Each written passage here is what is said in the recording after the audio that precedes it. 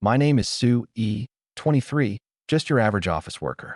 A second ago, I was still getting chewed out by my boss at work. Then the world twisted and warped, and the next thing I knew, I was sitting on my own couch at home. Huh. It took me a long moment to catch up. A mysterious voice had just spoken into every person's ear across the entire globe. Humanity has destroyed nature. The universe has initiated its punishment. From this moment on, Earth will face one apocalyptic disaster per month, and all human technology will cease to function. Each person is granted a randomly assigned shelter. Their current residence will transform automatically, each with unique talents. Should humanity be exterminated, Earth enters a new era. Should humanity endure 10,000 disasters, they shall become the sole masters of Earth. I figured it was auditory hallucinations from too much overtime.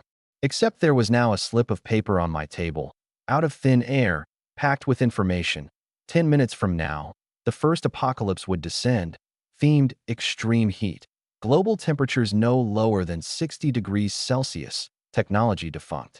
Anyone who couldn't survive would get no pity. I took a deep breath and forced myself to stay calm. I tested it out. Open shelter data panel. A translucent frame instantly materialized before my eyes. Shelter. Master. Sue E level. 0 population. 1. Space. 1 bedroom. 1 living room. 1 bath. Security. 1 comfort. 1. Food. 5 loaves of bread. 2 cases of instant noodles. 2 bags of dry noodles. 3 bags of snacks. 4 bottles of soft drinks. 8 bottles of beer. 2 barrels of drinking water. Doomsday survival points. 0. Current stage. First apocalypse. Extreme heat. Imminent. Main quest. Survive. Special reserve. 1 talent awaiting activation. You've got to be kidding me. I stepped to the window and pulled back the curtain. The street was already chaos. People were pouring out of their homes half-dressed, faces twisted with terror. Some were screaming, some were shoving into the supermarket, and the mom-and-pop shop owners were frantically yanking down their rolling shutters. I was just hauling bricks at the construction site. How did I end up back home? It's the end of the world. Boss, bring out everything with a long shelf life. And I want 100 barrels of ice. Get lost, not selling. End of the world means your money's just waste paper. I didn't go downstairs. Rushing out to loot now was already too late. I pulled out my phone. No signal, wouldn't even charge. Power was out. I moved fast. First round was heat. 60 degrees Celsius combined with defunct tech and no running water in the city. Anyone without a way to cool down wouldn't last more than a few days. Dehydration alone would do it. Water first. I lugged every basin and bottle in the apartment into the bathroom, cranked the tub and shower to full blast. Thank God I'd rented a place with a bathtub. The fridge still had some residual cold, so I tried not to open it. I dug out every thermos I owned, filled them with water, and dropped in ice cubes. Thermoses keep things cold just as well as hot. 1 minute left. There was no way I'd survive with what I had now. My only bet was that talent. Activate shelter talent. A flash of white light. Congratulations. You have obtained the talent. Homebody's Haven, SSS tier. For every 24 hours spent in your own shelter, you will randomly receive 1 survival reward tailored to your most urgent current need. Rewards scale up with shelter upgrades. I froze where I stood. Stay home and get rewards? And it's whatever I need most, whatever I'm missing, it gives me. I couldn't help laughing out loud.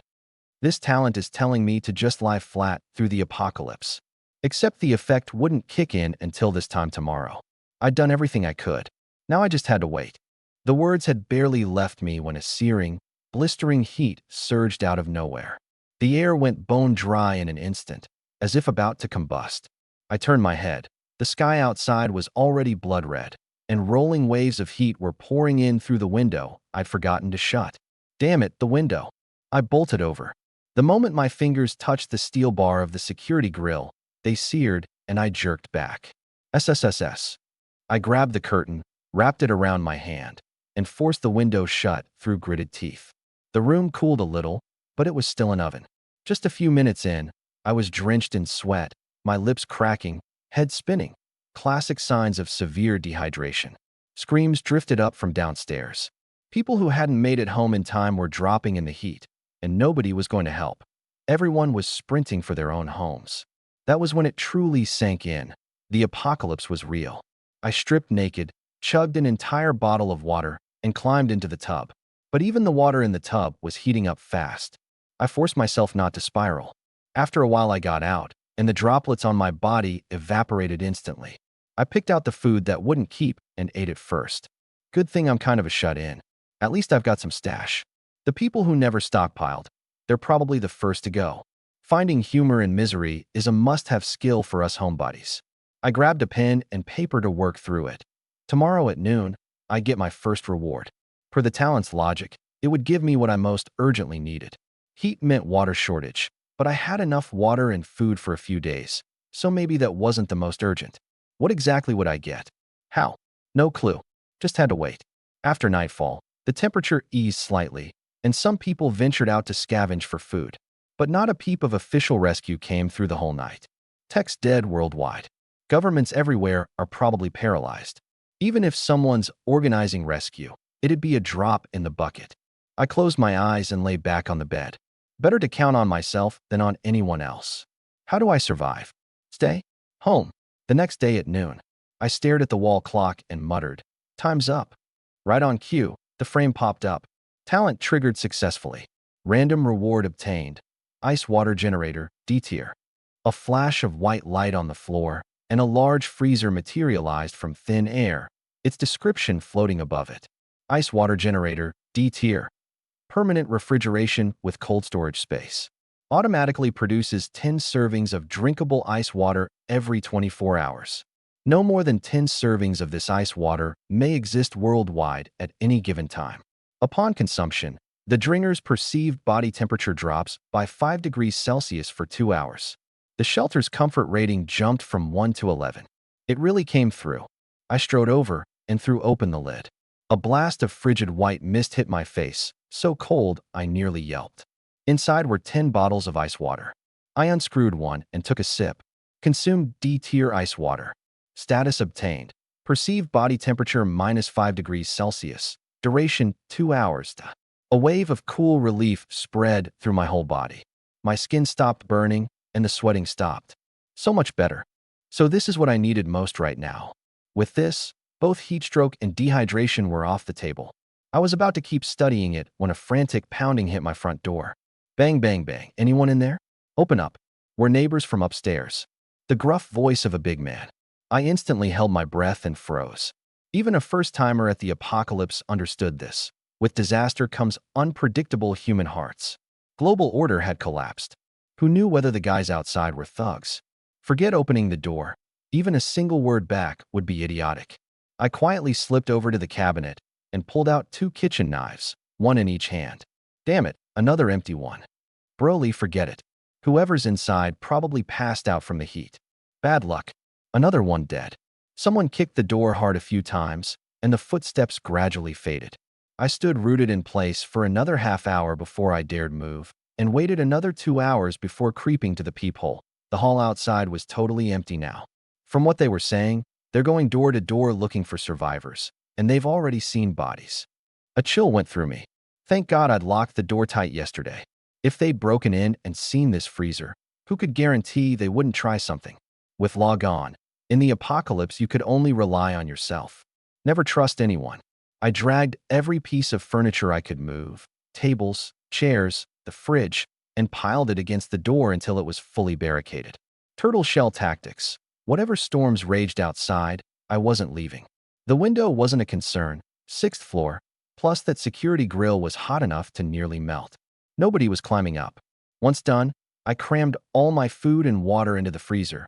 It didn't even need electricity to keep things frozen. I had no idea how, but I wasn't going to argue. My supplies weren't much and fit right in.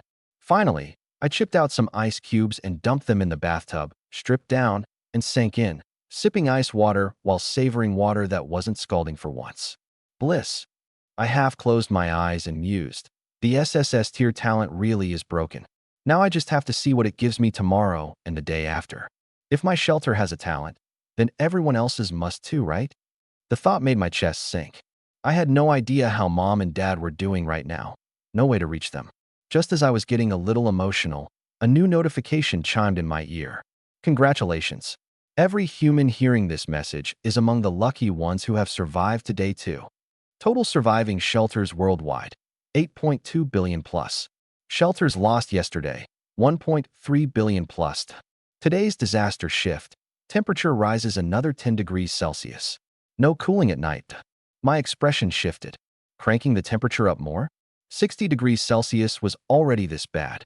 At 70 degrees Celsius, a huge chunk of people will die. Shelter lost was just a euphemism for dead. 10 billion people on Earth, and 1.3 billion gone on day one alone. It would only get worse from here. Once household supplies ran out and the disasters ramped up in difficulty, that's when the real reckoning would come. What the hell is this thing, forcing people to their deaths like this? Another notification chimed. Day 1 Survival Reward. A city region shelter communication platform is now open, along with a trading section. Any shelter may freely trade supplies. Note, all trades must be genuine. Scammers will have 10 times the traded goods confiscated. I looked up. A new panel had appeared before my eyes, just like an online games chat interface, with Jinling City Shelter channel at the top. Messages were streaming past below. Somebody was calling out anyone there. Others were begging for their parents. Some were rushing to list trades for water or food, and a handful of talent-blessed people with no immediate survival worries were sizing each other up. There were also some self-proclaimed officials calling for unity, but at a time like this, no one trusted anyone. I watched for a while and stayed silent. Everyone was being cautious. No real info to be had. I opened the trading interface. It was full of orders from Jinling and its surrounding area, mostly barter.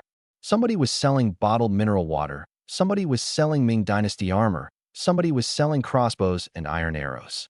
Some people were listing gold bars and jewelry at high prices. No takers, but the guys hawking urine were, incredibly, closing deals. Yep, chaos brings out the truth. Food and water are king. I glanced at the half bottle of ice water in my hand. I had plenty left. Listing half a bottle to test the waters wouldn't hurt. I put half a bottle up, specifying I'd only accept food or weapons in exchange, and disclosed the full stats on the ice water. It was a shelter talent item, would drop body temperature by a fixed 5 degrees Celsius. I was listed as unnamed shelter anyway, effectively anonymous. Less than 2 seconds after posting, a chime went off. You have a new trade offer. Buyer, 2 cases of instant noodles for your ice water. Rationed, that could last 3 days. I rested my chin on my hand, in no hurry to respond. Each listing stayed active for 24 hours. I wasn't short on food. What was the rush? Besides, with a trading platform, I could barter ice water for food every day. In this heat, nothing was more valuable than water. You have a new order. You have a new order. Alerts kept popping up. Buyer, 1 meal's worth of food, deal? Buyer, a big bottle of sweet liquid for half a bottle. Buyer, 3 packs of cigarettes for half a bottle. Cigs are gonna be huge in the apocalypse. Buyer, handsome, 7-color women's lingerie. You'll love it. I gaped. What the hell was any of that? Cigarettes I could sort of get, but the rest was bizarre, and someone was even trying cyber seduction. Was that supposed to be food? I couldn't be bothered replying. I just locked the trade categories to food and weapons only, auto-blocking everything else. The spam died down instantly. About 2 hours later, in the sea of legitimate offers, one caught my eye. Buyer, plant bread, D-tier consumable, provides a day's basic nutrition and restores a day's stamina upon consumption, though hunger will still be felt. 2 loaves for half a bottle. Fair deal, guaranteed. Interesting. His listing format matched mine exactly. Also a shelter talent product. Magic ice water for magic bread. Mutually beneficial.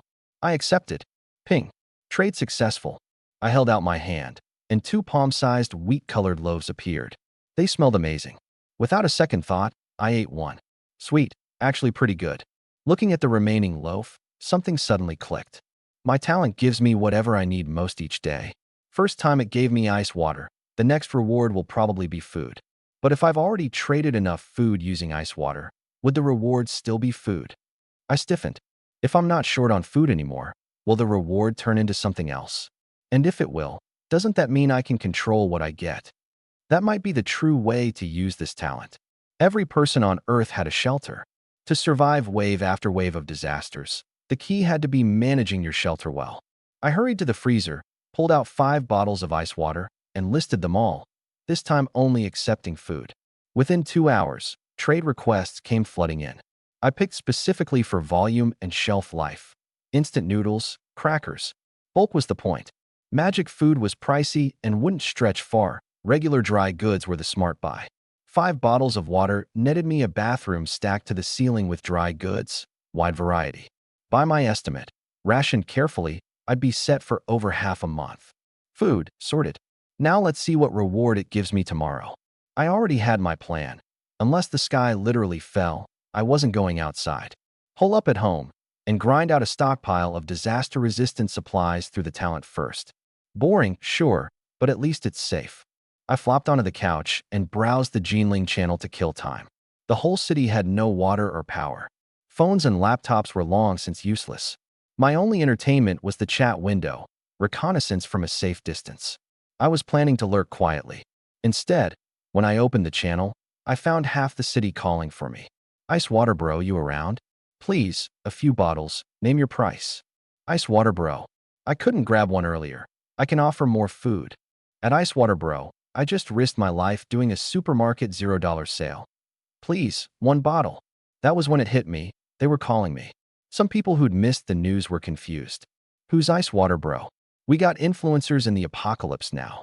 Someone quickly explained. A few bottles of ice water came through the trade platform. Drinking one lowers your body temp. Temperature is about to spike to 70 degrees Celsius. A bottle of ice water in your hand could save your life in a pinch. You think an influencer compares to Ice water bro? That guy's a saint. I sucked in a breath. Plenty of people knew what it was worth, but none of them could reach me. It was like I'd vanished. All that was left in the channel were the few buyers showing off their bottles or flipping them for a markup. Special ice water. Minimum bid 10 cases of instant noodles. Highest bidder wins. Sip-sized ice water now available. Personally tested. 5 packs of noodles per sip. I was floored. Damn, apocalypse or not, they weren't missing a chance to arbitrage. Keep some for yourself. Flip the rest to secure supplies. The Chinese instinct for business. And it made me realize just how valuable the ice water in my hand actually was. Damn it, I sold too cheap. But I wasn't in a hurry to unload the rest. I was the only person in all of Jinling with cool-down ice water, and those 4.5 bottles floating around the market hadn't been absorbed yet. Listing more now would just drag the price down. Wait a bit. When they're all out of water and desperate, that's when I maximize my profit. In the apocalypse, self-interest was everything. Whether other people lived or died was none of my business.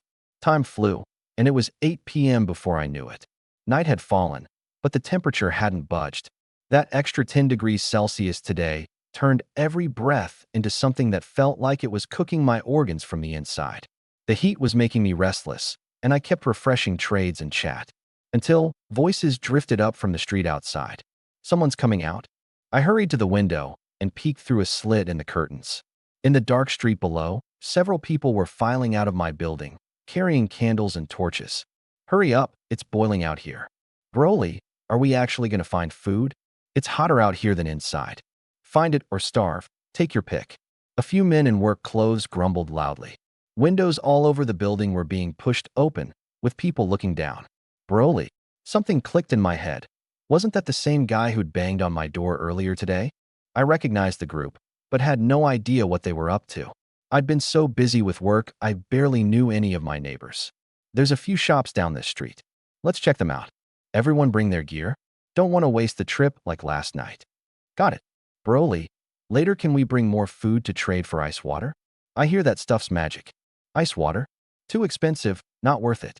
Regular water's fine. They kept talking as they walked off into the dark. I saw them clearly. They were carrying rebar, kitchen knives, homemade bows and arrows. The enemy in this apocalypse is the heat. They wouldn't need this many weapons unless they had other plans. Alarm bells rang in my head. Those shops definitely have people inside. They're going to rob them. The heat apocalypse had only broken humanity's living conditions. It didn't kill people directly. Compared to the heat, humans were the real danger. With the city grinding to a halt and resources scarce, the darkness in people's hearts came out easily. In times like this, the less someone cared about old rules, the better they lived.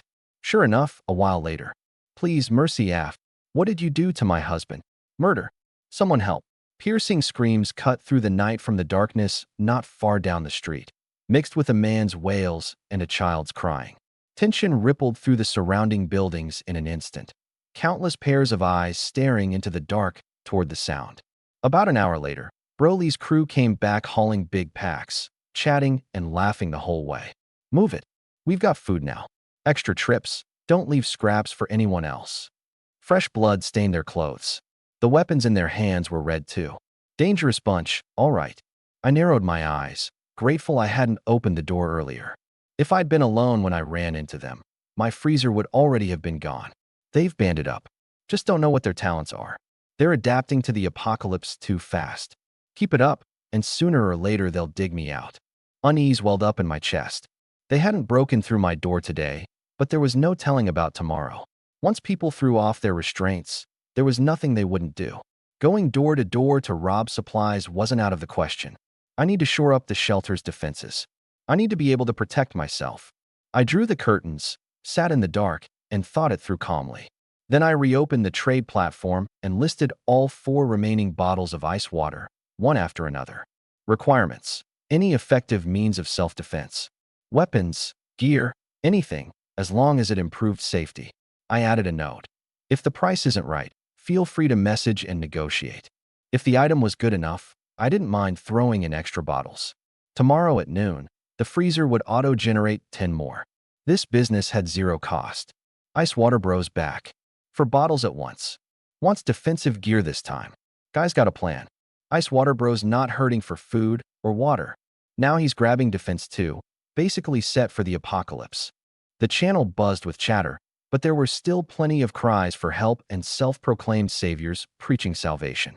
On the second night of the apocalypse, the novelty had worn off. All that was left was fear. Resources shrinking, temperatures rising. This was a real, global, kills-you-dead disaster. Precisely because resources were scarce, my ice water was flying off the shelves.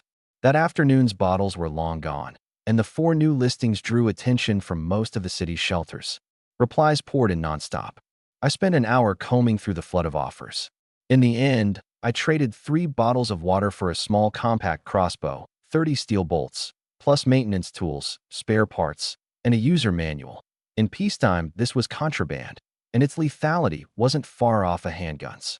The last bottle got me a heat-insulated jacket. These guys are all sharp as tacks.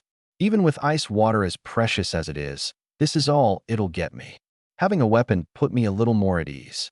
I glanced at the tightly barricaded door, set the crossbow beside my pillow so I could grab it the second I woke, and pulled on the heat jacket. The effect wasn't great, still stuffy. Now I've got food, water, weapons. What I'm missing is medicine. Lying in bed, I'm mulled it over. Tomorrow's ice water, try to trade for meds. Huoxiang Jingqi water, that kind of thing. Wonder what the reward's gonna be tomorrow. Basic needs are covered now. Will it still give me food and water on repeat? Or something new? Thinking it over, I drifted off. Bang! Get away from me. I'll call the police. Help! They're gonna kill someone. A woman's scream ripped down from upstairs, jolting me awake. I bolted upright, snatched the crossbow, and locked my eyes warily on the door. The door was intact. No one else in the apartment. Once I confirmed it was safe, I finally looked up at the ceiling. The old apartment's soundproofing was garbage. The struggle upstairs came through crystal clear. A man's cursing, a woman's shrieking, things crashing around. What are you doing? Stay back. I've got a weapon, Af. Another man's cry of pain. Sounded like a would-be Good Samaritan had just been overpowered. Broly's crew. From the last 2 days, they were the only bunch in this building with real fighting strength. But whether it was them or not, one thing was clear. Someone in this building had finally lost patience and struck. Neighbors turning on neighbors, breaking down doors to steal supplies. The worst-case scenario of the apocalypse was playing out. Humans, unshackled from order, were becoming more dangerous by the hour. I waited in silence. An hour later, the noise upstairs finally died down. The attackers hadn't come downstairs, hadn't approached my apartment. But I knew, one apartment's supplies wouldn't be enough to satisfy a group like that. Sooner or later, they'd end up at my door. There's no dodging it. Sooner or later, I'll have to face those people head-on. Outside, the sky was already fully bright, blood red, the air rippling with heat distortion. The wall clock struck 12 noon exactly. Day 3 of the apocalypse. Noon. 24 hours of shelter residency reached. Talent reward triggered. Obtained. D-tier talent recruitment voucher. A gold slip of paper floated gently down onto the coffee table. Talent recruitment voucher? That's the second reward. I picked it up. It was covered in mysterious patterns, with just D-tier recruitment written on it. Every shelter can recruit people too? Are they conjured out of thin air or actual other humans on Earth? This was feeling more and more like a game where a lot of people would die. That mysterious entity, whatever it was, seemed to be treating the whole planet as its playing field and all of humanity as its players. Use. Golden light burst from my palm, expanded rapidly in front of me, and coalesced into a human form. The light faded, revealing a short young woman with bright, alert eyes standing before me. Poof, out of thin air. She was under 5 feet 3 inches, early 20s, plain-looking, but her eyes were sharp, brimming with spirit. Soldier Lin Yu, reporting to the commander. She snapped to attention with a crisp salute, chest out, chin up, radiating presence. Soldier? That's when I noticed she was in full camouflage combat fatigues, pockets fully loaded. Solid military boots with anti-slip soles.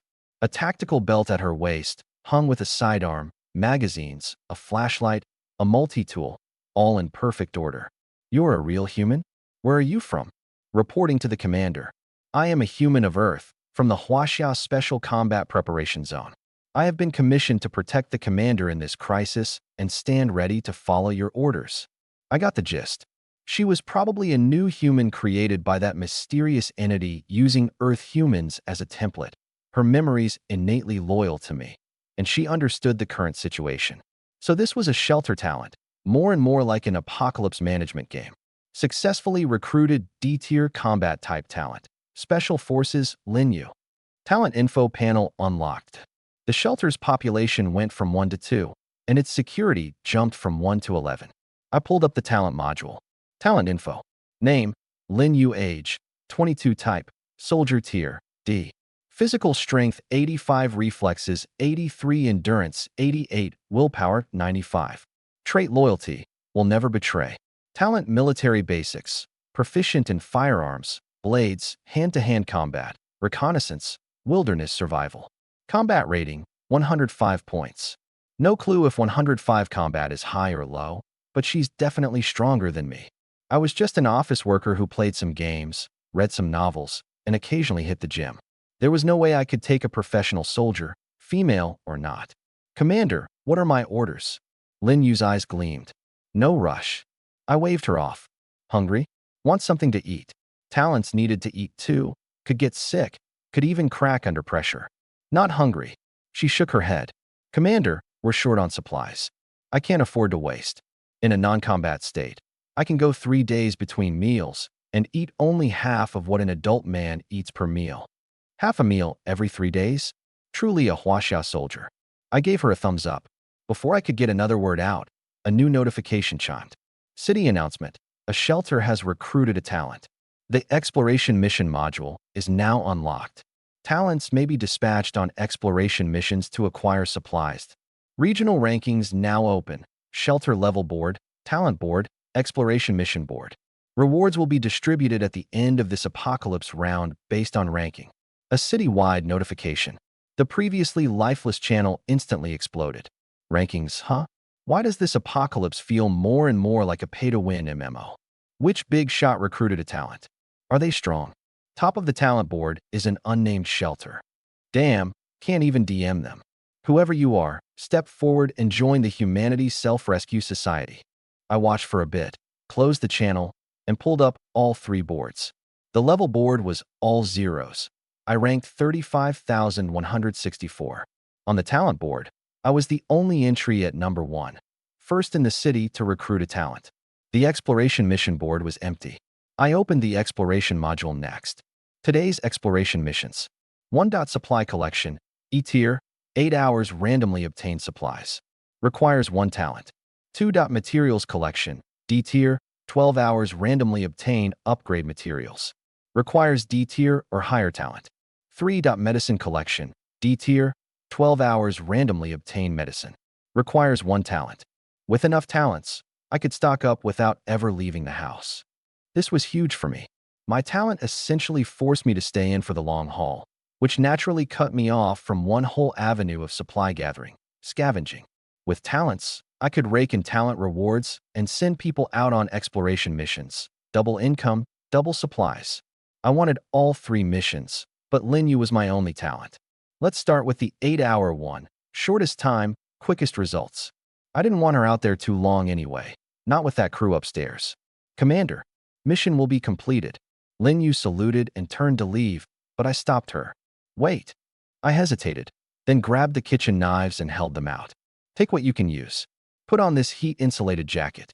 Bring some food. Take 2 bottles of ice water. It's brutal out there, don't get heat stroke. I wanted to give her the crossbow, but I had to keep myself alive first. Thank you, Commander. She took the jacket, picked out 2 fruit knives, patted her sidearm holster, and gave a sunny grin. Don't worry, I'm strong. Right. Almost forgot she came packing a gun. Enough ammo. Yes, sir. Machine pistol with 20-round capacity, 3 magazines. 60 rounds. Good enough. Go. Stay safe. Don't push it on the supplies. She stopped at the door and pointed at the pile of junk barricading it. Commander, this door. I forgot. It's to block the door. I slapped my forehead sheepishly. I'm not much of a fighter. Safety first.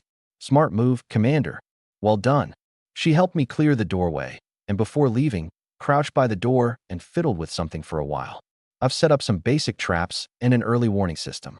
If you hear anything outside, stay alert and wait for me to come back.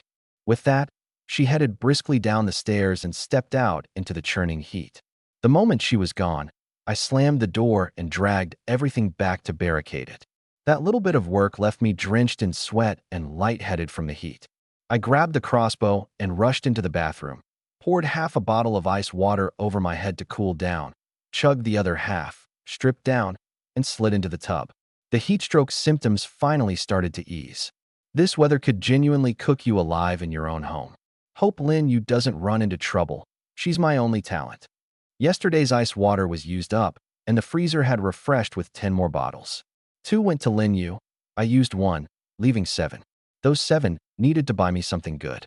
From the tub, I opened the trade platform and found a lot more magical items than yesterday, mostly food and drinks, all priced sky high. Looks like I'm not the only one with a good talent. Nothing really worth splurging on, but considering the influx of premium items might devalue ice water, I traded 3 bottles for more shelf-stable food anyway.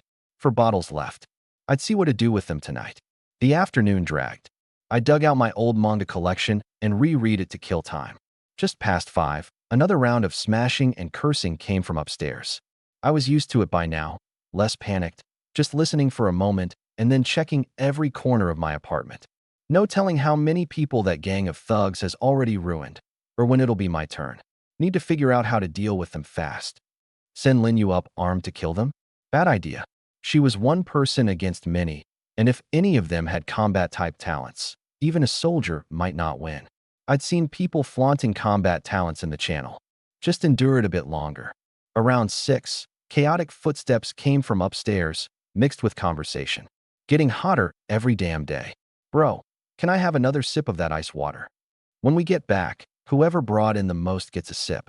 Rules are rules. Sure thing. Oh yeah, bro. At noon I thought I heard some chick downstairs say commander or something. We got officers around here. Officer my ass. When we're back, we'll dig that woman out. See what's going on. The conversation passed right by my door and continued down. I peeked through the curtain crack. A group of men hauling empty sacks was heading out, led by Broly. But their numbers had grown, 13 now. They're on to me. The soundproofing was so bad that summoning Lin Yu had been heard. I ran the math. 8 floors, 4 apartments per floor, and the building was said to be fully occupied, mostly with local office workers and laborers. Figuring 1 person per unit minimum, that was at least 32 people, minus the ones already killed and the ones who didn't survive the apocalypse, maybe 20 left. I was on the 6th floor, and Broly's crew was above me, which meant 7th or 8th floor. Someone upstairs already got hit. Worst case, they find me by tonight. Best case, tomorrow or the day after. Not much time left. Broly's crew kept picking up recruits. Lin Yu alone probably couldn't handle a dozen plus grown men. A gun could scare them off, but if any of them had a nasty talent, My odds got even worse. I need to boost my defenses. Best case, turn this place into a bunker. By 8, night had fully fallen. Broly's crew hadn't returned yet. Occasional voices on the street, survivors scavenging in the dark. Temperatures didn't drop at night anymore, but darkness gave the illusion of safety. I stayed shut in as usual, silent, browsing the trade platform for anything I could use to reinforce my defenses. Just then, knock, knock, knock. The sound made me jerk upright. I grabbed the crossbow and held my breath. But something was off about the rhythm. Uneven long short beats, very soft. That was the return signal Lin Yu had set before leaving. I moved to the door without speaking, just nudged the table blocking it to make a small noise. "Commander, it's me." Lin Yu's hushed voice came through. "Confirmed." I quickly hauled everything aside, let her in, and blocked the door back up. Compared to my life, the hassle was nothing.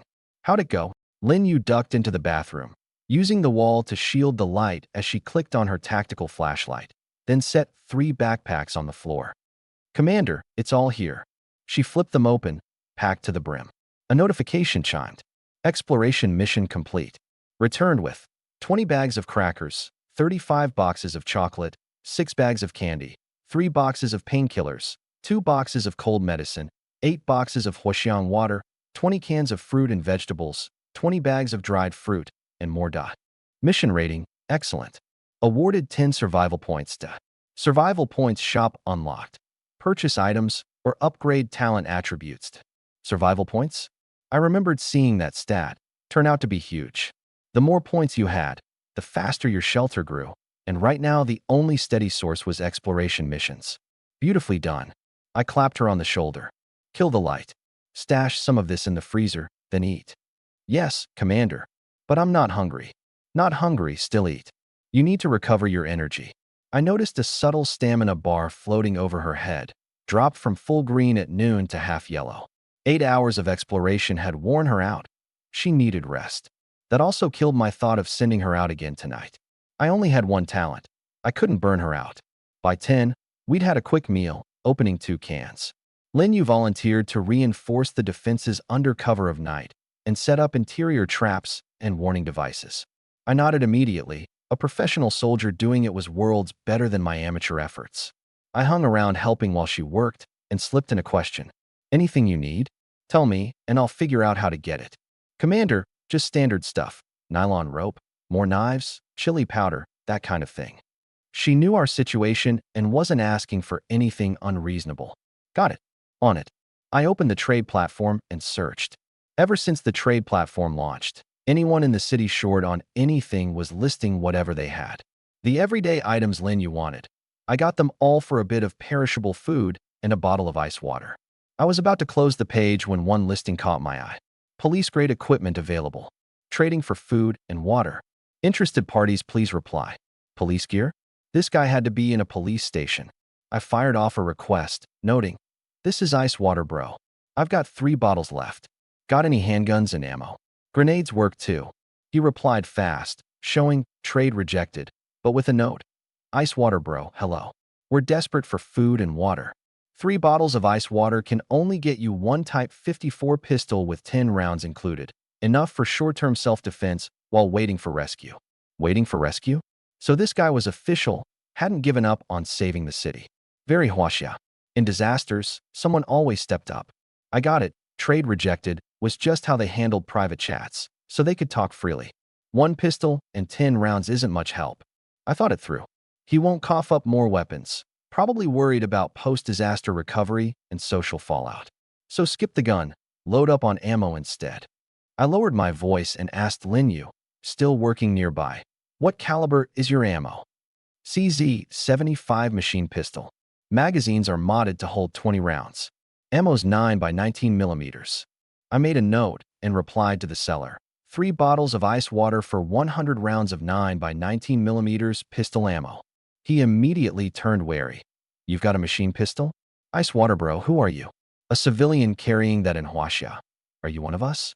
I can't verify you. Max I can offer is 20 rounds. Throw in 10 bags of crackers for 100 rounds. I dodged the question, just kept pushing my price. "You're a comrade? Fine. 50. That's my final offer. Add 1 box of painkillers, 1 box of cold medicine, and 1 box of Huaxiang Jingxi water, 100 rounds. The offer almost broke him. Food shortages could be endured, but medicine was priceless. In heat like this, painkillers and Huaxiang water were lifesavers. Trade successful. He agreed without hesitation and delivered 100 rounds. My supplies dropped by about 10% in one shot, but it was worth it. Staring at the 2 fresh boxes of ammo, I couldn't hide my grin. Linyu, did you fire your weapon today? Commander, I've been conserving. Didn't fire once. 60 rounds left. Here, 100 more. Don't ration too hard. When it counts, shoot. I handed the ammo over. Shame I couldn't score any magazines. I'll figure that out next time. Thank you, Commander. Lin Yu's eyes lit up as she took them. She knew as well as I did. Right now, both our lives basically hung on that pistol and those rounds. More ammo meant one less thing to worry about. Lin Yu, let me help with the traps. Just then, boom. An explosion like a missile detonating tore through the silence of the night, and firelight flashed outside the window. The blast was practically next door. My soul nearly left my body. Lin Yu snapped to full alert. I bolted to the window. The next street over was engulfed in a towering inferno. In this heat, the fire spread like it had divine assistance, devouring several buildings in seconds. An apartment block was wrapped in flames. Windows burst open one after another, and people jolted awake by the fire screamed in agony.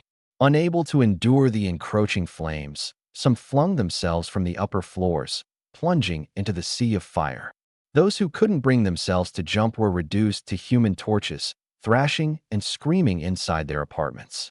Tragedy after tragedy played out right before my eyes. A massive fire. My whole body went rigid. Just one street away, and in this heat the fire would spread lightning fast. My building wasn't safe anymore. With the city paralyzed, no one could put it out. In a few hours it would reach here. In a few days it could consume half the city. The chat channel erupted, filling with wails. We're done. The fire's right next to me. Help me. I'm in the fire. I'm close by. Looks like a gas line ruptured and exploded. We're all screwed. Ice water bro. The city needs a hero. Cut it out. You expect a few bottles of his water to douse an inferno. I stayed silent. This was a near hopeless situation. Commander, we need to leave now. Lin Yu moved to my side, her voice heavy. This fire will consume the whole city. It'll definitely reach us within 2 hours. We don't have much time. Do we really have to run? I clenched my fists. But this was the apocalypse. Where the hell could I run to? If my shelter was destroyed, would the talent still work? Without the talent, how would I survive? Even if I took my supplies and Lin Yu with me, how long could we last? Barely through the first apocalypse, with a second, third, and beyond still coming. Too much to consider. But Lin Yu was right. If I didn't start prepping now, I wouldn't make it out. Lin Yu suddenly stared at the firelight. It looks like it stopped spreading. My head snapped up. She was right. The fire had halted. 20 minutes later, I was certain the fire wasn't spreading. It stayed contained around those 2 apartment blocks and the surrounding buildings, an area of maybe 800 meters across. Everything beyond that edge was untouched.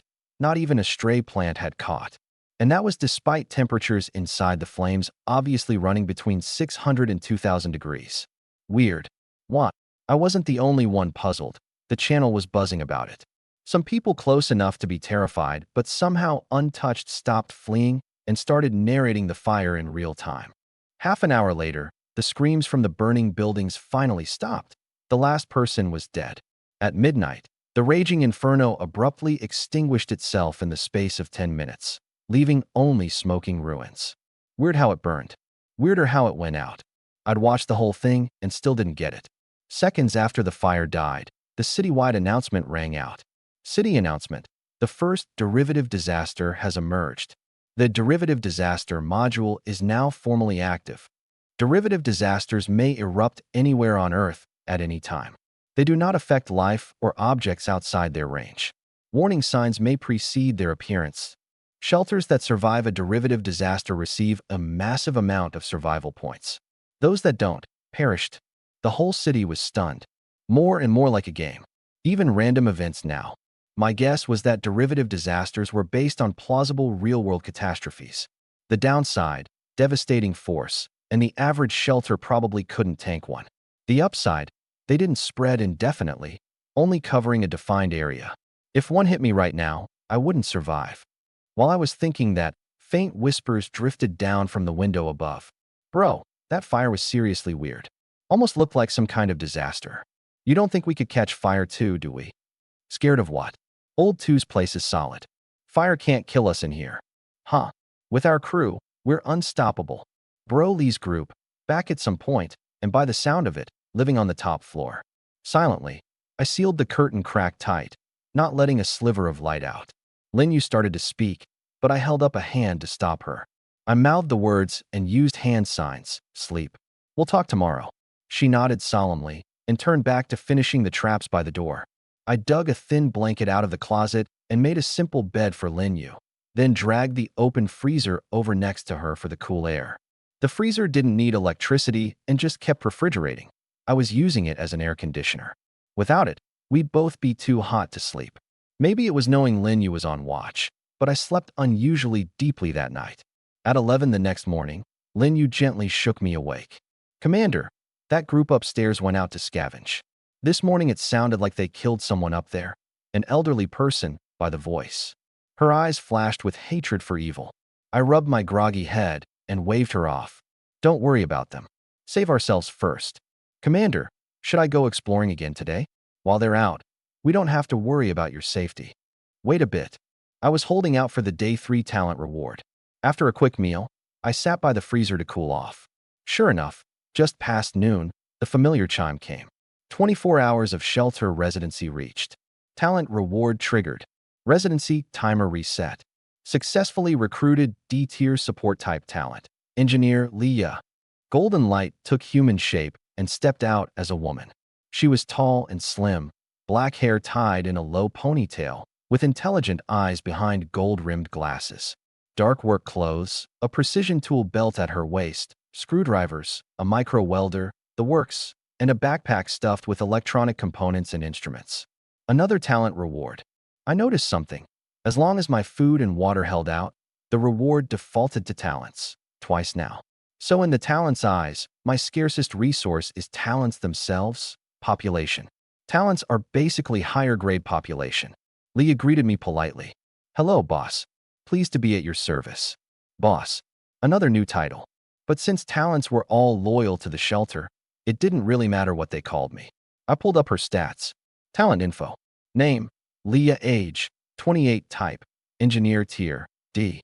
Body 75, Reflexes 90, Endurance 80, Willpower 78. Trait Intelligence, Outstanding IQ and Rigorous Logic. Talent Engineering Mastery, Proficient in multiple engineering disciplines. Specializes in developing, improving, and creating shelter tech items. Research Rating, 85 points. An entirely new type of talent. Engineer, RD, creating shelter tech items. A few phrases caught my attention. All human tech had failed in the apocalypse, so how was a research talent supposed to rebuild anything? I also noticed her tech items were all prefixed with shelter. Is shelter tech a different system from human tech? I asked her. Leah, what can you build?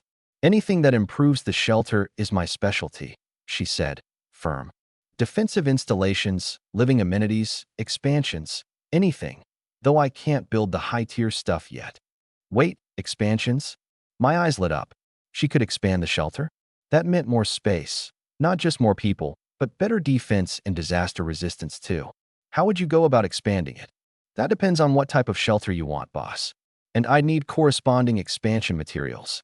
Just as she finished, a prompt popped up. Expansion prerequisites. Appropriate talent or blueprint. Sufficient construction materials. Sufficient adjacent space. Requirements to upgrade shelter to level 1. 1. Choose shelter type, incomplete. 2. Corresponding talent or blueprint, engineer acquired. 3. 100 survival points, currently 10. 4. Adjacent space equal to current space, unsurveyed. 5. 100 units of construction materials, not owned, may be obtained via exploration. Yikes, just level 1 needs all this. Curious, I pressed on. And what changes after upgrading? What does type actually mean? The prompt shifted. The level 1 shelter types available. Refugee camp. More living space. Occupants gain 20% resistance to extreme environments. Material, refugee timber. Laboratory house, more detailed tech tree, can build more items. Material, electronic components. Workshop, exploration time reduced by 20%, supply yield increased by 10%. Material, big bills. Choice is generally permanent. Choose carefully. 3 types, each corresponding to a style. Disaster resistance, research, production. Which do I pick? Wait, I don't even have the upgrade requirements met. Nothing to pick from yet. I gave a bitter smile. None of these materials sound like anything you'd find on Earth. Whichever I stumble into first, I guess. Linyu, gear up for another exploration. I opened today's materials collection mission, 12 hours. Yes, sir. Linyu grabbed 2 bottles of ice water and some dry rations, cleared the door, and headed out. It was just past noon. She wouldn't be back until well past midnight. With Linyu handled, I turned to Leah. I'd meant to give her a task too, but she was an engineer, didn't look like a combatant. Leah, tell me specifically what you can build. I wanted to slot each talent into the right role. Boss, I'm not the best at explaining. She shook her head. But tell me what you need, and if I can build it, I'll start right away. You don't need specific materials to build things? Low-tier items I can improvise from what's on hand. She was confident. Can you generate power? Build a generator. Electricity was huge for humans. With it, so much became possible. No, missing materials and blueprints. Then, could you reinforce the shelter's defenses? Some basic reinforcement, but the improvement will be limited. Whatever you can do, do it. I was already thrilled. As long as it was solid and could handle risk, I was set. Start now, I'll help. And keep it quiet, don't let the neighbors hear. Yes, boss. She grabbed her tool bag and started measuring and planning on her own without asking for my help. There was nothing for me to do, so I flopped back on the bed and mulled over what came next. The upgrade, talent assignments, the threat from Bro Lee's crew. My thoughts collided in every direction. The room was still stifling, but the freezer's cool air drifted over from beside me, and eventually I dozed off. Boss? Boss, wake up. Leah's soft voice. I jolted awake and sat up. Outside was pitch dark. How long was I out? 9 hours, boss. She was crouched at the bedside. Your mental strain was severe. You slept very deeply. But that's a good thing. Effective sleep restores your mental state. While I was asleep, anything happening outside? About an hour ago, a group came by. Sounded like several men. They tried to push our door open. Didn't succeed. Broly and his crew. My whole body tensed. Reflexively, I looked at the door and froze. The pile of junk that had been blocking the door was gone, all returned to its original spots. And the old wooden door itself was now interwoven and reinforced with steel bars. Wood on the outside, a dense steel mesh on the inside. A layer of fine iron spikes stood on the mesh, as if to guard against the wood being forced open. The whole door radiated weight and menace, and it gave me a huge sense of security, far, far better than my junk pile. Anyone could tell just by looking. It wouldn't be broken from the outside. You did all this? Yes, boss. Materials are limited. This is the best I could manage for now. Materials? Where'd you get them? There was nothing metal in the apartment. Unless she could conjure them from thin air? Boss, I explored the other 3 apartments on this floor and found usable materials. That got me thinking. As long as I gave the order, talents would find their own way to complete the task, like proactively scouting nearby for suitable materials. You didn't run into anything dangerous? I paused. Be careful. Don't take too many risks. Thank you for your concern, boss. I made sure the area was safe before going out, and I didn't make much noise. She paused. I was going to build a lockpick to get into the neighbors' apartments, but once I was outside, I found all 3 doors had already been forced open. Nobody inside, just bloodstains. Food and water were all gone. I only found repair materials that no one had bothered with. Given what happened to the neighbors, I made limited modifications to the front door. I also built several traps by the entrance and 5 steel spears. Leah tilted her head toward the corner. 5 roughly 2-meter-long steel spears stood there, shafts of steel pipe, heads made from freshly welded, polished kitchen knives. Nice work. My eyes lit up. Without a gun, long weapons like these would come in handy against thugs. Leah, you're incredibly capable. Thank you, boss. That group just now didn't break through. Did they realize someone was in here? I was frustrated at myself for having slept so deeply and missed everything. But it wasn't really my fault. 3 days of apocalypse had my nerves stretched thin. Once I fell asleep, it was hard to wake up. Probably not. Leah shook her head. I followed your instructions, stayed silent, and the welder is muffled. But a regular wooden door won't hold up under sustained pounding. Sooner or later, they'll figure it out. She was right. Exposure was just a matter of time, and before then, I needed to be as prepared as possible. I scanned the room. Wood panels had been added to the window for heat insulation, the curtains were thicker, and there was a crude cool air diffuser rigged to the freezer. Leah hadn't just focused on security. She'd thought about comfort too. No wonder it's cooler tonight. Leah, thank you for the hard work. That's enough for now. Eat something first. Lin, you will be back soon. I've eaten, boss. You go ahead. I still have modifications to finish. She rose and melted back into the darkness, returning to work. I grabbed some bread and ice water, and while I ate, I opened the trade platform out of habit to list leftover ice water for resources. Scrolling through the interface, I noticed that of the 5 requirements for the shelter upgrade, 1 more had just been fulfilled. Adjacent usable space for upgrade has been successfully surveyed. So while Leah was searching the neighbors' apartments, she'd knocked out this requirement along the way. My heart sank. If the units next door had been someone else's shelter, would I have had to wipe those neighbors out just to expand? Modern apartments were all wall-to-wall. 2 adjacent shelters meant unavoidable conflict. Even if I don't want trouble, trouble's coming for me. In the apocalypse, everyone wants to get stronger and upgrading shelters. Who knows how many people are going to die at the hands of their own kind?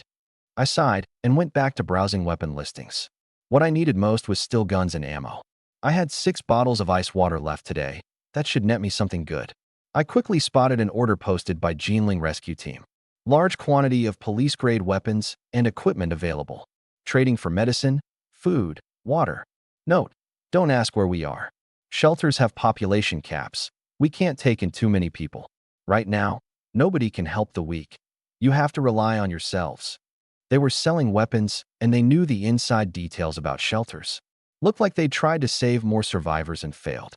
So the game mechanic is designed to break humanity's greatest strength, collective effort, and force us to fight alone. I submitted an order and asked my question at the same time. He was generous, didn't haggle much, and even threw in some intel. Icewater bro, we've confirmed it. Anyone with a shelter can't enter someone else's. And anyone who abandons their shelter can't fit into our level 0 either. There's a population cap. This game has severed our people's greatest strength, unity. But we haven't given up. We're still looking for new ways. Help who you can when you can. Our people need more heroes to step forward. Thanks for the intel. I'll help the weak when I can. I answered against my conscience, but the guy was generous. A few platitudes cost me nothing. 6 bottles of ice water, 2 Type 54 pistols, 50 rounds. Fantastic value. The guns were old and the ammo scarce, but at least it meant 1 gun per person. Leah, can you shoot? Her head popped out of the dark, kind of cute in the moonlight. I can use one, but my accuracy's mediocre. Teach me. I've never fired a gun.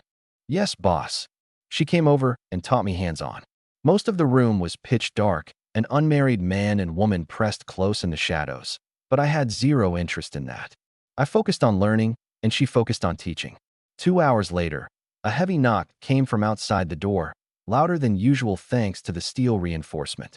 Leah instantly leveled her pistol at it. Don't panic, it's Linyu. I recognized the rhythm and gestured for her to open up. The iron door had a special opening trick.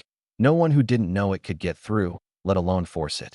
Leah cracked it open, confirmed it was Linyu, then let her in. She was loaded down again and unpacked everything in front of me. A dazzling pile of electronic components, plus some colorful stacks of bills.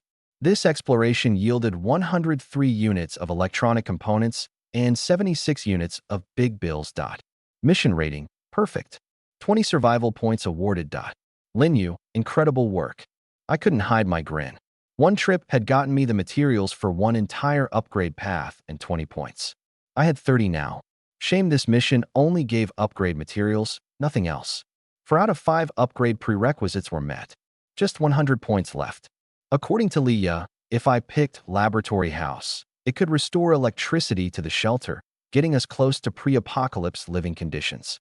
After being tortured by darkness this long, I was leaning laboratory house.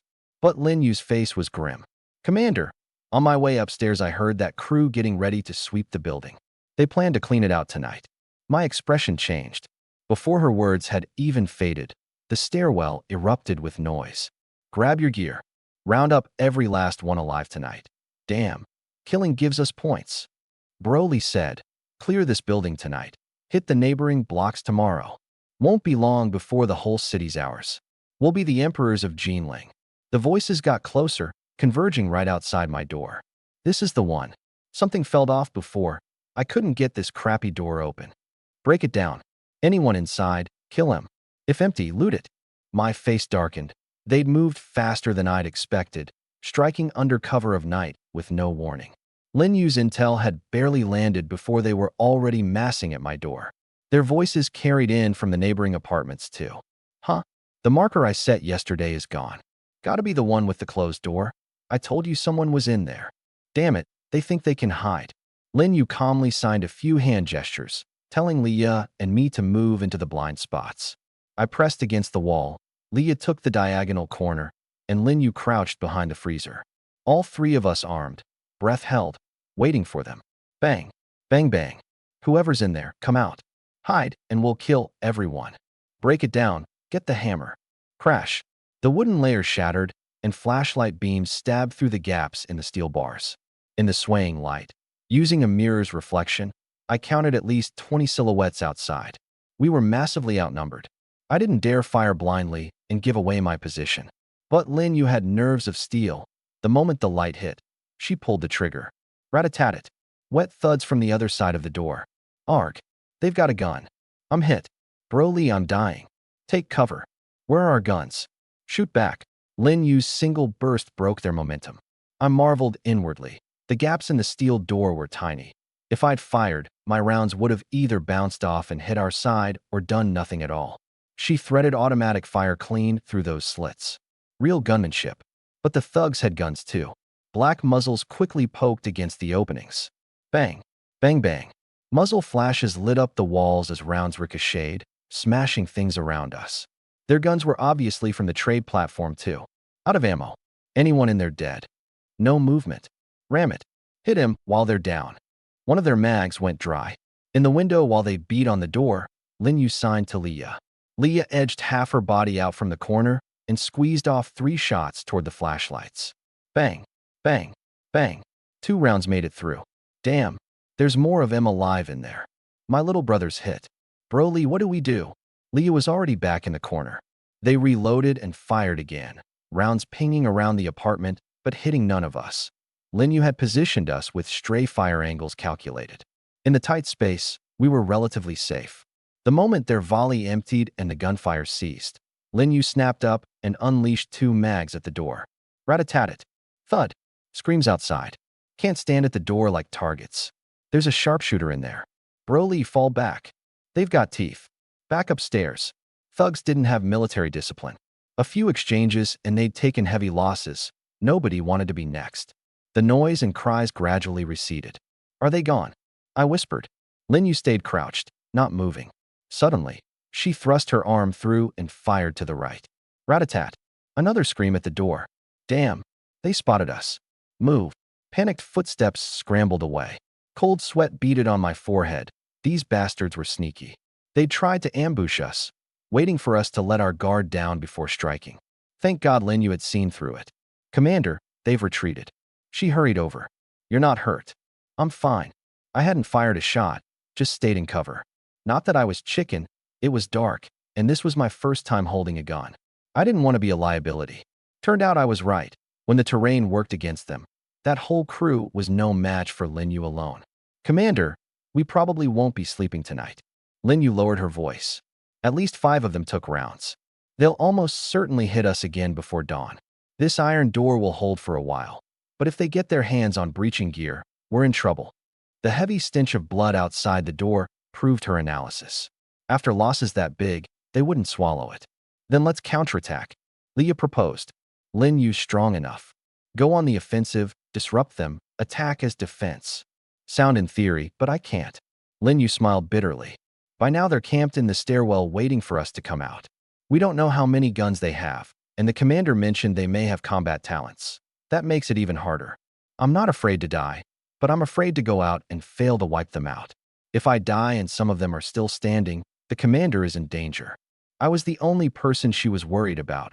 She was the only real combatant in the shelter. Leah could shoot, but was far from her level, and I'd been an ordinary office worker until a few days ago. Then we can only stall. Leah turned to me. Keep Lin Yu in for the next few days. Play the waiting game.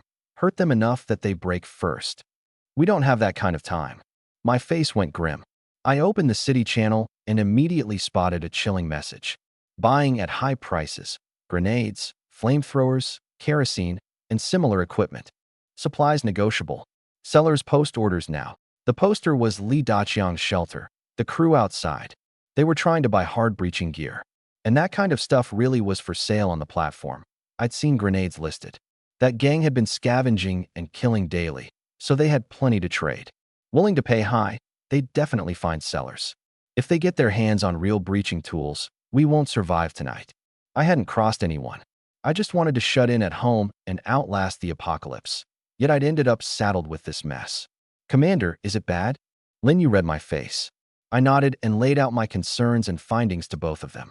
Do you two have any ideas? I just need to make it to noon tomorrow. By noon, I'd get my next talent reward. It would give me whatever I most desperately needed, and it would break this open. Lin Yu stayed silent, staring at the ground. Leah started to speak, hesitated. Boss, I have an idea, but it's dangerous. Say it. It might require Lin Yu to take a serious risk. Leah looked at her. Of the three of us, she's by far the strongest fighter. It's dark, good conditions for solo covert combat. We cover her exit. She operates outside, pinning them down. When they come to hit the door again, she hits them from behind. We attack from both sides. But there are big problems. 1. Someone might be posted outside with a rifle. Opening the door to get her out could compromise our own defenses. 2. She can hide in the dark, but come daylight, every shot exposes her position. In a building this small, she can't evade a sweep. If she dies, the two of us won't last long either. I opened my mouth, closed it, and sighed. Sending a woman out alone to fight for her life? She was my comrade in arms. But it was the most coherent plan we had. 2 outnumbered. Anything else was fantasy. Let's do it. Lin Yu suddenly spoke up. Commander, out there I'll have the initiative. I can pin them down to the maximum. You'll die, I said, looking at her. There's a very high chance you'll die out there. I'm not afraid to die, as long as the commander lives. Her eyes blazed. The commander is what matters. I'll stall them until noon. I fell silent. My baseline as a human being told me this was wrong, but the survival instinct told me it was the only way. Even if it was probably futile, it beat all 3 of us dying trapped inside. So how do you get out? Leah asked. Lin Yu looked at the window, brows raised. The window. You can pull that off? It's part of standard military training. Huaxia soldiers. Wall climbing is basic. She even winked playfully. You don't have a safety line, and I can't build climbing gear. Leah was serious. You'd be free climbing. I don't want you to fall to your death for nothing. Better to stay by the boss's side. Don't worry, just protect the commander. Lin Yu didn't hesitate. She strode to the window, stripped off the coverings on the frame, and pushed it open. A wave of heat surged in. She hooked a bottle of ice water to her waist, flipped nimbly out the window, and vanished into the night. Lin Yu. I lunged to the window and craned out. Under the moonlight, an agile silhouette stepped onto the AC unit and gripped the searing hot pipes to move along the exterior wall. Every surface she touched was blazing hot, and the heat wave wrapped around her, bleeding her stamina and hydration away. One wrong step, and she'd be pulp on the pavement. Boss back. Leah yanked me into the corner. Watch the door. An enemy shot from that angle would hit you. Trust Lin Yu. This is our only shot at life. Extraordinary times demand extraordinary measures. You can't be too soft-hearted. Am I really being soft? I lowered my head, mouth curling into a bitter smile. If I were truly soft-hearted, I wouldn't have stayed silent through all their planning, wouldn't have let Lin Yu take on this suicide mission. I knew what I was doing was right, but people had consciences. I understood that in the apocalypse you had to be iron-hearted to snuff out your conscience, but I wasn't one of those born-cold reincarnators in the novels. I couldn't do it. And yet, to survive, I had to. Yes, I've already done it. I bowed my head and murmured it under my breath, conflicted, and could only keep consoling myself. Lin Yu wasn't necessarily human. She might just be game data created by that mysterious entity, a duplicate of a soldier. But was she really not human? The more I tried to convince myself, the more I remembered every ounce of safety she'd given me these past days. Human or not, I owed her. Boss, in the apocalypse, you have to learn to be cold. Leah pressed close, eyes locked on the door. Otherwise, you're not fit to lead. I'm learning. I covered my forehead. Leah, I'm already being cold. I just need time to adjust. Guilty or not, I'd let Lin Yu go out anyway. I was already being cold. It was just my conscience that couldn't take it. The room fell quiet. Slowly, I got my head straight and took a deep breath. At the very least, this proved that recruited talents were absolutely loyal to me. Hang in there till noon tomorrow. Under the crushing pressure of the apocalypse, having the luxury to mourn my conscience was itself extravagant. I lost track of time. Nothing came from the door. It seemed the thugs hadn't found breaching gear yet. Upstairs was just cursing and the moans of the wounded. And no sign of Lin Yu. No body on the ground below. She'd made it and gone to ground. Dawn came. I was forcing my sluggish brain to stay sharp when I noticed the sky outside going blood red. Rat-a-tat-tat-tat-tat. An eruption of rapid gunfire from upstairs. Lin Yu had struck. I jerked my head up toward the ceiling. Leah tightened her grip on her pistol. Gunfire, screams, and furious cursing rained down from above. It's from the window. Damn, it's a woman. From the floors below. Broly, my brother's not breathing. He's dead. I've had it. To hell with the strategist. I'm not waiting. I'm getting my revenge now. Grenade. Blow this bitch away. Wait. If she made it up here, there's no one downstairs. Don't waste a grenade on empty apartments. They had gotten grenades. Lin Yu was drawing fire to keep them from bringing grenades to my door. Shoo. Leah pressed a finger to her lips, signaling silence. If they realized someone was still downstairs, in a space this small, a single grenade would finish us both. Sure enough, minutes later there was rustling outside my door. My hair stood on end. Through the mirror in the corner, I saw a pair of eyeballs darting around in the gap of the iron door, like a demon. Broly. No one downstairs. Not a peep. This iron door's still locked tight. She didn't go through the front. The response came from above. That bitch climbed up through the window. Sweep the whole building. We're catching her. Give her to me first. I'm avenging my brother.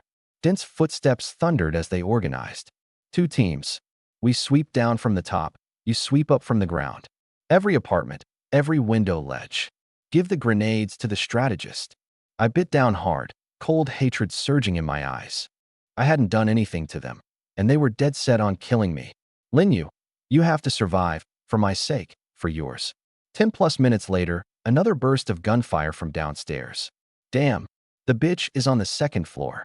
The strategist is dead. Headshot. I heard Broly rush down from above with his crew, shouting frantically. But by the time they got there, Lin Yu was long gone. Nobody dared be the first to charge in. Rat-a-tat-tat. This time from the top floor. Another unlucky bastard dropped, without even a warning cry. Broly was losing his mind, tearing back upstairs with his crew, hitting nothing. Useless bastards. Pin her down. Wait for me. None of his men dared talk back. They feared Broly, but they feared Lin Yu more. She was a ghost, kills with every shot, and specifically avoiding Broly, picking off his subordinates instead. Yes, yes. I clenched my fists, oblivious to the sweat on my forehead. Beautiful Lin Yu. Whatever you do, don't run into that Lee guy. He's got to have a combat talent. Boss, it's 10:30 a.m. Leah whispered against my ear. I glanced at the wall clock, shot up by strays last night, only the hands still barely ticking. An hour and a half to go. I clenched my teeth. My only worry was whether the talent reward would work. This was still a level 0 shelter's talent. Even if it gave me what I most urgently needed, what if it wasn't something I could actually use? Then it truly was a dead end. Nothing to do but pray and stew. Time ticked by. Gunfire drifted from floor to floor, unpredictable. Even I couldn't tell where Lin Yu was. I risked a few glances out the window, never once catching her climbing. She was a wraith, turning this whole small building into her personal killing ground. But she wasn't invincible. Endless guerrilla warfare, never a head-on fight, hit and gone. During it, thugs walked past my door several times. Broly even suspected she was hiding in this apartment and tried to force entry. Thanks to Li Yu's reinforcements, he came away with nothing but a few frustrated kicks at the iron door. We hung on like that until 12:20. Just as the new reward was about to drop. Boom! A deafening roar shook the top floor. The whole level trembled. I staggered to the floor as dust rained from the ceiling. Grenade. Leah's eyes went wide. They'd caught her. Is she dead? Is she dead? I bit through my teeth as I scrambled up. Leah could only shake her head in silence. Nobody knew. After the explosion, wild male laughter erupted from upstairs. Ha ha ha. Bitch, thought you could survive that. Bro Lee's the man. I thought the building was coming down. Where is she? Where's the body? Fell off the side, maybe? Find her. Dead or not. We need to see the corpse. That laughter almost declared their victory. After a full morning's cat and mouse, the woman was finally dead. I was shaking all over, not from fear, from rage. Lin Yu had thrown her life away buying us time, and she was gone? These bastards. Give me what I need most. You said it clearly. You can't lie to me. I whispered with my eyes closed, fingers white with pressure. I want to kill. Right now what I need most is to kill. I want to kill these sons of bitches. 24 hours of shelter residency reached. Talent reward triggered. Talent reward obtained. D-tier combat squad card, consumable. A gold card the size of a bank card fell into my palm, faintly engraved with the silhouettes of a few soldiers. D-tier combat squad. On use, randomly summons a tech-oriented combat squad of 3 to 6 members. All members are fixed at D-tier strength. Equipment scales to group size. Duration, 2 hours, after which they are recalled. How strong were D-tier soldiers? Lin Yu had shown it in full, practically special forces grade combat power. Even at just 3, this was enough to wipe out the thug crew. Summon. Gold light flashed, and 6 fully armed special forces soldiers stood at my side, ready for action. Special ops camo, combat boots, night vision goggles, grenades on their belts, both rifles and sidearms in hand, eyes cold and sharp. I could pick out their roles at a glance. 3 assaulters, 1 medic, 1 comms operator, 1 sniper, full loadout. Commander. The lead assaulter saluted. Awaiting orders, sir. What's the mission? Kill. I raised my arm and pointed at the door. There are people in this building threatening us. Kill them all. Sir. Mission will be completed. Leah snapped out of her shock and hurriedly added. There's also a woman named Lin Yu, a soldier, the commander's fighter. Rescue her. The soldiers looked at me for confirmation. I nodded. Yes, ma'am. The 6 split into 2 groups. The comms operator and sniper vaulted out the window, hooked ropes across, and swung to the roof opposite, setting up a sniper's nest. The assaulters and medic waited for Leah to unlock the iron door, then tossed smoke grenades the instant it cracked open. Pop. Smoke bloomed. The thugs staked out beyond spluttered in panic. Broly, the iron door opened. What the hell? Where's the smoke from? Rat-a-tat-tat. A burst cut them off cold. The soldiers signed to each other, moved in tactical formation, and dissolved into the smoke without a sound. Rat-a-tat. Rat-a-tat. Dense, rhythmic bursts sounded outside. Every crack of gunfire dropped a body with a dull thud. Almost no screams. The enemies were dead before they could cry out. The thugs' shouts came fast. They're soldiers. Real soldiers.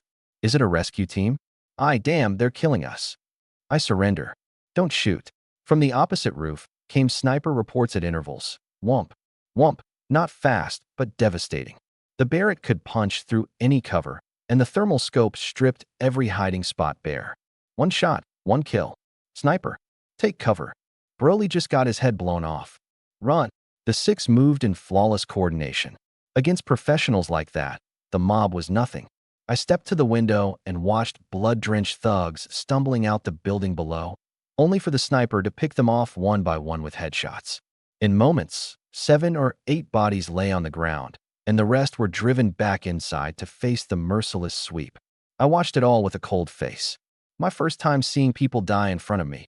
It was uncomfortable, sure, but the discomfort was quickly buried under the satisfaction of revenge. A few breaths later, my heart stopped rippling. Have I adapted already? My expression was empty. There was no pleasure either. Lin Yu still hadn't turned up. In the end, I'd taken a real loss. In 2 hours, the squad would be recalled. I hadn't gained anything, just vented. The cleanup was quick. The comms operator had left me an earpiece. His voice came through soon. Commander, threats neutralized. 5 prisoners. Some identities unclear. Awaiting orders. I'll come see. It was the first time I'd stepped out of my shelter. If I hadn't been forced, I wouldn't have taken a single step. The stairwell was carpeted with corpses and blood, the stench sharp enough to make Leah cover her nose. I walked through the puddles of blood expressionless. Boss, aren't you going to block your nose? It's awful. No need. I gave her a strained smile. Didn't you say I need to learn to be cold? I'm getting used to it early. Scenes like this, there'll be plenty more. The top floor had been knocked into one big, open space, reeking of blood, littered with garbage, headless corpses scattered across the floor. In a back corner huddled 10 odd women, arms wrapped around their heads, faces frozen in terror, all captives dragged in by the gang. I even recognized a few faces.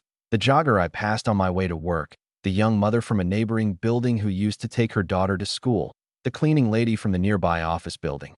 They'd all been brutalized. Commander, the rifleman standing guard saluted. Resistors have been executed. These women had no weapons, appear to be captives. Do we kill them too? No. I glanced across the row of hollow-eyed women. Where's the rest? The ones who surrendered, guarded in the apartment across the hall. I meant Linyu, the female soldier. Did we find her? Search still ongoing. No result yet. My heart sank, still missing. Bad odds. If she'd taken a grenade at close range, there wouldn't even be a whole body left. I didn't linger with the female captives. I walked straight into the apartment across the hall. The assaulter was watching over 3 men, all crouched in terror. When they heard the word, Commander, they looked up at me. It's you. One of the men gasped. You're Sui, from the apartment downstairs. I told them it was a man living below. I studied him and frowned. You the guy with the daughter? Named Zheng. Yes. Old Zheng, that's me. He plastered on a grin and tried to shuffle closer, only to be shoved back at gunpoint. Keep your distance from the commander. The assaulter's eyes were ice. Old Zheng shrank back and looked up at me pleadingly. Sui, we're neighbors. There's been a misunderstanding here. Can you have him let me go? Where's your wife and daughter? He froze, then dropped his eyes. I don't know. Don't know? They're right next door. I just saw them. My mouth curled into a sneer. Selling out your own wife and kid. I don't have neighbors like you. It wasn't like that. Sui, I couldn't fight that Li guy. His face flushed red as he scrambled to defend himself. Selling out your wife and daughter to save your own skin. That's your family business. Not my problem. I looked at him coolly. But you tried to kill me. You were with the ones who attacked my door last night, weren't you? Old Jing opened his mouth, then hung his head in defeat. Sui, I'm begging you. I really don't want to die. Outside the window, the blazing sun was nearly enough to knock him unconscious, but the heat couldn't drive out his terror. He probably couldn't wrap his head around it. How had that quiet young man from downstairs suddenly produced an armed squad like this? If he'd known Sui was this strong, he'd never have thrown in with Li. Where's Li? Another one jumped in eagerly. Boss, he's dead. Took a headshot. I saw it myself. Where's the body? He's not dead. Old Jing cut in. What are you saying? How would you know? He can't be killed. Old Zheng gritted his teeth and spilled it. That guy is unkillable. People have tried, stabbed him through the heart, chopped his head off. He just comes back. Plenty of us didn't like him, but nobody could kill him. The other two looked strange, clearly not expecting old Zheng to sell out so thoroughly, with no fear of blowback later. Come back from the dead? I frowned. That had to be an SSS tier talent too, practically invincible in the apocalypse. Really? Old Zheng's face was ashen. I don't want to live anymore anyway.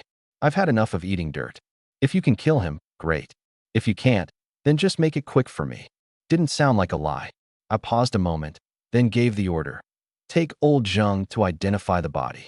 Finally, if there's no body, find the man himself. Yes, sir. The assaulter marched old Zheng out. The medic and rifleman switched positions, the rifleman staying to guard the remaining two and cover me. I had more questions. Talk. Everything you did with Li, all of it. Don't try to lie to me. Old Zheng already doesn't want to live, and I'll cross-check your stories against his. If I catch you lying, you go with him. My words made clear there was a way out for these two. They exchanged a look, and one of them clenched his teeth and started. Boss, what do you want to know? Everything you've done since the apocalypse started. Especially about Li. What exactly is off about him? Boss, if we tell you, you gotta promise not to kill us. The other prisoners swallowed nervously and stammered through it. The day it started, they zapped us back home, and the sky was already red. The two of us live on the third floor, no food at home, starving. Lee came knocking, said he could take us out to find food and drink. So we went with him, went out at night for supplies. Later he pulled together a whole crew, and we robbed most of the residents on our floor. His head sank lower. At first he just made threats. Later he pulled a knife, said he'd kill anyone who wouldn't fall in line. The old folks got it first. He'd send groups of men out with him to scavenge, and we'd split the take when we got back. It's the apocalypse. Most of the men fell in with him. Lee can't die? What's the deal with that? I cut in. I don't know. Fear rose in his face. I saw them chop his head off with my own eyes. A girl on the top floor. Her boyfriend knew mixed martial arts. He cut Lee's head clean off, but the head grew back in seconds, and Lee killed him in return. The girl was gone soon after. From then on, no one dared push back. Dared, or wanted to? I said coldly. He flinched and said nothing. Lee had played both carrot and stick. Make an example, share the spoils. In the panic of the apocalypse, it was easy for him to pull people in. If nothing had intervened, his shelter would have snowballed fast. He's got a resurrection talent. What's yours? Talent? What talent? His face went blank. Didn't look faked. Don't think we're unkillable like old Lee, he added anxiously. We're ordinary. One cut, and we're done. We were just trying to survive. A lot of it we were forced into. If we deserve to be killed, the cops should be the ones doing it, in a courtroom.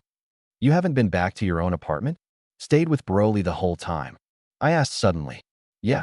Old Lee didn't let anyone split off. Afraid of betrayal. Even had to sleep under his eye. I understood now. Lee knew shelter talents existed and was afraid of running into a difficult opponent. So he forbade everyone from going back to their own shelters. This crew had never even opened their talents in the first days of the apocalypse. He'd kept them at his side, pure, ordinary humans. I silently called up the shelter panel, no response. So only Lee had a talent. The three still alive were regular people. The only headache left was his immortality. The bad news came fast. The assaulter and old Jung swept the whole building and didn't find Lee's body. No body meant he'd already resurrected. A still living potential enemy was a huge threat, and my 5 soldiers had less than an hour left. Once they were recalled, with Lin Yu's fate unknown, my shelter's combat power would crash to 0. Keep the prisoners secure. Comms operator, come back. Sniper, keep hunting Lee. I gave the orders fast. Move everything usable and edible in this building down to my floor. Leave nothing behind. Tell Leah to reinforce home again. The whole building's supplies are hers to use. But you've got 1 hour. Everyone but the sniper moved. The 3 prisoners got hauled along as pack mules. 7 grown men running up and down, and it was still too slow for my liking. I paced in front of the women in the back room. Nothing improper in mind, just calculating whether I could use them. They'd suffered plenty at Lee's hands, so they had to hate him. Enemy of my enemy. If I could stoke that hate, they were another force to draw on. I wanted to rally every ally I could against a Lee who could revive. I was still thinking through how to open the conversation when a new prompt jumped into view. Detected. You have remained in another person's shelter for over 30 minutes. Current shelter owner is absent and in an unable to resist state. Do you wish to occupy or destroy the shelter? Occupy or destroy? I froze. Turned out I'd been in this apartment for half an hour without realizing, and it had triggered the mechanic. The thugs had mentioned killing gave points, so this game didn't just bring natural disasters. It actively encouraged humans to kill each other. If killing was encouraged, mechanics for destroying and occupying other shelters shouldn't come as a surprise either. This apartment was originally Lee's. He knocked down walls to expand it. My eyes narrowed. If I destroy it, Lee's shelter is gone. Does his talent still work? The answer was obvious. I didn't hesitate. Destroy the current shelter. Red light rippled out in front of me and spread. The women shrank into the corners in panic. I ignored them, watching red light saturate most of the room. Then it faded. Congratulations. You destroyed a level 0 shelter. 100 survival points awarded. Original owner has lost their shelter talent and all game mechanics. First destruction, 100% inheritance probability, 100% inheritance ratio. Confirm inheritance. Elation. As expected, destroy the shelter, and his resurrection talent was gone.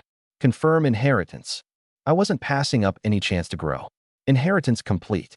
Original shelter contained 2,876 survival points, 1 E-tier Bowsy Maker, and 3 bottles of F-tier cooling fluid. All have been inherited. Huh. My eyes went wide. That Lee was loaded. Over 2,000 points. That's when I realized what I'd missed. 32 apartments in this building meant at least 32 shelters. Lee could have been racking up 3,000 plus points in the past days just by destroying other shelters, plus the kill bonuses. His stash had to be at least 3,000. Why hadn't he spent it? Probably because he'd learned shelters could upgrade and was saving up for either an upgrade or a premium item. Only he hadn't saved enough yet, and I'd just intercepted the whole pot. All that work for my benefit. Overnight windfall. I marveled. The last point requirement for the upgrade was now met. I could upgrade. Lee's resurrection was gone. Even if he was still alive somewhere, he wasn't much of a threat, and I had no plans to go outside anyway. Let Lee keep fortifying the shelter, and I'd get stronger daily just by staying home. What could a shelter-less Lee actually do to me? Pick up the pace. I keyed the walkie. Less than half an hour left. Move faster. Leave 2 men at my doors setting traps. As many as you can. Don't worry about wasting supplies. Max out shelter security. Yes, Commander. Strange thing. The police walkie network had died long ago, but these summoned soldiers had fully functional combat comms. Looked like the game only disabled Earth's original tech. Tech born from the shelter system wasn't blocked. Commander, how do we handle these prisoners? The comms operator asked. I recommend eliminating these dangerous elements to ensure your safety. After a brief silence, I answered flatly, fine. Kill them. Yes, Commander. 3 shots rang out downstairs shortly after. 3 lives snuffed. Inside me, the ripple was minor. After last night and today's bloodbath, my inner landscape had already flipped. Old Jung, don't blame me. I recited it silently. I want to live too. I have to be harder. I glanced at the women in front of me. Kill them too? But they were victims of Lee. They hadn't crossed me. I couldn't bring myself to do it. I could be cold to enemies, but toward the weak there was still a sliver of conscience left. Drive them out, I decided. I won't kill them, but they can't stay in this building. I want the whole place cleaned out for my own safety. In the apocalypse, I trusted no one. I could go soft on killing, but I would never let anyone stay close to me. I reloaded, about to have them ushered out. A soft voice came from behind. Commander, Linyu. I whirled around and, to my joy, saw her leaning against the doorframe, drenched in blood, giving me a weak smile. Commander, you're alive. Thank God. She was covered in wounds, scorched patches from the explosion, half her face a bloody mess, her clothes shredded, the skin of her arms boiled away to raw pink flesh from the heat. Linyu, I rushed over to steady her. Alive, but this state wasn't much better than dead. I'm okay. Still breathing. Her voice was thin. They used a grenade on me, but I lured the leader onto my hook. I figured out that bullets couldn't hurt him and he could revive. So I tied him up. Whatever grew back, I cut off. Head, limbs. I thought if I kept it up long enough, I could wear him down. Just now, his head stopped growing back. I think it worked. You should be safe now. Her words trailed off, and she collapsed limp into my arms. Medic, get up here, patient. The medic thundered up, took Linyu, and laid her flat on the ground, opened his kit, and got to work. My feelings were tangled. I'd still underestimated talent loyalty. Linyu had figured out Lee's resurrection, and instead of running, she'd fought to the end to pin him down. In truth, what actually broke Lee's talent was me destroying the shelter, but that hardly mattered now. Without the talent, once his head was off, he was dead for good. Right now, all I wanted was to save Linyu. A combat talent this loyal was priceless. Commander, I can't save her. The medic looked up apologetically. 7 bullet wounds, grenade shrapnel. Her surface skin is essentially gone, severe dehydration and blood loss, internal injuries. She needs surgery, but I lack the conditions and supplies. She's held on this long on willpower alone. I estimate she'll die before nightfall. My face went dark. It was already afternoon. Nightfall was only hours away. Even taking her to a hospital wouldn't work. The medic wouldn't last that long. The soldiers were about to disappear. She has to be saved. The survival points shop has healing items. I gritted out.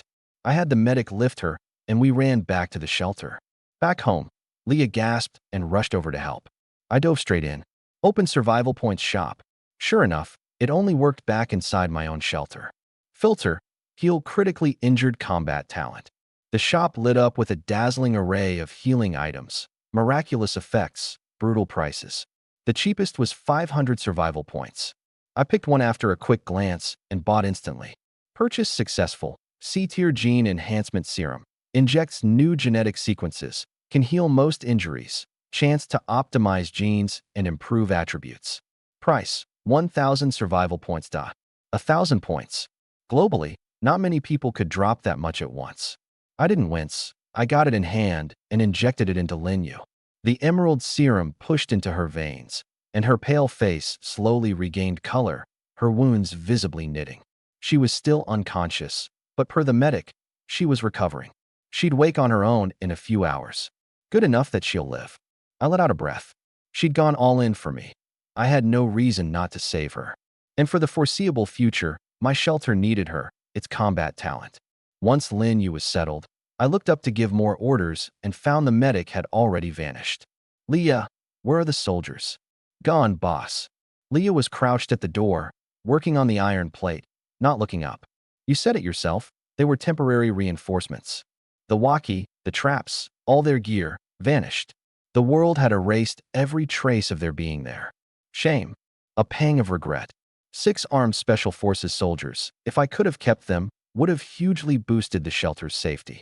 Probably because my shelter level's still too low, I only got temporary use. Once I level up, maybe I can get more combat talents. I was itching to upgrade the shelter, but caution first. I had Leah drive the women out of the building, leaving them clothes and some food, but none of them staying. Once Leah finished ejecting them, she stayed downstairs to modify the entrance and set traps. Outside, night had fallen without me noticing. The blood-red sky had faded, leaving only moonlight. I opened the chat channel to see if the day's battles had drawn attention. Sure enough, plenty of chatter. Gunfire from that building went from last night straight into this afternoon. Felt like watching a cop drama. I saw someone climbing up the walls like Spider-Man, doing guerrilla warfare. Watched the whole day. Peak content. Peak content. God knows how many died in there. The stench of corpses reaches me from all the way over here. That's the apocalypse. Humans have started slaughtering each other. I heard a bunch of women just walked out of that building, like they'd been kicked out. Get out there quick. Take in whoever you can. The bloodshed in my building had caught the attention of nearby survivors, but in a city awash in chaos, it was just one wave among many. No new threats visible, but this building's definitely on people's radar. I closed the chat. After the firepower we showed today, no one with eyes should try their luck. Just a few more days of reward farming, and I'll clear the hardest part of the early apocalypse. I checked the curtains, made sure nothing could disturb me, and called up the panel. Check upgrade conditions. All 5 upgrade prerequisites met. You may upgrade to level 1 laboratory house, or wait for additional upgrade paths. Start upgrade. No time to deliberate. 3 types, not much difference. What I cared about wasn't the type itself, but whether the post-upgrade talent rewards were richer. Conditions met. Upgrade initiating. Golden light poured out of thin air, wrapping the whole apartment. Dazzling but harmless. A few breaths later it faded, and everything returned to normal. I looked around eagerly, only to feel a pang of disappointment. The shelter still looked exactly the same. Still my old apartment. Same square footage, same stuff, same layout. Shelter upgraded to level 1 laboratory house. Gained additional adjacent space on all 4 sides, front, back, left, right, roughly 5x the original area. Consume supplies and survival points to freely renovate adjacent space. Experimental tech tree now unlocked. Assign talents and expend resources to raise your tech level. It clicked. The upgrade was just the unlock. The actual construction was on me. A new shelter renovation option had appeared on the panel. I tapped it, and my consciousness floated out of my body, viewpoint rising to a bird's-eye view. Walls turned translucent, and green markers overlaid the floor plans. My old apartment plus all 4 neighboring units, and the space in front and behind, covering the entire 6th floor. Green minute was all mine. A list of construction options popped up. Place new rooms, break walls, adjust load-bearing walls, apply colors by decor. This really is a construction game. My eyes went wide. Felt like The Sims. I was a real, breathing person. How was even survival turning more and more into a game? I didn't rush into renovation. I closed the interface. I needed to steady myself and think things through. Right as I closed it, another wave of notifications rolled in. Shelter Talent, Homebody's Haven, has been enhanced. Homebody's Haven, for every 24 hours spent in the shelter, receive one randomly generated urgent survival reward. Minimum C tier. Talent tally time is reset to 12 o'clock noon. 1 hour of daily outdoor exemption is granted without disrupting reward tally. Talent will continue to upgrade with the shelter. You are the first survivor in this city to upgrade a shelter. Special commendation received. Pioneer's Horn. Pioneer's Horn, C-tier special item. Use on a talent to add the Pioneer trait. Luck tends to run high. Special reward? I stroke my chin, pleased. I hadn't realized I was first in the city. You are the first survivor in the country to upgrade a shelter. Special commendation received. Awakening of Bloodline. Awakening of Bloodline, A-tier special item. Summons a talent unique to this country, with extremely high potential. There's more. First in the whole country. An A-tier talent. Jackpot. I couldn't keep the grin off my face. A freebie A-tier talent. Probably the top-tier talent among any shelter at this stage. But it also meant one thing wasn't great. After all these days of apocalypse, only one person in the entire country had upgraded a shelter, which said everything about how brutal the survival pressure was for everyone else. Most human tech was disabled, leaving only low-tech gear and simple weapons. But this wasn't a zombie apocalypse. Under global heat, the air itself was the enemy. Even with guns in hand, you couldn't block the heat. What was killing people was the loss of daily life tech that would have kept the heat off. But I was just an ordinary guy with no headspace for all humanity. I just wanted to survive. Use Awakening of Bloodline. Golden light bloomed and coalesced into a human form. A woman in a white cheap house stood before me, features refined as a painting, skin porcelain pale, brows like distant mountains, eyes like autumn water. Sir, she dipped in a soft curtsy, like a graceful woman stepped out of classical poetry, her smile like a spring breeze. What's your name? My name is Jiang Xiaozi, from Jiangnan. Meeting you today, sir, is my great fortune. Beautiful name. I nodded. Her air was noble, her origins clearly uncommon. What most drew my eye was the round, deep emerald jade pendant hanging at her waist, carved with intricate patterns, giving off a faint glow. A-tier special talent obtained. Jiang Xiaozi. I opened her panel, and my expression shifted immediately. Name, Jiang Xiaozi. Age, 28. Type, National Fortune Prodigy Tier, A. Willpower, 368. Self-healing/immunity, 211. Other base stats low. Traits, Blessing of National Fortune. The shelter she resides in is immune to derivative disasters. Filial piety first. For each resident over 40 in the shelter, exploration rewards, high-tier talent acquisition rates, and RD speed increase by 1%, up to a cap of 100%. Deep foresight. Any endeavor in the shelter requiring thought, strategy, planning, RD, traps, defenses, cannot fail. Talents. Wide connections. Each month has a chance to bring a new talent to the shelter. If not exercised, increases the probability of recommending a high-tier talent next time. Peerless wisdom. Can pass on her knowledge and experience to others, significantly improving residents' skills and thinking. Hearts to her cause.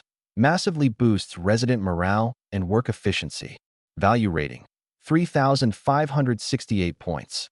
SSS. I sucked in a sharp breath and reread it to make sure I hadn't misread. Absolutely absurd. Her numbers left Lin Yu and Li Yu multiple streets behind. High willpower, high self-healing. She wasn't a fighter, but those 3 traits combined with those 3 talents were the perfect governance talent. A walking, self-propelling buff machine. Most crucial was wide connections. I'd never have to worry about talent shortages again. Free talent every month, with a chance at a high-tier one on the house. The one downside was filial piety first, only kicked in with residents over 40. In an apocalypse, the elderly and the young were the hardest to survive independently, and frankly, they were dead weight. Too many would drag the shelter down. But the payoff was enormous, up to 100%. Guess I should keep a handful of older folks around, if I can. I made a mental note. Cap the number, and the trait would be huge upside.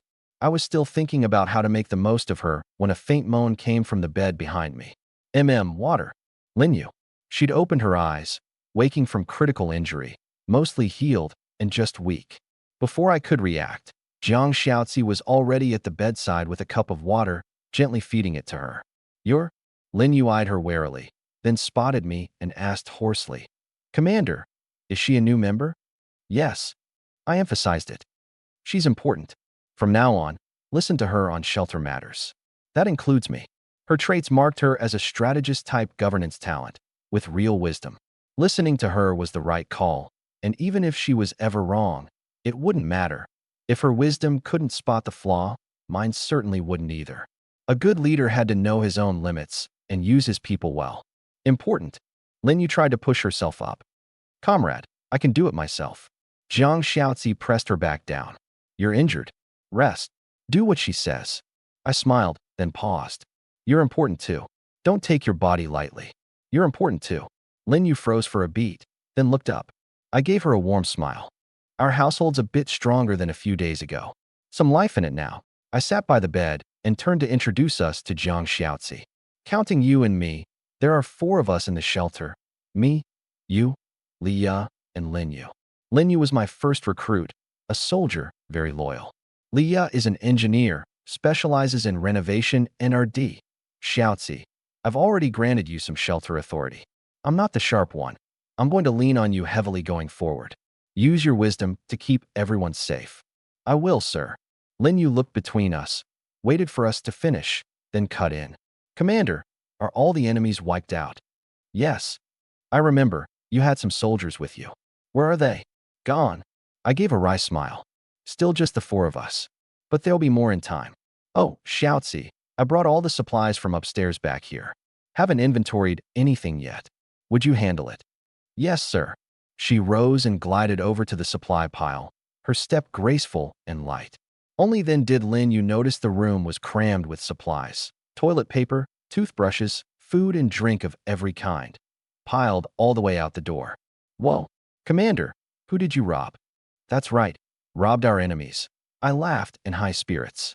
External threats dealt with, talents multiplying, everything was turning around. Outside was still a blazing apocalypse, but my shelter was finally taking shape. Commander, you're incredible. Not really. I shook my head. If you hadn't held them off with your life, we'd have been in real trouble. You're the top merit earner this round. It's what I'm supposed to do. Linyu ducked her head, a little embarrassed. Even a bright, straightforward girl had shy moments. Protecting you is my duty. By the way, the healing item I used on you has a chance to enhance effects. How do you feel? Not sure. I'm still weak. Can't tell. I opened her panel. Every base stat passed 100, and a new trait had been added. Seek the Hidden, when performing exploration missions, has a small chance to bring back extra supplies. Her talent tier had risen from D to C, her combat rating had bumped up slightly, and her body state was tagged weak, 10 hours to full recovery. Not bad for a 1,000-point serum. Worth every point. Probably because Linyu's tier was low and she hit the enhancement roll. Speaking of luck, I remembered I hadn't used the Pioneer's Horn. It added a luck-boosting trait to a talent. 3 talents. Who to give it to? By logic, it should go to the highest tier, Jiang Xiaozi, but all her buffs were fixed values, and she was a governance type. Luck wasn't really her wheelhouse. The one who most needed luck was Linyu, my main outdoor scavenger. Better luck, better hauls. Liya, a research engineer, was all about the fundamentals. Luck wouldn't help there. Give it to Linyu. I used the reward on her while she was resting with her eyes shut. Gold light flashed, and Linyu gained the Pioneer trait. Commander, I feel like there's something new in my head. Her eyes snapped open, brow furrowed. Don't overthink it. Get some rest. You're the only guardian angel we've got. She lay down obediently. I had no intention of hoarding this reward for some more suitable candidate down the line.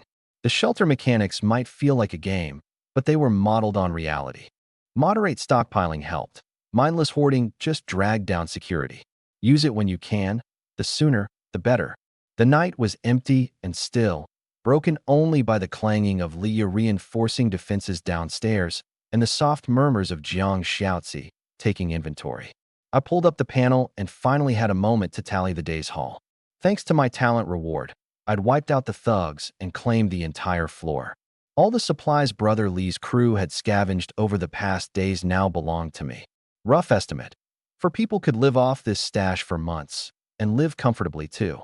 While others were still fretting over food and water, I was already using toilet paper, toothbrushes, even smoking cigarettes. Brother Lee's crew hadn't been picky.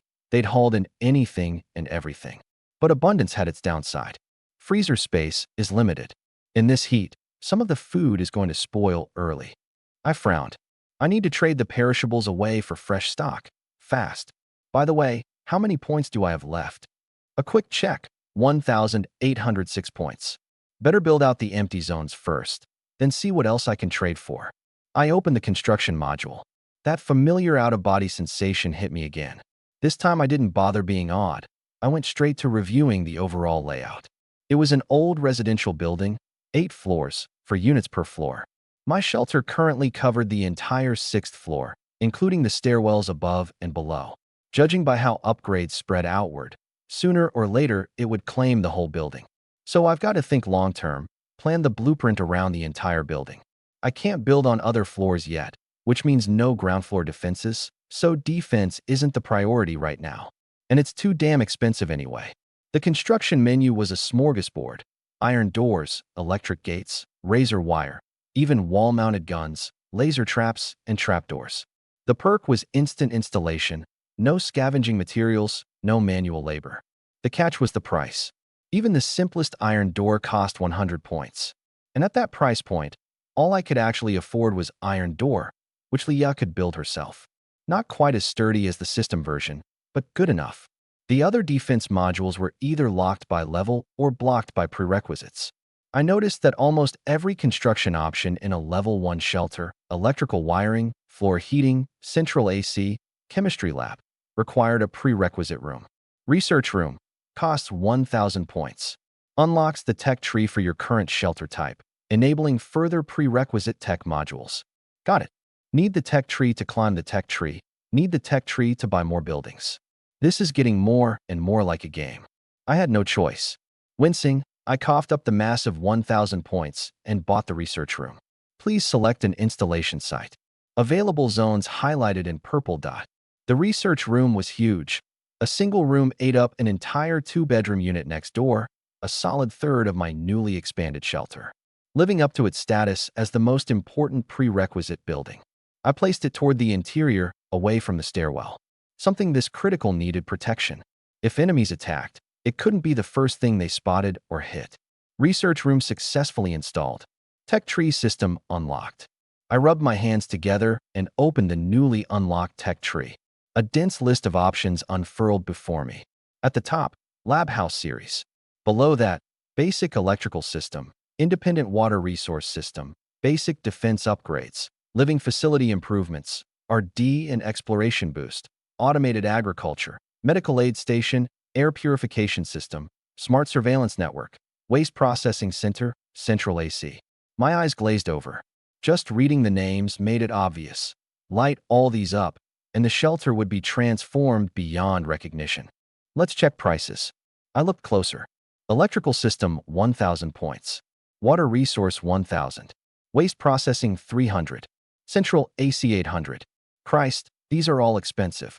I stared at my remaining 800 points and gave a bitter smile. Building out a shelter really was a long road, and this was just level 1 lab house stuff. Central AC matters, but I can still tough out the heat with ice water. The medical station's nice, but not the most urgent. Let's go with our D and exploration boost. 500 points, biggest visible return. Our D and exploration boost, 500 points. Assign our D personnel for 10 hours of research. On success, exploration yield plus 10%, tech research speed plus 10%. 2 stacked 10% modifiers would add up nicely. This one, that leaves 300 points. Save them, or keep browsing. My eyes landed on Waste Processing Center. Waste Processing Center, 300 points. 12 hours of research. Constructs a fully automated waste neutralization system. Exactly 300 points. After a moment's hesitation, I bought it. I honestly couldn't stand the stench anymore. With the city water cut off, toilets didn't flush. Every day we accumulated a pile of waste, and had to flush it with stinking, half-spoiled water that I hated wasting. Waste bred bacteria too. It was a real survival threat. Please assign appropriate personnel to the research room. Leah, I called down to her. Boss, you called. How's the defense work going down there? Almost done. Another half hour, and the entrance traps and reinforced door will be finished. The building's old, but the materials are solid. It already had an iron door, so I didn't need to do much rework. Wrap up for today and get some rest. Big project tomorrow. I explained the 2 research assignments. Leah's eyes lit up. Boss, no need to wait. I can start now. Now. I glanced out the window. Full dark. It's past 11, way too late. No way. I can pull an all-nighter, guaranteed done by tomorrow night. I'll stake my life on it. Her beautiful eyes burned with a scientific fervor. I was helpless. Who would have guessed the delicate-looking Leah was, at her core, a research fanatic? Sir, I also support Miss Lee starting now, Zhang Xiaozi said softly. These are extraordinary times. The sooner she can contribute, the safer everyone will be. In situations like these, we can't afford to stick to normal work hours. We have to adapt. All right, we'll do it. Sorry to put you through this, Leah. It's no trouble at all, boss. This is exactly what I love doing. Leah wiped her brow, gave a sweet smile with her wrench in hand, asked where the research room was, and vanished inside. The research room occupied what used to be the neighbor's apartment. I hadn't seen it yet, so I followed out of curiosity. From outside, it was an ordinary wooden door. But push it open, and inside stood all kinds of exotic research equipment.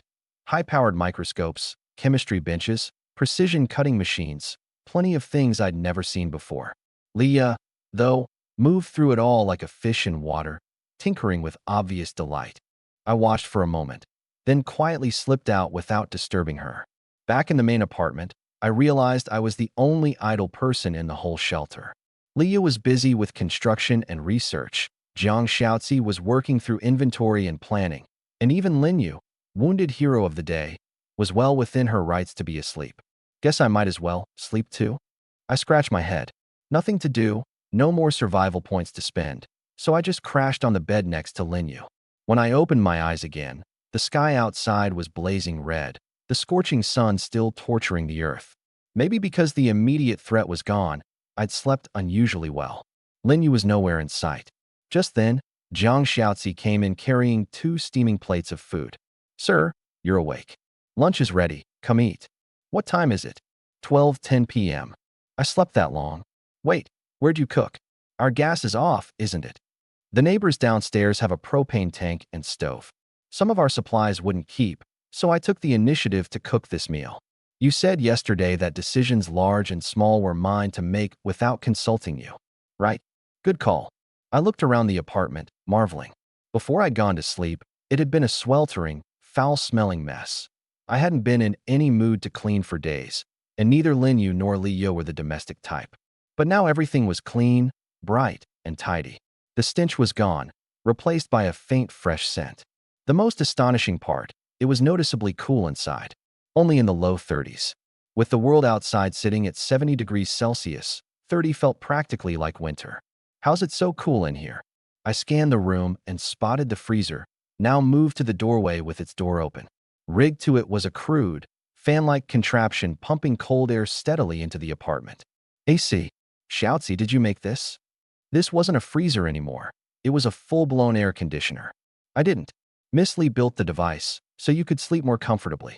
Zhang Xiaozi deflected the credit. But she wouldn't have thought to do it without your instruction. I smiled. Leah was passive by nature. She followed orders, rarely acted on her own. Zhang Xiaozi, on the other hand, had extraordinary initiative. She thought through what needed doing and did it well. This transformed apartment was proof. In a single night, I almost felt like I was back in the pre-apocalypse world. The days was quickly cut short by a new notification. 24-hour stay milestone reached. Talent reward triggered. Acquired. Grade C tech weapon. Infinite rain rifle, high sniper variant. A rifle materialized on the dining table. Zhang Xiaozi's chopsticks paused for just a heartbeat before she lowered her gaze, pretended she hadn't seen a thing, and kept eating with the same grace. I didn't explain either. I picked it up and examined it. Lightweight, high-strength alloy body, cold metallic sheen, clean lines, integrated smart scope and silencer, and a futuristic-looking energy converter where the magazine should be. Infinite rain rifle grade C. Infinite ammunition, unlimited shots. Watch barrel temperature. High precision mid-range sniping. Adjustable single-shot sniper mode within 800 maximum damage output. Silenced. Firing noise is minimal. In non-enclosed spaces, essentially undetectable. Full auto rate of fire. 800 rounds per minute. Effective range, 800 Maximum range, 500 An infinite ammo rifle that also snipes. My expression turned strange. It felt like I'd stumbled into an infinite flow web novel. This mysterious being had really cooked up an Earth-localized apocalypse game. Grade C weapon, jumped up a tier. Probably tied to my talent leveling up. But does the talent think weapons are my biggest weakness right now? Thinking about it, yeah, that tracked. Food, water, personnel, the shelter had no shortage. Weapons, on the other hand, were sorely lacking. Even after confiscating Brother Lee's crew's arsenal, the entire shelter had only 5 handguns, and we burned through most of the ammo yesterday. Less than 100 rounds left. Enough for 1 gun per person, sure, but nowhere near enough for sustained combat. So the talent hands me an ammo-free rifle. Right on time. Except I don't usually leave home, so I won't get much use out of it. Where's Linyu? I planned to give her the rifle. She was our primary explorer, and this thing would be a massive safety upgrade for her. She went to check the bodies, Jiang Xiaozi said. She wanted to personally confirm yesterday's enemies were truly dead. She should be back soon. Brother Lee's body?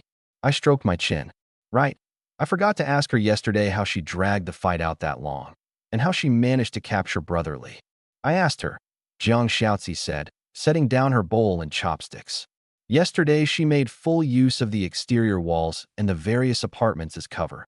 Fortunately, the enemies had already smashed through most of the doors while ransacking, so the doors were already open for her. She used the exterior wall to travel between rooms, picking off stragglers one by one to keep every fight a one-on-one, gradually whittling them down. Brother Lee did use grenades, but she took evasive measures and wasn't seriously hurt. As for capturing Brother Lee himself, that was luck. The soldiers you brought included a sniper. He kept Brother Lee pinned down and drew most of his attention, which gave Miss Lin the opening she needed to ambush him and drag him off. Once she realized he could resurrect, she tied him up and kept killing him again and again to interrupt the revival. You know the rest. Linyu told you all this. Yes, I felt I needed to understand everyone in the shelter, so I had preliminary conversations with each of them. Miss Lin is an exceptional fighter, remarkable combat ability, commendable willpower. She's a rare asset. I agree. After yesterday's firefight, I knew all too well how vital she was. To prevent a repeat of yesterday, Jiang Xiaozi looked at me. I'd suggest we shift priorities and focus on interior defense. My thinking exactly. I was planning to put Liu on it. No, that's not enough. Beyond physical defenses, we need more approaches. Such as, I asked, genuinely curious. People. We need more hands. She spoke softly. I know you don't trust outsiders, sir. Human nature is unpredictable, I understand. But even so, population is the key to a shelter's growth. With enough people, a battle like yesterday's wouldn't have been nearly so dangerous. Brother Lee's strength boiled down to numbers, and I learned afterward that he had no real management skill. He controlled his people through the crudest means. His men felt no loyalty toward him, only resentment and fear.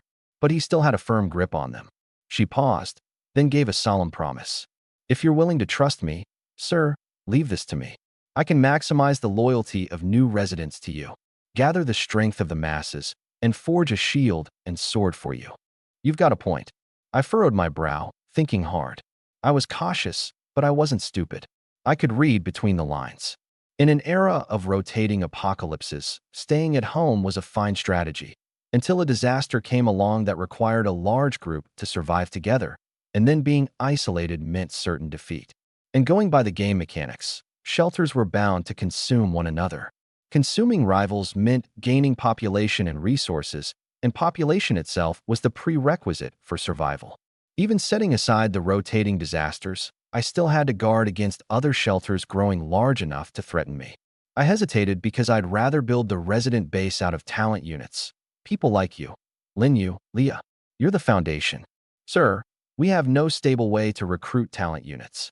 Her voice was gentle but firm, which is why you'll need to learn the art of managing people. I'll help you. I met her gaze, feeling something like awe.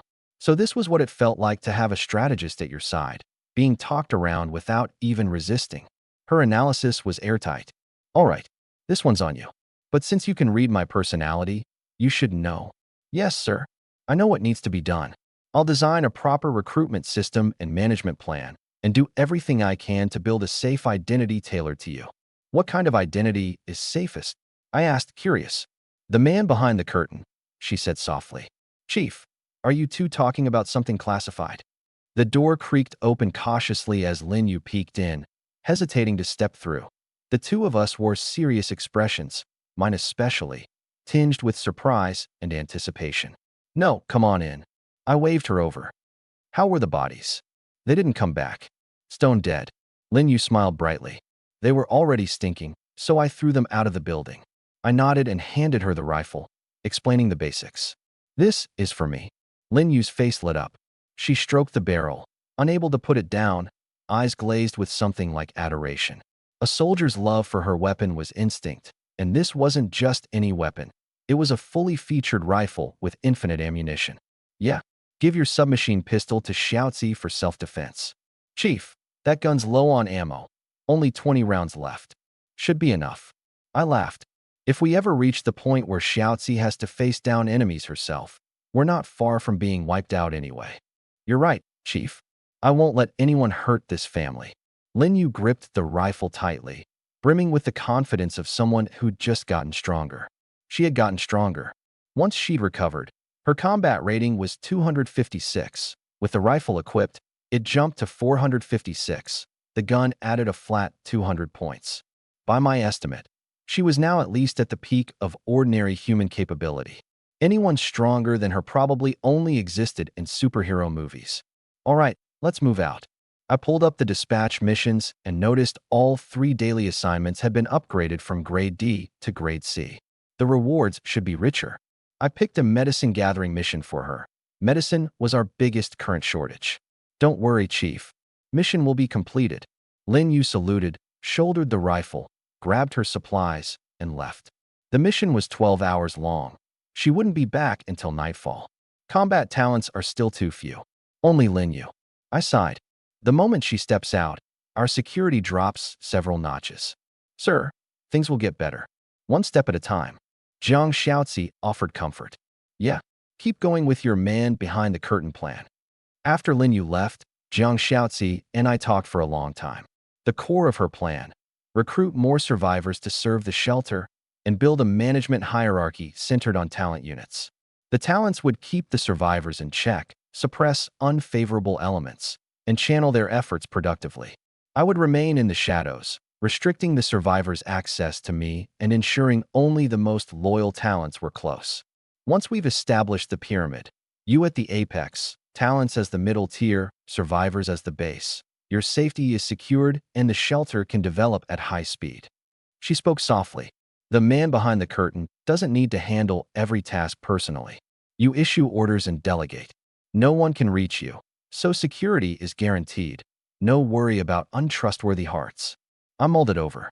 This sounds familiar. Isn't this basically an ancient emperor?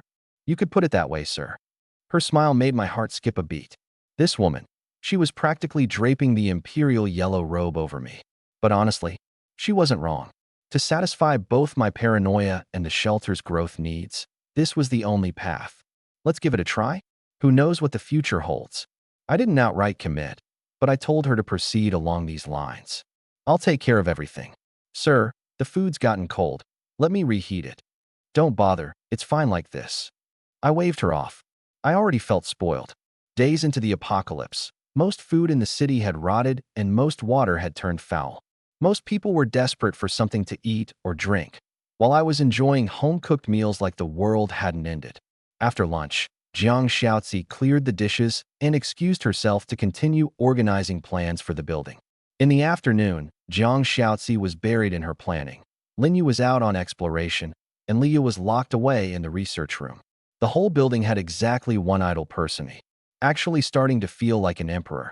I lay on the bed for a nap, savoring the freezer's cool breeze. I give orders, the talents make it happen. Not a bad setup. I drifted off and woke up around 3 in the afternoon.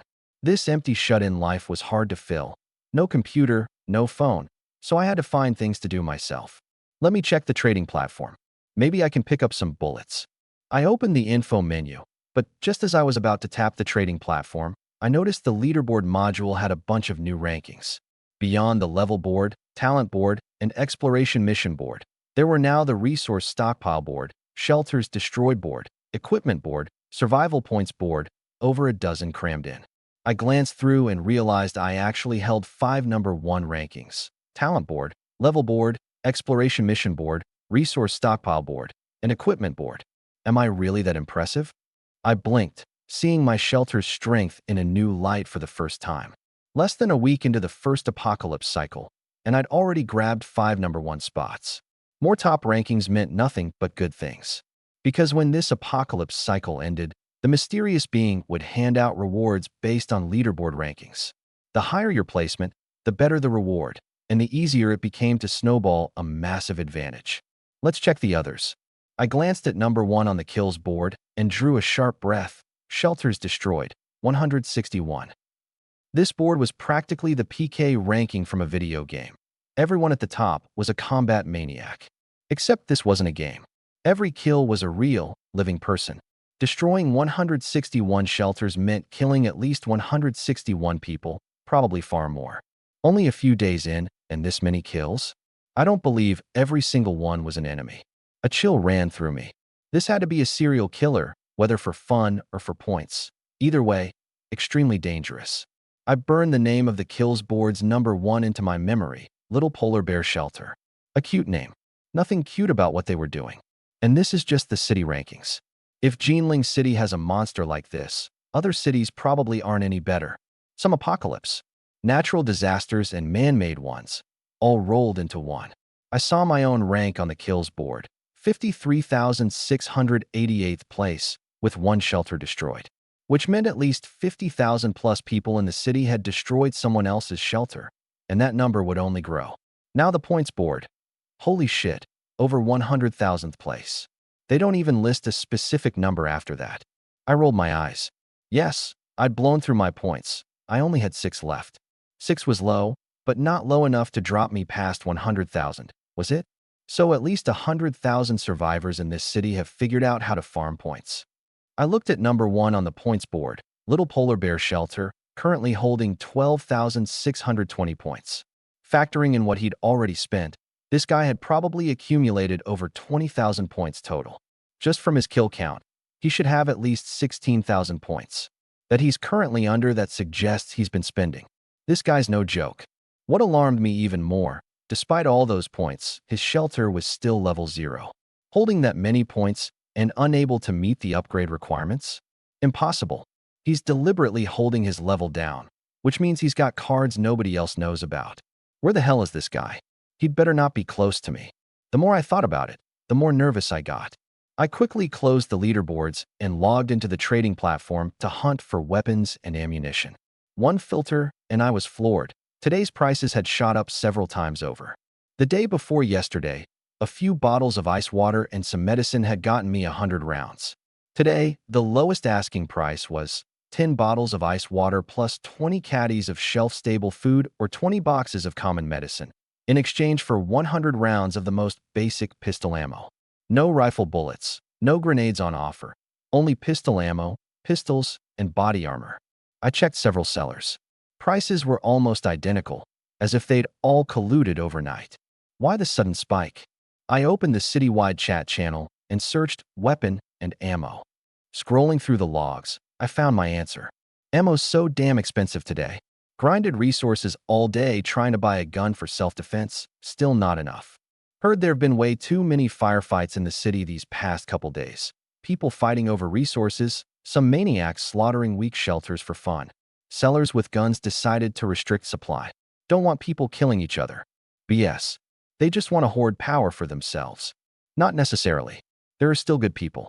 My female neighbor got rescued by some kind of rescue team yesterday. Shame their supplies are limited. Can't save everyone. Human hearts are unpredictable in the apocalypse. Honestly, I'm starting to think it's no different before or after. Used to grind money for a house. Prices kept climbing, always just short. Now I grind resources for a gun, and I'm always just short. I'm still bottom of the food chain. F asterisk asterisk asterisk. Then what was the point of the apocalypse coming at all? Turns out survivors had been grumbling since yesterday. I'd been resting after the big fight and hadn't noticed. In the first days of the apocalypse, the whole city had gotten used to using the trading platform to exchange goods. There'd even been soft-hearted Good Samaritans giving supplies away for free or selling them cheap to help people out. But it hadn't taken long for the saints to disappear and the cheap prices to vanish. Water, food, weapons, all several times more expensive. The harder currency, the survival good, the pricier. Meanwhile, toilet paper, toothbrushes, cigarettes, and other non-essentials were dirt cheap and untouched. Life or death was on the line. Who cared about quality of life? I had a headache too. My original plan had been to trade with ice water, but now the whole city considered ice water non-essential too. I could only produce 10 bottles a day, which was a drop in the bucket compared to citywide demand. Ice water had become a luxury item, and demand had cratered. Trade near expiring food for bullets. Then, I tried negotiating with sellers, only to find they were picky. Perishable food was worth half of shelf-stable stuff. Just a few days in, and everyone's already sharp. Everyone wants the better end of the deal? Fine, I'm not buying. I gave up. I had an infinite ammo rifle anyway. No urgent need for weapons. No reason to get fleeced. But I do need to buy something. I looked at the list Jiang Xiaozi had prepared of soon-to-expire food. Wasted if I didn't process it, but I couldn't finish it either. The shelter had 4 people, and the stockpile was enough to feed dozens for a week, especially given they were all women's appetites. Cigarettes, maybe? They're cheap, and I haven't smoked in days. But it felt wasteful. People were starving while I was thinking about stockpiling cigarettes for a mental fix. While I was mulling it over, a commotion broke out downstairs, the sound of a whole crowd of people. I jumped, rushed to the window, and peeked through the curtains. A group of women stood below, the original residents I'd kicked out yesterday. Lin Yu was among them, holding her rifle and reassuring them. Then she turned and opened the front door using the method Leah had taught her. Notice, Talent Unit Lin Yu on dispatch has triggered a special event and returned early to the shelter. Early return? I raised an eyebrow. New mechanic? Does that affect the exploration rewards? I wasn't entirely familiar with the dispatch system yet. Judging by Lin Yu bringing back this group of women, the dispatch missions worked like survivors going out to find resources, except talents did the work. Lin Yu pushed the door open and saluted. Chief, you're back before sundown. Something happened. Yes. She took a deep breath and reported cautiously. During the mission, I discovered a group of thugs abusing a group of innocent women not far from the shelter. As a soldier, I have a duty to protect civilians, so you drove off the thugs and brought them back. I glanced through the curtain, tone flat. You know these are the ones I threw out. I know, Chief. Lin Yu lowered her head, hesitating as she explained. I didn't mean to disobey orders. It's just, they were pitiful. I know I shouldn't let unnecessary compassion get in the way of a mission, but Miss Jiang mentioned last night that if I encountered suitable people along the way, I could bring them back. The shelter needs fresh blood. She didn't specify who. I just felt sorry for them. Chief, I'm sorry. Her voice got smaller as she went. I'll send them away right now. No need. I waved my hand and sighed. So Jiang Xiaozi really was sharp. She'd already been laying groundwork last night to expand the shelter, and she'd been certain she could convince me today. She'd also seen right through Lin Yu's personality. Lin Yu was a talent unit, but to me she was no different from a real, living person, and her background was a Chinese soldier. Ready to sacrifice, sworn to protect civilians. That was the soldier's creed. Without Jiang Xiaozi's midday speech, I'd have simply had Lin Yu drive these women off. But now things were different. Go find Jiang Xiaozi, I said, drawing the curtain shut. She'll handle it. Chief, are we going to kill them? Lin Yu asked nervously, clenching her rifle. I caught the small movement and smiled. Lin Yu, if I ordered you to kill them, would you do it? I don't know. Her eyes went wide, as though she couldn't believe the person she'd sworn loyalty to might be a tyrant. Would you pull the trigger? Military orders are absolute. I'll atone with my life. Her whole body went rigid. She couldn't accept firing on innocents. It went against every principle a soldier held. You look conflicted, I said with a smile. I'm not going to give that order. Go find Jiang Xiaozi. She'll take them in. Commander, you agreed. Lin Yu lit up with joyful surprise. Do I look like a serial killer to you? Her mouth opened. Then she shook her head hard. No, you're the greatest leader I've ever known. A man who could still extend a hand to the innocent even at his lowest point. Nothing won a Chinese soldier's heart more completely than that. Enough. I'm not that great. I've got my own calculations too. I waved her off. The shelter had a surplus of supplies. Better to feed extra hands who could work than let it go to waste. And a group of women posed less threat and fewer variables than the same number of men. Go on. Yes, Commander. Lin Yu spun around excitedly to deliver the good news. Does this count as using them? I murmured, peering down through the curtain. Then again, I can guarantee their safety. Call it mutual benefit. Which means I'm not so bad after all. The apocalypse hasn't completely changed me yet. The words had barely left my mouth when a new prompt popped up. Congratulations. Special event from an outstandingly completed dispatch mission. Talent, Lin Yu, has been deeply inspired and gained a new trait, my faith. My faith. The one she serves has strengthened her faith and her pursuit. She now has the chance to break through to a higher tier. An unexpected bonus too. I was thrilled. So satisfying a talent's spiritual needs actually gives them a path to grow stronger? Jackpot. Lin Yu was the shelter's only military asset, and of course I wanted her as strong as possible. She's C-rank now. Another step, and she could break through to B-rank? Can't wait to see it. Just wonder when this trait kicks in. Outside the building, among the dozen or so women, a girl in her early 20s spoke up timidly. Sisterly. Will he let us come home? Her face was ghostly pale. There were livid strangle marks on her neck, and her clothes were torn to rags. Even in the searing heat, she kept tugging desperately at the fabric, trying to cover more of her body. She was so terrified she felt cold in the sweltering air. He should? I don't know. A weary woman around 40 pulled the girl into her arms and comforted her gently. Don't be afraid. That young man doesn't seem like a bad person. He drove off Li and his bastards. That alone makes him our savior. Whether he lets us in or not, at least he didn't hurt us. Poor little Wong. If she were still alive. Sister Li's face darkened. The girl in her arms had started sobbing, and deep resentment surfaced in the eyes of the other women around them. If he won't let us in, where can we go? Someone whispered in despair. I don't know. Maybe we really will die. They'd tried. Since being driven out yesterday, the world outside had offered nothing but scorching heat and predators. Countless eyes watching this cluster of women from the dark. Huddled together for a single night in a subway station, they'd already lost 3. 3 women had vanished without a trace, and no one knew what had happened to them. The rest didn't dare stay. But by day, stepping out into the heat left them faint and delirious with nowhere to go.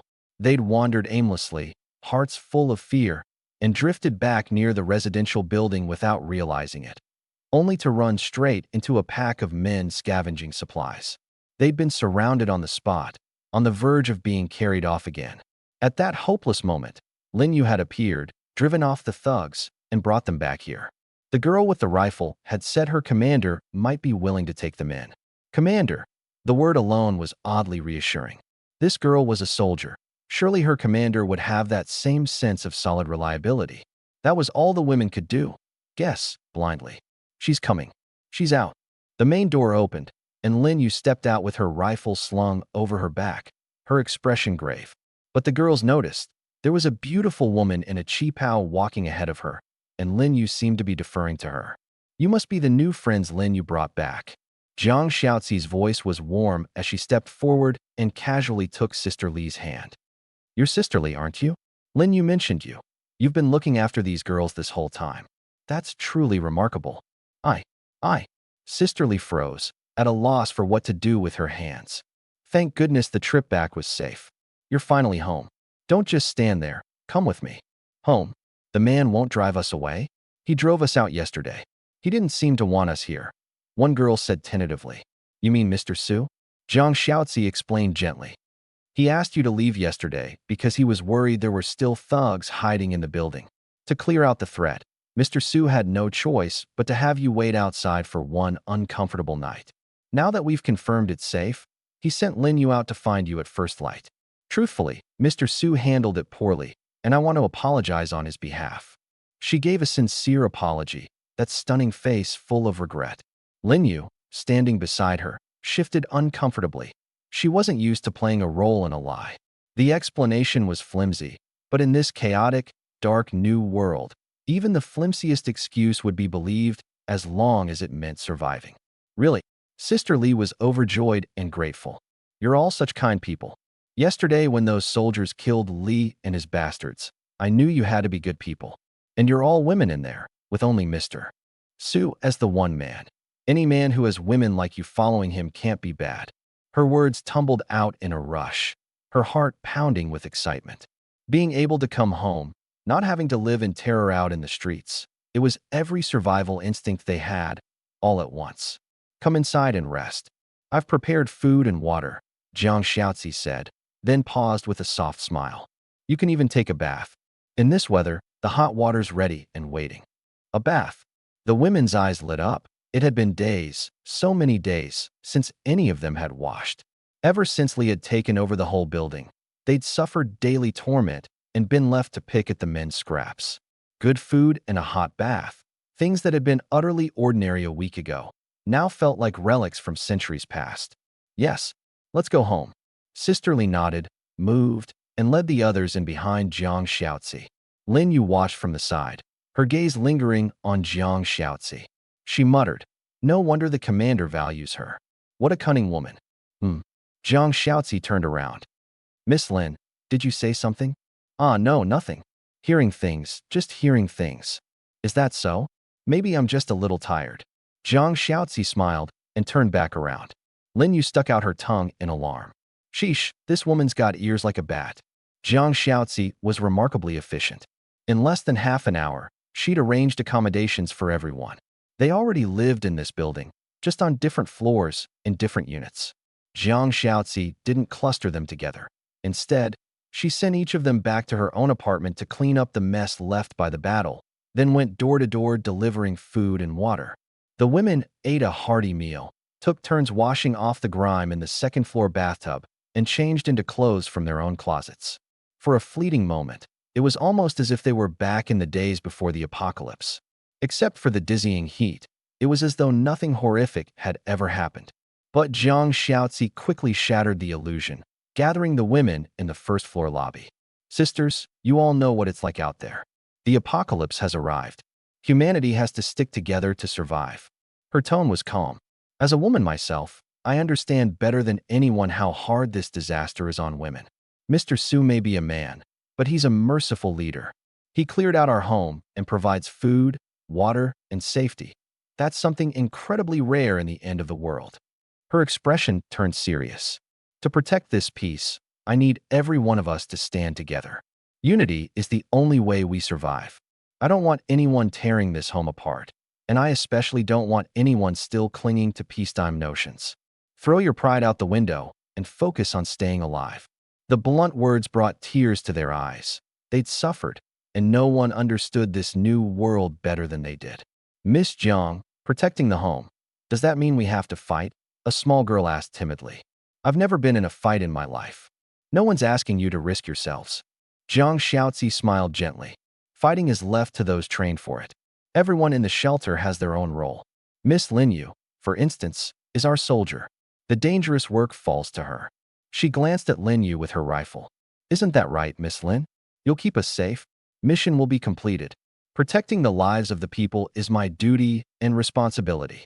Lin Yu snapped to attention, and her near-shouted declaration flooded every woman there with a warm, solid sense of safety. So you don't have to fight. Jiang Xiaozi turned back to the group. But the shelter has no room for idle hands.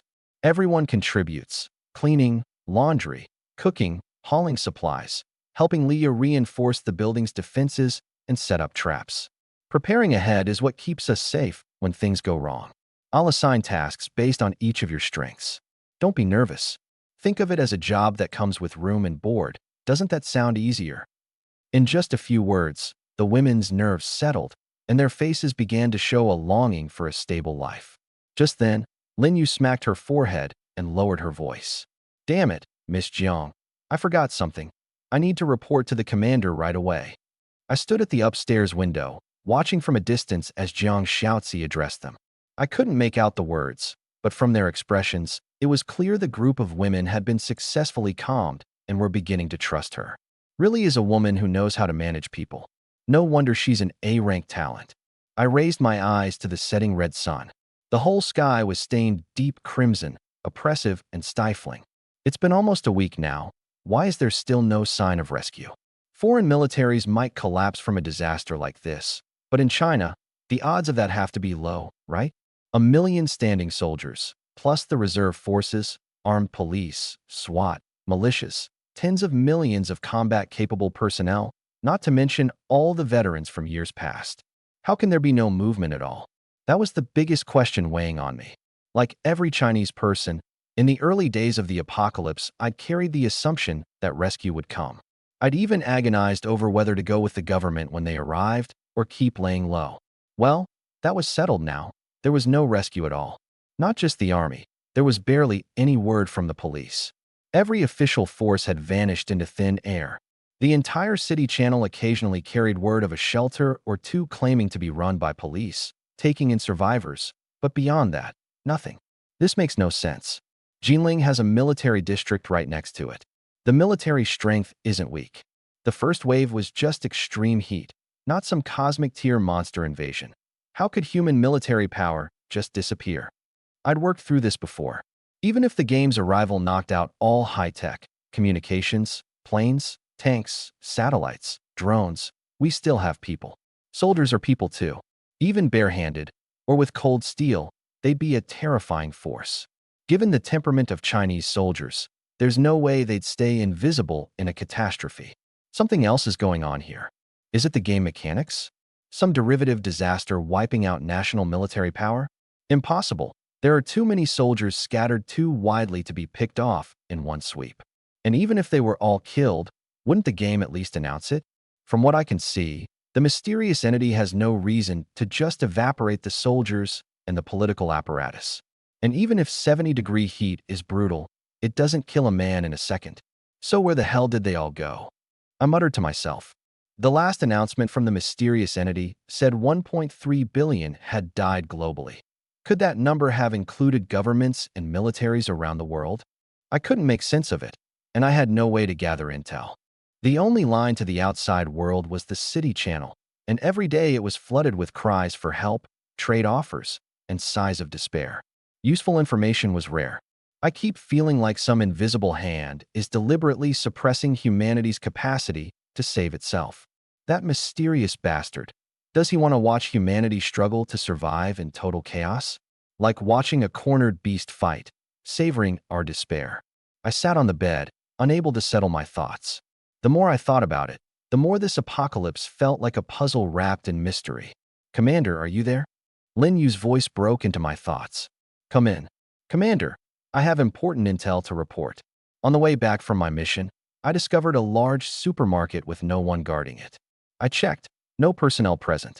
Some supplies have been hauled away, but a large amount is still there. I couldn't carry much on my own, so I'm asking for orders. Should we focus our collection efforts there next? An empty large-scale supermarket? I rubbed my chin. You sure it's not a trap? The streets are full of starving people risking heatstroke to scavenge food. And there's a supermarket sitting untouched? If it had been spotted, it should have been picked clean by now. It shouldn't be a trap. I checked. Lin Yu's tone was serious, but there were signs of a fight, corpses and blood inside. Time of death within the last 2 days. From the scene, it looks like someone attacked and killed the owner and the original occupants, hauled off some supplies, and left.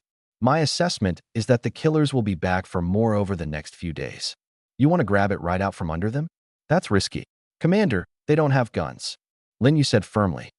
The murder weapons were all bladed, 90% commercial tools, no military-grade gear.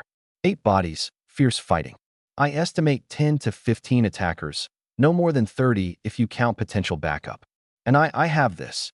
She patted the rifle on her back, full of confidence. 1 soldier against 30, 1 rifle was enough. This, all right. I marveled. Lin Yu really was the archetype of a Chinese soldier.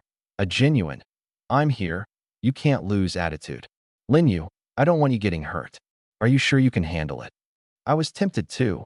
We'd just taken in a group of new people, and we needed to stock up on more supplies. Jiang Xiaozi could turn these women into competent residents, but only if I could keep them fed.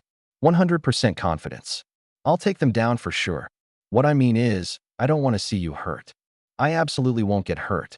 A bunch of thugs without proper equipment aren't even worthy of laying eyes on me. Damn, listen to that swagger. A queen of soldiers. I laughed. She did have the skills to back it up. I'd seen it with my own eyes. Fine, I approve. You draw up the combat plan yourself. I'm no expert. My advice, get some tactical input from Jiang Xiaozi. She's sharp, and let Li Yin know so she can make more useful gear.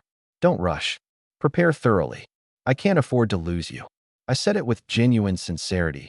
It had nothing to do with romance. She was simply too important. Guaranteed victorious return. Lin Yu saluted and left. She immediately found Li Ye and Jiang Xiaozi, and the three women huddled together for over an hour, hashing out battle tactics and hauling plans before splitting off to their tasks. At 8 p.m., I watched from the window as Lin Yu led Jiang Xiaozi and 12 women out in an imposing procession. Hell, they'd emptied the place. Everyone except Li Ye and me had gone. Each of them carried a crude steel spear and wooden shield Li Ye had thrown together, which gave them at least some fighting ability. Didn't I tell her not to rush this? It's already night. Are they planning a night raid? I felt uneasy. What a reckless group of women. At 8 p.m., Jiang Xiaozi walked down the street leading the girls. Between the flashlights and Li Ye's torches, lighting wasn't an issue. The worst part was still the heat. The girls were bundled in layer after layer of clothing, even wearing masks over their faces. At first glance, they looked dressed for winter. A few even wore down jackets. This was Li Ye's method of beating the heat. Multiple layers of clothing created insulating air pockets, with moisture-wicking layers inside and thick heat-blocking layers outside. Even drenched in sweat, it beat exposing their skin to 70-degree heat. Even so, everyone's head was spinning. Just hold on a little longer. Jiang Xiaozi passed each of them a small sip of ice water to cool off. Sisters, we can't rely on men right now. We've got to stick together on our own. Once this haul is done, I'll suggest to Mr. Su that we allocate more daily necessities. And this trip isn't just about food, sanitary pads, heat-shielding supplies. Those are essentials too. The girl's eyes brightened. Jiang Xiaozi wasn't lying. After days of extreme heat, everything but canned goods had spoiled. Rather than pick through rot for scraps, it made more sense to load up on essentials for the long haul. We're just here to carry things, right? One girl asked hesitantly, eyeing the steel spears and shields. It feels like we're going to war. They're just for self-defense. The real fighting won't involve you. Jiang Xiaozi reassured her, walking at the front. Before long, they arrived at the large shopping complex 6 blocks away, a 7-story department store. The front doors were shattered, the entrance a mess, dried bloodstains streaking the walls. Inside, it was completely deserted. Jiang Xiaozi led the nervous women in and headed straight for the basement supermarket to begin hauling. At first, everyone was jumpy, afraid thugs would leap out at them, but they were quickly drawn in by the sheer abundance of supplies and got to work. The more they brought back, the less survival pressure they'd face. No one dared slack off. Jiang Xiaozi coordinated the operation, having them stage the supplies outside the building and consolidating them before transporting the lot together. Heavy and bulky items at the bottom of the carts. Hitch several carts together so one person can pull a chain of them. Is there a delivery depot nearby? Send 2 people to grab the hand trucks. Great for hauling supplies. She directed calmly, then glanced at the chaos of the street and sighed. The apocalypse had struck too suddenly. Everyone had been sent back to their shelters at the same instant, leaving the streets clogged with pileups of crashed cars. Even if Leah broke into a delivery truck, there'd be no driving it anywhere. You'll all just have to make multiple trips. A complex this big can't be cleared out in one night. She raised her eyes and looked into the deep darkness around them. Her sixth sense told her she was being watched. The women moved among the torches and flashlights, glowing bright as fireflies in the dark. Deep in the shadows, greedy eyes seemed to be watching. The bait said, "Why haven't the prey shown themselves yet?" Jiang Xiaozi arched a brow. She had made herself the bait to give Lin Yu the best possible sniping conditions. To accommodate Lin Yu's line of sight, she deliberately staged the gathering spot at the open entrance of the complex and planted extra torches around the perimeter. This was the only light in the darkness. It was guaranteed to draw predators in. "Boss, there's firelight over there," whispered voices carried from behind an abandoned car at the far end of the dark street. "Keep the flashlights low, don't get spotted." "Is little Lin back yet? What's the situation?" "He's back, Big Brother Lou. They're all women over there. No men." "Oh." Bald Big Brother Lou crouched behind the car and chuckled meaningfully. "A whole flock of huddled lambs. Looks like tonight we're feasting." "Bro, don't get careless." A bespectacled young man beside him lowered his voice. "In times like these, anything can happen. Even seasoned hands slip up in shallow waters. Let's watch a little longer." "Little Brother Lou's right." The others chimed in. The bespectacled young man clearly commanded a lot of respect. They waited patiently for another hour, watching as the women hauled more and more supplies out of the supermarket, piling shopping cart after shopping cart high. "Big Brother Lou, that's about it. These ladies are about to leave. Any longer, and the roast duck flies right off our plate." The men were losing patience, voices thick with anticipation. "What do you think, little brother?" Big Brother Lou asked. Little Brother Lou stroked his chin. "Where did this group of women come from?" "I've been going over the intel. There was a firefight in the residential block nearby not long ago, grenades too. Afterward, people saw a group of women being driven out. I suspect these are them. They probably don't have many allies left. Yes, they're armed, but women are women. In a real fight, they can't hold their own. We can take them, but it has to be fast. There are people in the next few blocks eyeing this shopping complex too. If we're slow, someone else swoops in first." Little Brother Lou's got it right. "Fast and clean," the men agreed. "Divide up, 10 men per group, flank left and right. Little Brother, you take 2 and circle around to block the back exit. We move in 10 minutes. "Yes, big bro." The young man slipped off with 2 others, creeping around toward the rear entrance. Big Brother Lou still had 20-odd men with him. After another 10 minutes or so, he waved a hand quietly. "Boys, move in. Grab the women. Grab the supplies."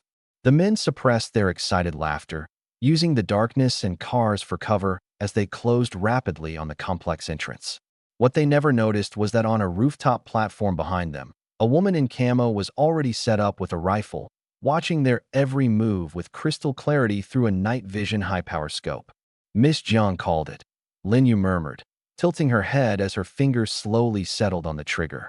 "The prey has taken the bait." "Hey there, ladies." A man's leering voice drifted out of the darkness. The girl closest to the edge jumped. "Ah, who's there?" She spun around to see over 20 men closing in from both sides, armed with fire axes, rebar, and cleavers. "Sister Jiang. Sister Jiang." The girl went pale as a sheet and screamed as she ran back. The women hauling supplies looked up, faces changing. They were surrounded. "Don't panic. Don't be afraid." Jiang Xiaozi raised her voice just a touch, her tone still calm. "Deep breaths. Remember what I taught you." Hearing her voice gave the women an anchor. They ran to her side, and some remembered their instructions before leaving. They grabbed the steel spears and shields off the ground and turned trembling toward the men. "Oh, you want to fight?" "A women's brigade." The men roared with laughter, not the slightest bit intimidated by these women who couldn't even hold their weapons steady. Their greedy eyes fell mostly on Jiang Xiaozi. Her beauty was breathtaking, far beyond any star from the peacetime era. "Gentlemen, out this late looking for supplies?" Jiang Xiaozi brushed back a wind-tousled lock of hair and spoke coolly. "The complex is huge. We've taken some, but we won't fight you for the rest." Not a trace of fear in her voice. "Looking for supplies?" Big Brother Lou chuckled. "Right. But this shopping complex is the White Bear Gang's territory. You've taken our stuff. Hand it over, and we'll be expecting compensation." "Big Brother Lou, how should they compensate us?" "How else? With their bodies." "Ha ha ha." The men laughed openly, making no attempt to hide it. Fear and despair welled up in the eyes of the women around Jiang Xiaozi. It was as though they were back in those pitch-black days in the residential building. "The shopping complex is your territory?" Jiang Xiaozi glanced at the dim signage and gave a helpless smile. "Well, seems there's nothing to negotiate." "Negotiate what?"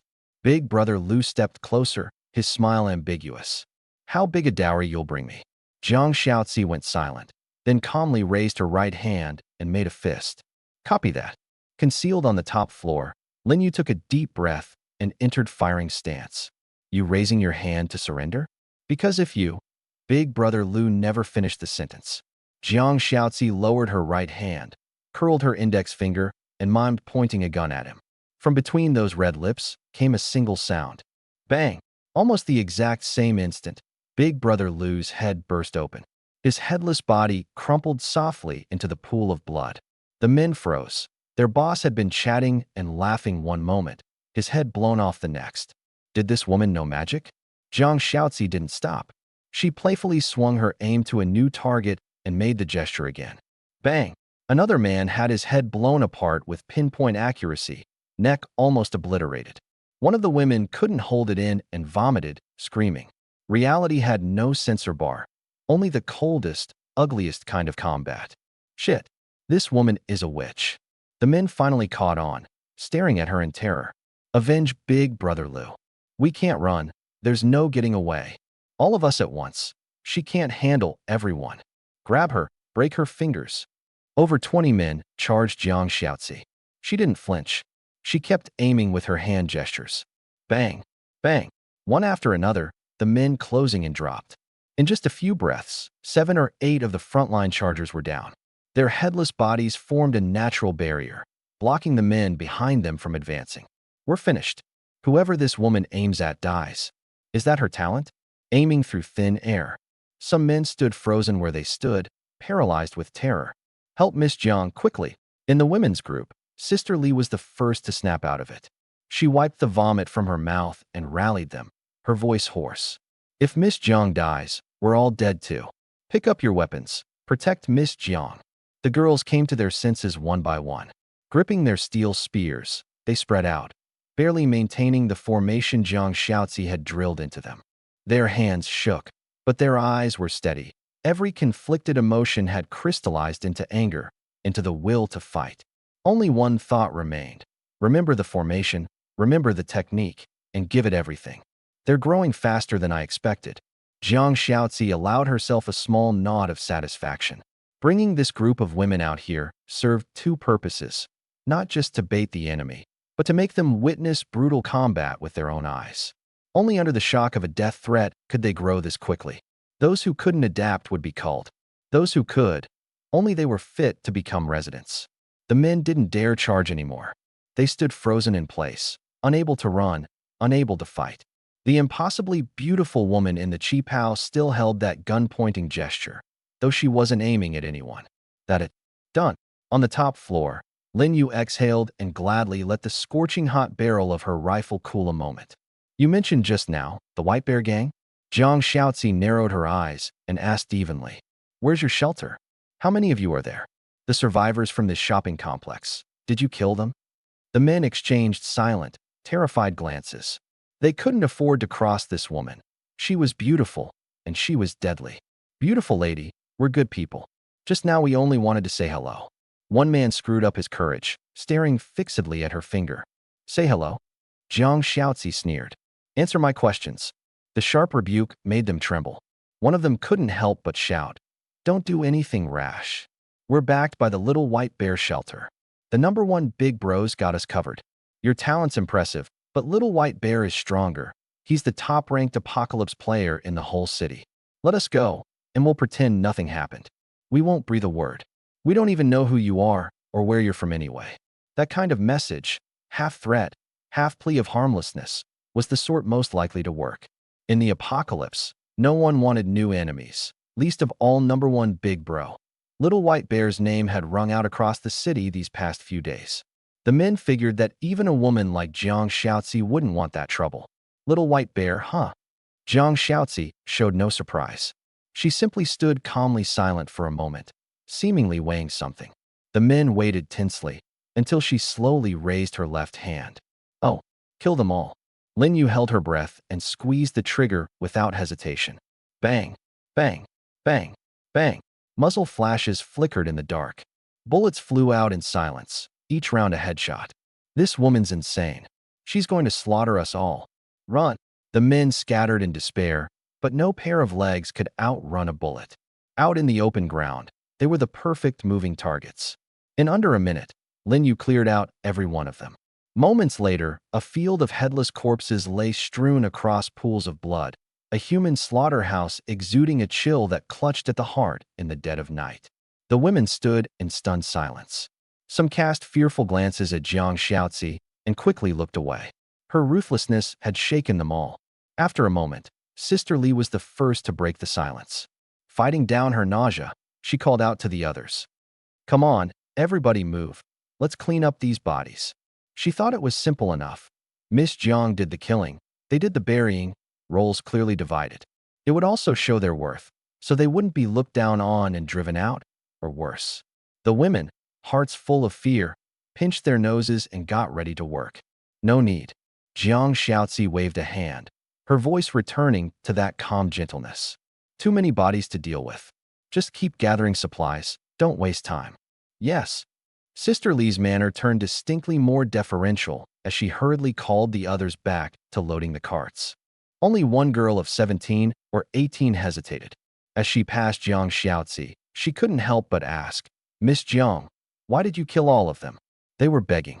She hadn't shed the mindset of the peacetime era yet. "Aya, you foolish girl, get back to work." Sister Li stomped her foot in alarm, terrified Jiang Xiaozi would fly into a rage and kill her. But Jiang Xiaozi only smiled. "I remember you. Your name's Xiaoyan, 18, first-year student at Jinling University." Jiang Xiaozi's smile faded. Her voice went flat. "Your little sister was 15 this year. She died in that building. I saw her body. She died horribly. She was the only one I buried with my own hands." Xiaoyan trembled all over, her eyes filling with tears. "Don't cry. Look at me." Jiang Xiaozi's voice rose sharply. "If you'd had a little more courage back then, if you'd dared to fight back with your life, your sister wouldn't have died like that. You wouldn't fight for her? Then go fight now. Getting killed by them would still be better than what happened to her. Even your sister's death didn't wake you up to the times we live in. What right do you have to question me?" Jiang Xiaozi pressed in until they were almost face to face. "Either find a man and kneel to beg for peace, or pick up a weapon and fight to the death against anyone who tries to violate you. Xiaoyan, which will it be?" I don't know." Tears streamed down Xiaoyan's face. She'd been backed into silence.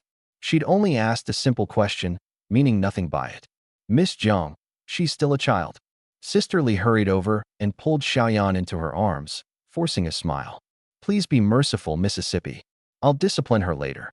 She smacked Xiaoyan's arm hard as she spoke. "It's fine. I'm not upset," Jiang Xiaozi said coolly. "Let her cry. This may be the last chance she has to cry." Sister Li's eyes went wide. Was she going to kill Xiaoyan over one comment? Jiang Xiaozi turned and walked a few steps away, then looked back at Xiaoyan. "You asked me why I killed them all. Mr. Su has mentioned the Little White Bear Shelter. It's home to the biggest killer in the city. Think about it. Would a monster like that let a group of women go? We've already been spotted. If we don't silence the witnesses, they'll come knocking. Xiaoyan, you can have a kind heart. But next time you feel like being kind, ask yourself whether your kindness might get us killed." She arched a brow and swept her eyes over the group. "Back to work." "Yes." Understanding dawned on the women. Miss Jiang wasn't killing indiscriminately. She was protecting them. Though that bit about delicate women. Honestly, no one there thought she was the slightest bit delicate. She was more of a killer than the fabled killer himself. Xiaoyan quietly wiped her tears, shouldered her steel spear, and went back to hauling. This time she carried more, gritting her teeth until her face flushed red, as though trying to haul back her sister's share too. The remaining hours passed without further incident. At 2 a.m., the group set off home with their carts loaded to the brim. At 4 a.m., I was woken by the chattering laughter of the women downstairs. Since my talent had leveled up, I had a 1-hour daily exemption for going outside without affecting my rewards, so I didn't need to worry about that. I headed down to take a look. The lobby was piled high with shopping carts full of every kind of supply. The women, torches and flashlights in hand, sorted through everything amid cheerful chatter, their laughter full of the joy of a good haul. That was hope, alive enough that even the searing heat couldn't kill it. The hope of surviving. Lin Yu stood watch against a wall, rifle in her arms, sweeping her eyes around alertly. Some instinct made her look up toward the stairs, and she spotted me. Snap! She immediately came to attention and saluted. Commander. The commotion died instantly. Countless eyes followed her salute to me. I walked down expressionless, not out of any calculated coolness, just inexperience. Keeping a straight face was the only way not to betray my nerves. Quick, quick, everyone up. The women rose and lined up in formation behind Linyu. Sisterly lowered her head and called out, "Commander." The others followed one by one. "Commander." Their voices weren't perfectly synchronized, but they carried both awe and curiosity. A bolder girl stole a careful glance at me by the torchlight. Young, clean features, pale as a scholar. Nothing like the pot-bellied commander of rumor. My approachable face won me quick goodwill. Even with a stern expression, I lacked real gravitas, and instead seemed easy to draw close to.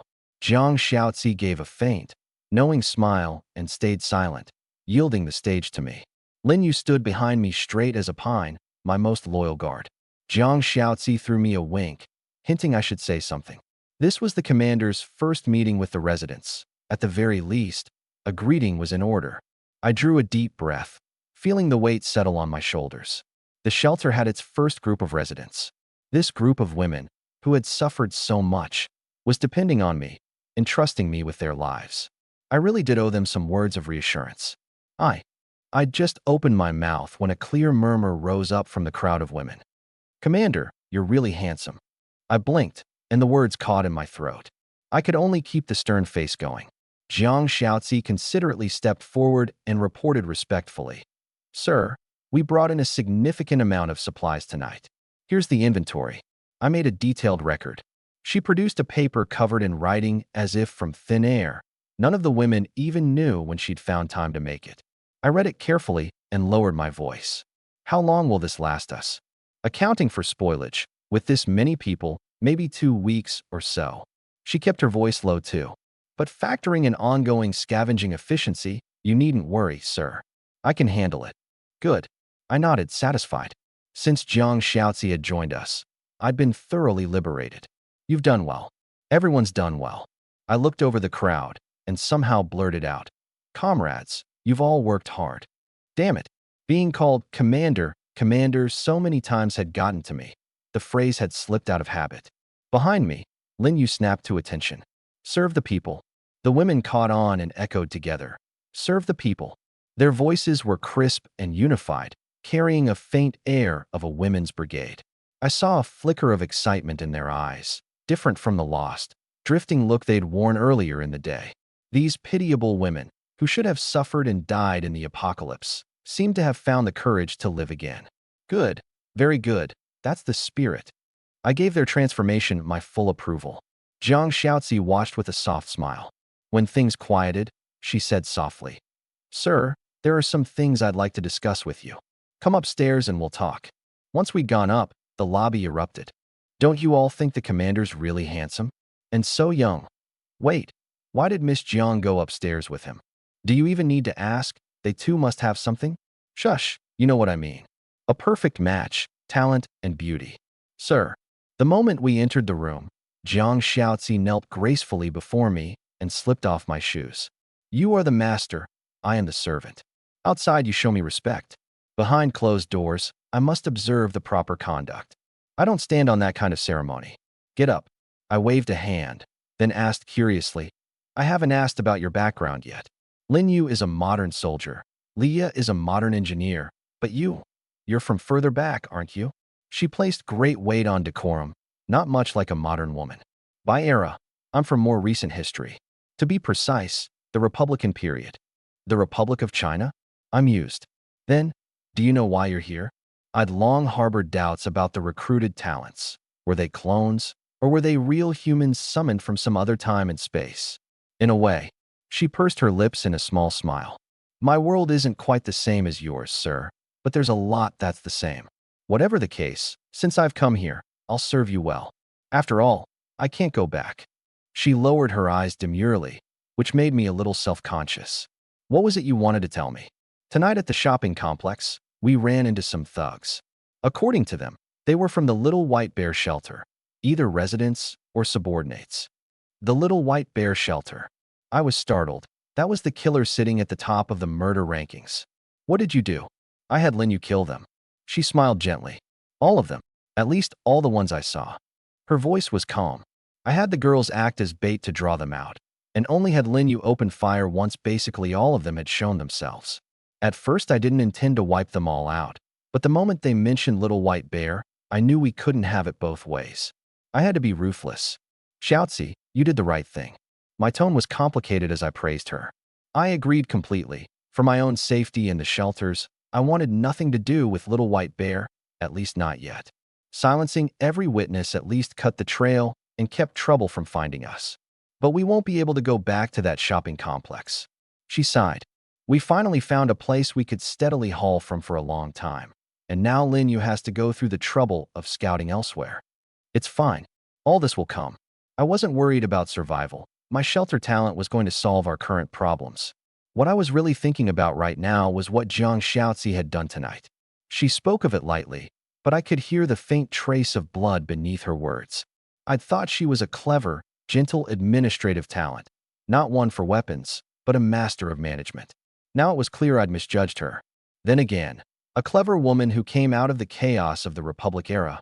Of course her methods would be ruthless. Sir, will you despise me? She lowered her head and gently kneaded my calf. Why would you say that? I made Lin Yu kill so many people. Men don't like women like that, do they? You did it to protect yourself and to protect me. How could I think badly of it? I placed my hand on her hair and stroked lightly. Rest easy. I won't cast you aside. You're my most important partner. I felt her body give a small tremor, and then she nodded. Sir, it's very late. Are you going to rest a little more? Yeah. I didn't sleep well last night. I need to catch up. I'd been worried about her and Lin Yu's safety last night and hadn't slept soundly. Even though dawn was breaking, that wasn't going to stop me from getting more sleep. The 3 women in the shelter were so capable I didn't have to worry about any of the little things. All I had to do was stay in the shelter, eat, drink, be merry, and wait for the rewards to come in. Xiaozi, I'm going to get some sleep. Wake me at noon. I've got something important to do every day at noon. I will, sir. Good. So you wait, huh? Xiaozi, why are you taking off your clothes? Why are you getting into bed? I jerked in surprise and edged toward the far side of the bed. You're tired too? I'll give you the bed. Jiang Xiaozi had a red inner garment on underneath, and she kept her head firmly lowered to hide her flushed cheeks. Her voice was quiet but steady. Sir, I think we could sleep together. It would be better that way. Xiaozi, you've got the wrong idea. I'm not that kind of man. I waved a hand firmly. You're beautiful, but we've only known each other a little while. I understand your loyalty and reliance on me, but I won't take advantage of that to force anything. You don't need to do this. Sir, you're wrong. She lifted her head, her flushed face showing a pair of confused eyes. It's you keeping me company as I sleep. Huh? Me keeping you company? I was thrown. Me keeping you. You keeping me. Was there a difference? In the silence, she lowered her head again, and her voice went soft. Sir, I'm sorry. I overstepped. She bent to pick up her chi pao, her mood deflated, but not like she was hurt by rejection. More like a child with no home to go to, wandering lost in the dark. I watched her in silence, then called out, Wait. Come sleep. Sir, you agreed? She smiled happily, then turned and folded her chi pao neatly on the nightstand. Her utterly unguarded trust in me made me instinctively serious. Yeah, but we're just sleeping, right? Sir, you don't intend to have me? I think you may not actually want to. I can want to. When the day comes you can drop the word can, then we'll talk. I shrugged. Right now, maybe all you need is a bed you can rest peacefully in, not me, the man. Or, more likely still, all you need is a sense of belonging, of home. You came from another world, a woman who's drifted from one age of chaos into another. A wanderer clings to a warm harbor and pays for it with things she wouldn't otherwise give. Sir, she lay down beside me with a smile and pulled the blanket over me. Has anyone ever told you? You really are a good person. In my era, good person isn't exactly a compliment. Sir, I meant a good man. I slept soundly through the night. No storms, no waves, just quiet, wandering thoughts and the gradual rise of my own snoring. Honestly, with a stunning beauty lying beside me, her skin cool against mine, I couldn't tell if it was the AC or the touch of her body. I was hardly a virgin, and yet tonight I felt a faint, rare tension. Sir? Sir? When Jiang Xiaozi's voice returned, I opened my eyes to find the red sun already high. What time is it? I sat up. She had changed into another red chi pao and was setting out an abundant spread on the table. 11:30. You still have time to have lunch, sir. She came over to help me dress. I felt awkward. I was a new generation homebody. When had I ever experienced this kind of Lord of the Manor treatment? You have to let me do something. Otherwise, I don't feel like I'm actually important to you. She'd caught the unease on my face, and her voice went quiet. Fine, fine. I gave in and just let her have her way. After washing up, I asked between bites, what's on the schedule today? Rest, refit, and cleaning. She served me a piece of food. We only just took over this building recently. Rooms need to be organized, supplies need to be distributed. With over a dozen people now, we need a proper set of management protocols. So no outdoor tasks today. Even Lin Yu is staying in. We killed so many people last night that someone in the area is bound to be searching for us. Might as well take the chance to get our house in order. Well thought out. For ease of management, I've designated everything above the 6th floor as a restricted zone. No non-talents allowed upstairs. She continued, that way those women won't come into contact with you, sir, and any future recruits won't be able to see you either. It'll greatly ensure your safety. Of course, if you'd like, sir, at any time you can just tell me and I can pick a few reliable, pretty women and bring them up. Bring them up for what? I blinked, then hurriedly waved my hand. Never mind that. I'm not some lecher. We're all here together to survive. There's no need to treat me like a feudal lord. Yes, sir. She pursed her lips in a satisfied smile. I was a traditional Chinese man. My creed. When poor, tend to yourself. When able, tend to the world. If you don't have the ability, just make sure you live well. If you have the ability, don't mind lending a hand to those in need. China had made it this far on that plain, sturdy philosophy of survival. Since there's nothing today, let everyone have a good rest. Tell them not to worry too much about the future. Live steady, and I'll give them the kind of life my resources allow. But also let them know, this place doesn't feed ingrates. Recognize what era we're in now. Don't cause trouble, or it'll be too late to regret it. Yes, sir. I'll establish clear rules. Xiaozi, you really are excellent. Keep it up. Leadership's got its eye on you. I patted her shoulder. She smiled softly, cleared away the dishes, and left. Even with no scavenging today, she had plenty to do. Since we'd recruited Jiang Xiaozi, she'd been the busiest person in the shelter. I'd handed most affairs over to her. I trusted her management skills far more than my own. With the talent's complete loyalty as a given, she was effectively second only to me. And me? My days grew easier and easier. Sleeping with a beauty in my arms at night, opening my eyes to hot food, someone to attend to my every need, only ever needing to give orders. So this is what they mean by clothes handed to you and food delivered to your mouth. I sighed and stretched out on the recliner by the window, half closing my eyes. With the ice generating system expanded, the room's temperature was held at 28 degrees, cool enough that I actually felt an urge to go sunbathe. Outside, people were fighting for their lives in 70-degree heat, dying every day of dehydration and heat stroke. Only a freak like me in the apocalypse would want to catch some rays. Half drowsing, I noticed something flashing in front of me. I opened my eyes. A new talent reward had been issued. Talent reward triggered. Acquired C-rank shelter room, crop cultivation facility, can be deployed directly. A yellow blueprint appeared in my hand. Crop cultivation facility, C-rank room, occupies 2 room slots. Upon deployment, automatically generates a fully equipped cultivation environment. 3 types of crops available for planting. A cultivation room. I was stunned. This meant I'd never worry about food again. First an infinite ice water freezer, and now an entire farm room. Did I even need to go out and scavenge anymore? I could hole up here to the death, food and water guaranteed. Deploy it now. I entered construction mode. The 6th floor actually had space for 4 rooms. Aside from the master bedroom and the research room, there were 2 empty rooms. I'd been keeping them vacant because I hadn't had the points to deploy anything. But today's blueprint didn't require any points or resources. It could be deployed directly. Deployment successful. A flash of gold light spilled through the crack in the iron door. I ran out and pushed open the neighboring door, and there was a farm inside. The room had transformed completely. Gone were the toilet, living room, and bedroom. In their place was a flat, level greenhouse, complete with climate control, ventilation, lighting, and full-spectrum sunlight equipment. Only the crops were missing. Please select your crops. Below the prompt were about 20 options: common grains, vegetables, and fruits. On a whim, I picked rice, sweet potato, and orange.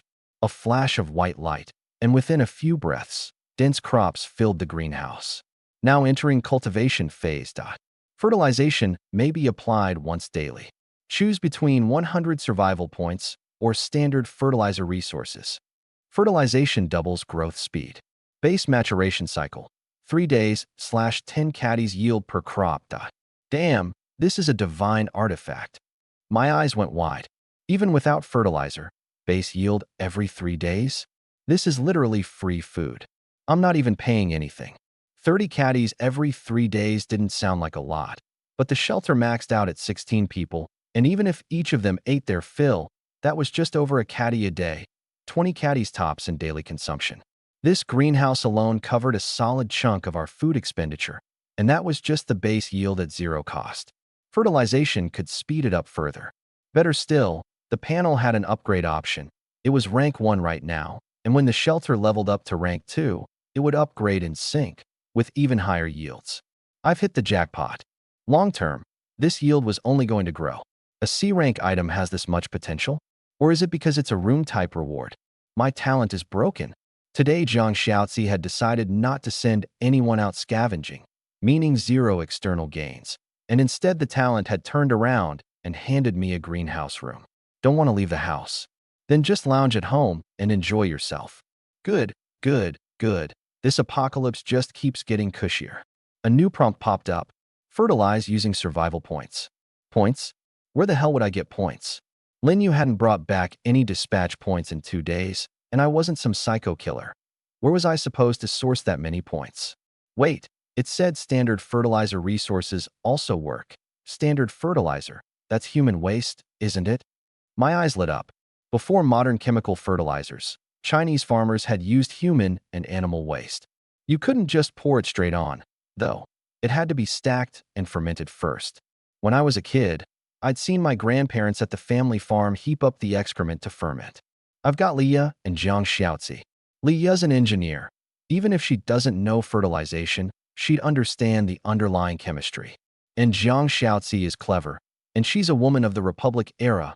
Of course she knows how to farm. And even if neither of them knew, we could just experiment a few times to figure it out. I went and found Zhang Xiaozi and told her about the fertilization issue. What a marvelous room. She smiled thoughtfully.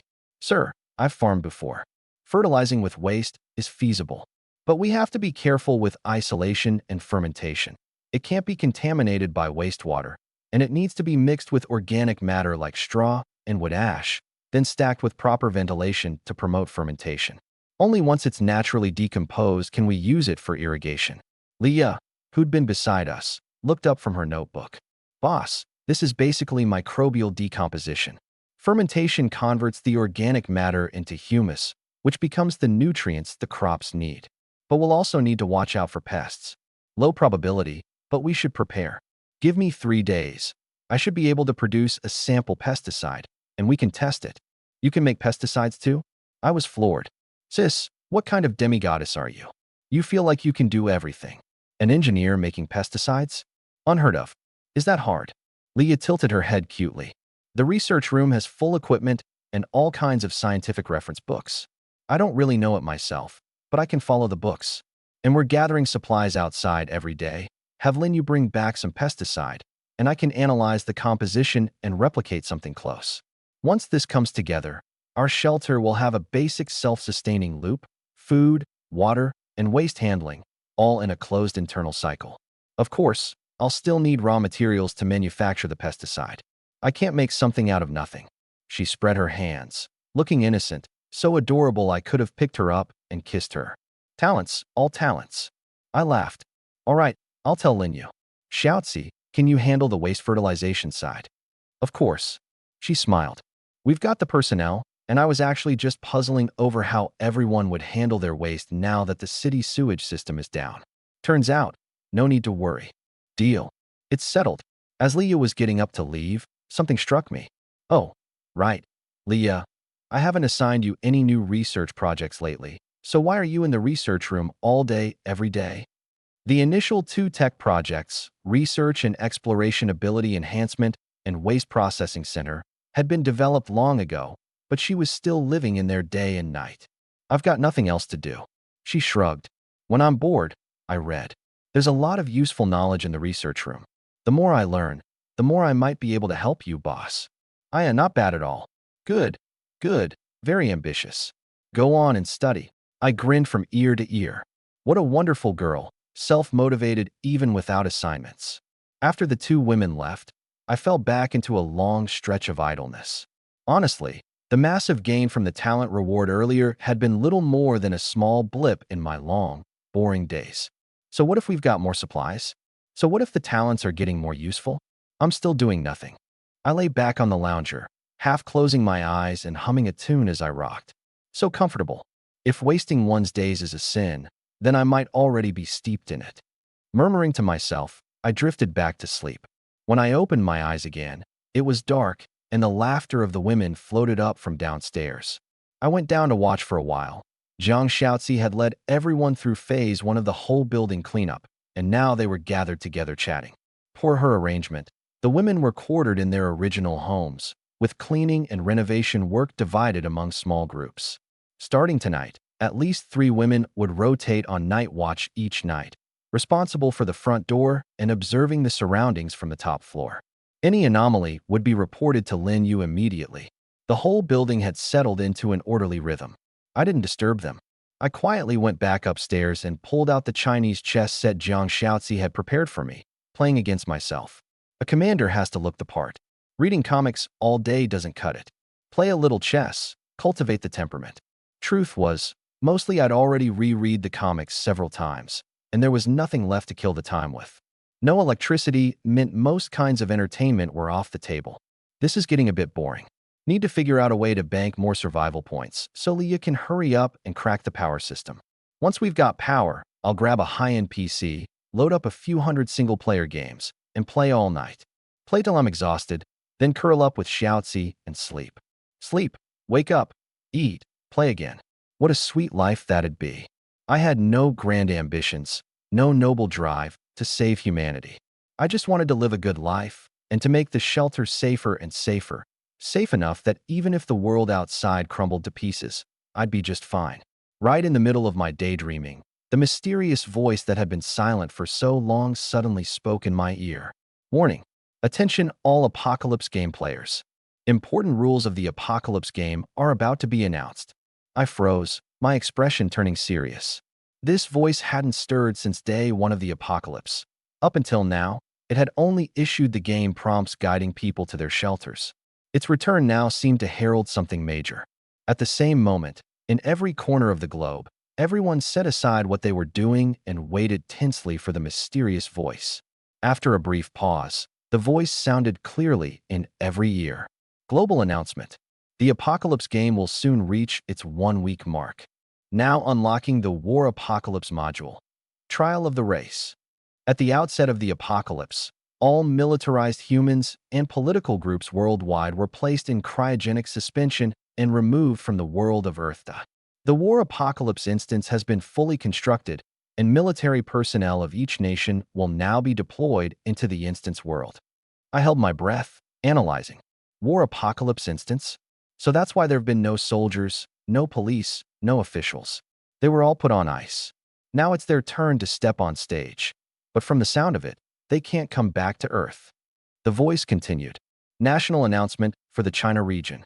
In 1 hour, the nationwide Apocalypse online vote will open. Vote content. Determine the difficulty of the war instance your nation's military personnel will face. The higher the difficulty, the richer the rewards for voters upon victory. Once voting ends, voters will immediately receive random survival supplies. Only 1 apocalyptic war occurs per month. If your nation loses a war, 1/10 of the national population will be erased at random, and your nation will receive a massive strengthening bonus for the next war. If your nation loses and refuses the erasure, it will receive a massive weakening penalty for the next war. Before the war, humans within the instance world may send messages of up to 10 characters to their nation to guide the vote. Notice: 1. Life comes only once. Choose wisely. 2. An unfavorable turn in the war will still trigger derivative disasters within your nation's territory. 3. The two worlds do not connect. If your soldiers are wiped out inside the instance, they merely lose eligibility for the next war. Earth's survivors will not be erased, and vice versa. 4. During the war, survivors may observe the battle. 5. Soldiers may observe the survivor count and situation of their home nation on Earth. Each time they win a small-scale victory, they may choose take or give. Take. Forcibly extract supplies and items from your nation's survivors. Give. Forcibly bestow supplies and items upon your nation's survivors. Before the first war, each side may perform one additional operation. A 1-hour buffer begins now. Live for yourselves, or let them live. I look forward to your choice. The voice fell silent. I sat frozen, unable to speak for a long time. I understood now. The apocalypse game was, at its core, a cruel game being played on humanity. Every militarized human on the globe was sent into another apocalypse instance to experience apocalyptic warfare. The non-military lived through disaster after disaster on Earth. Deaths on both sides were real deaths. If that were all, it would just be two different survival environments. But the cruel part was, this bastard wanted to toy with human hearts. Two different worlds, yet each one intimately affecting the other. Earth survivors could vote on the difficulty of the war soldiers faced. Want to be comfortable, get supplies right now? Then send the soldiers into the highest difficulty. And in the instance, once the soldiers had fought and died to win, if they wanted to survive the next round, they'd have to strip supplies from their own civilians to strengthen themselves. Of course, you could always choose not to pressure the other side, as long as you could hold up under ever-mounting survival strain. So this is the real face of the apocalypse game. My palm trembled slightly. No one holds their own fate, because both sides shape the other. This isn't just a test of external environment. It's an interrogation of every single human heart on the planet. Only now did I finally understand.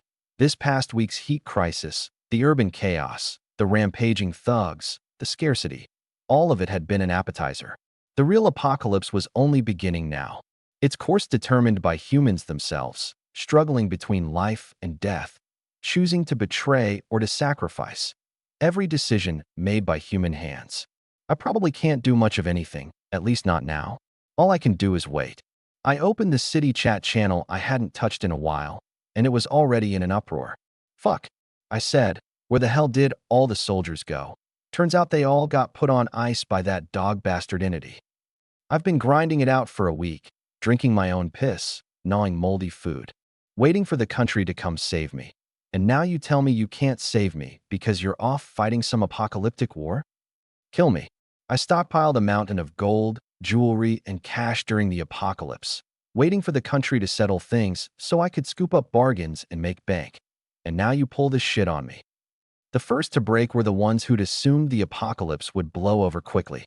You couldn't really blame their naivety, given China's national reality. What apocalypse?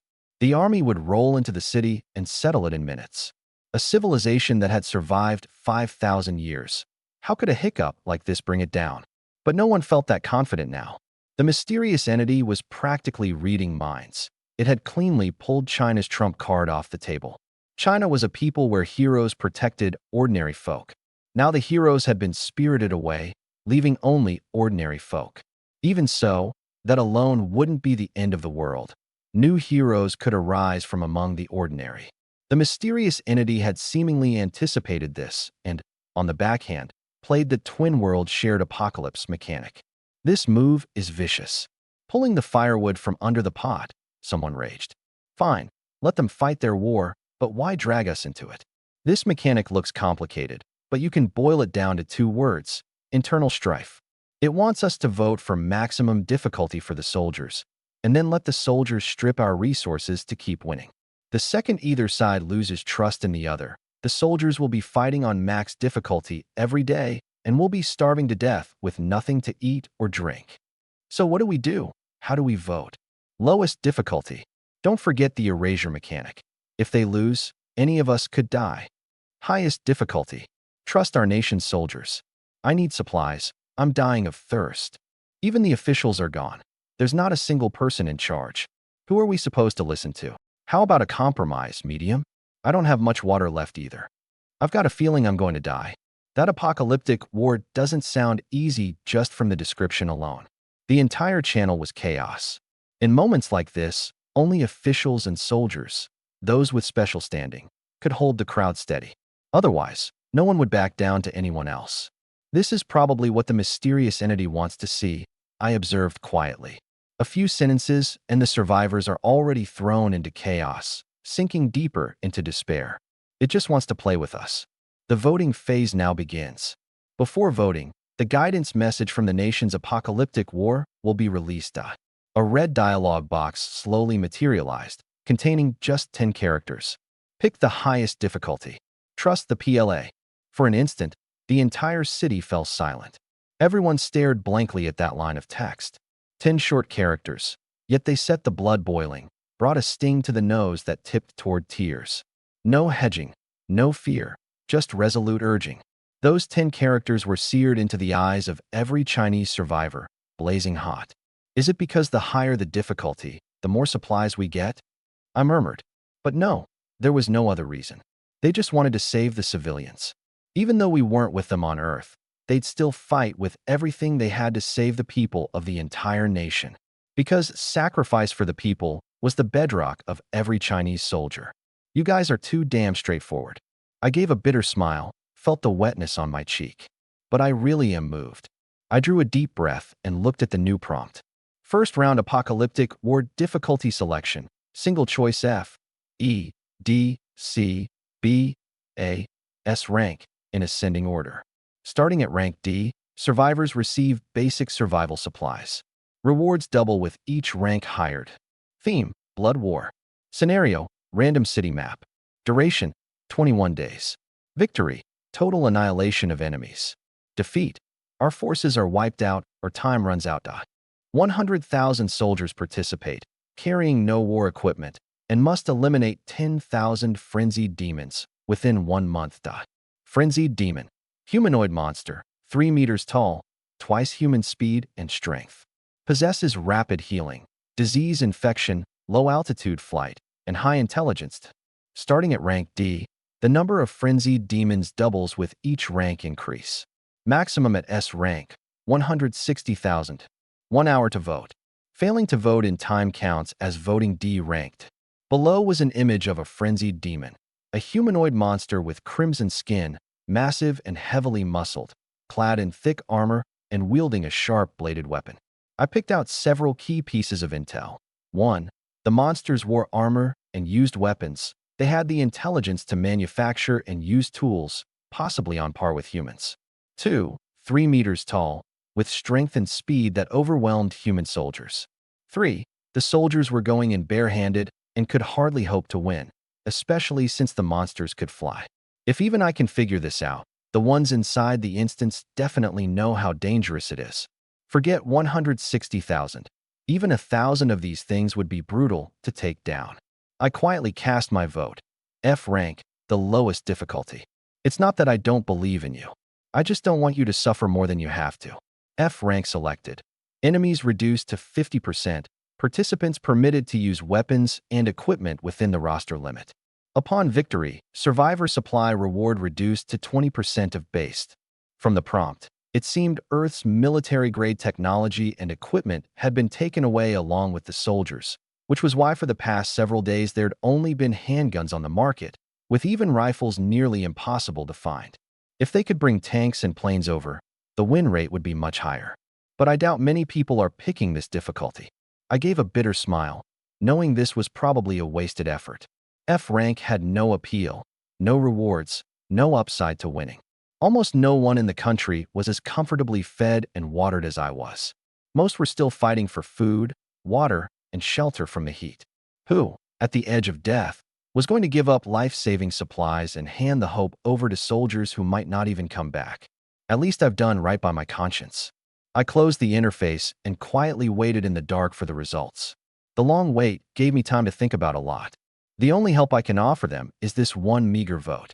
Whether they can win or not, I have to make sure I stay safe first. The apocalypse rotation hasn't ended, and now there's the apocalyptic war on top of it. I have to survive the rotating disasters, and be lucky enough not to end up on the random erasure list. The pressure was immense. This is going to be tough. I've got to figure out how to keep myself alive first. A prompt suddenly appeared. The voting results were in. Should be D rank, maybe B. It can't actually be S, right? I looked up and froze. First round National Apocalyptic War difficulty, F rank. Fuck. I jumped up in shock. It's actually F rank. Are Chinese hearts really this pure? The streets outside were crawling with thugs doing evil, and the result was F rank? Where'd all the thugs go? Don't want supplies anymore? Doing evil during the apocalypse. But the moment your country's in crisis, everyone suddenly rises to righteousness and turns into folk heroes? I was a little dazed. Reality felt surreal. Or maybe my understanding of my countrymen had just been too shallow. The chat channel had exploded too. F rank? Weren't you all just saying you were voting C to at least grab some supplies? I got scammed. I'm the only one who voted S. Apparently, I'm the only one who actually listened to the state. The rest of you are traitors. LOL. So nobody trusts the PLA, huh? Reverse it and slap down F rank. Even the boys in green are stunned. PLA boys.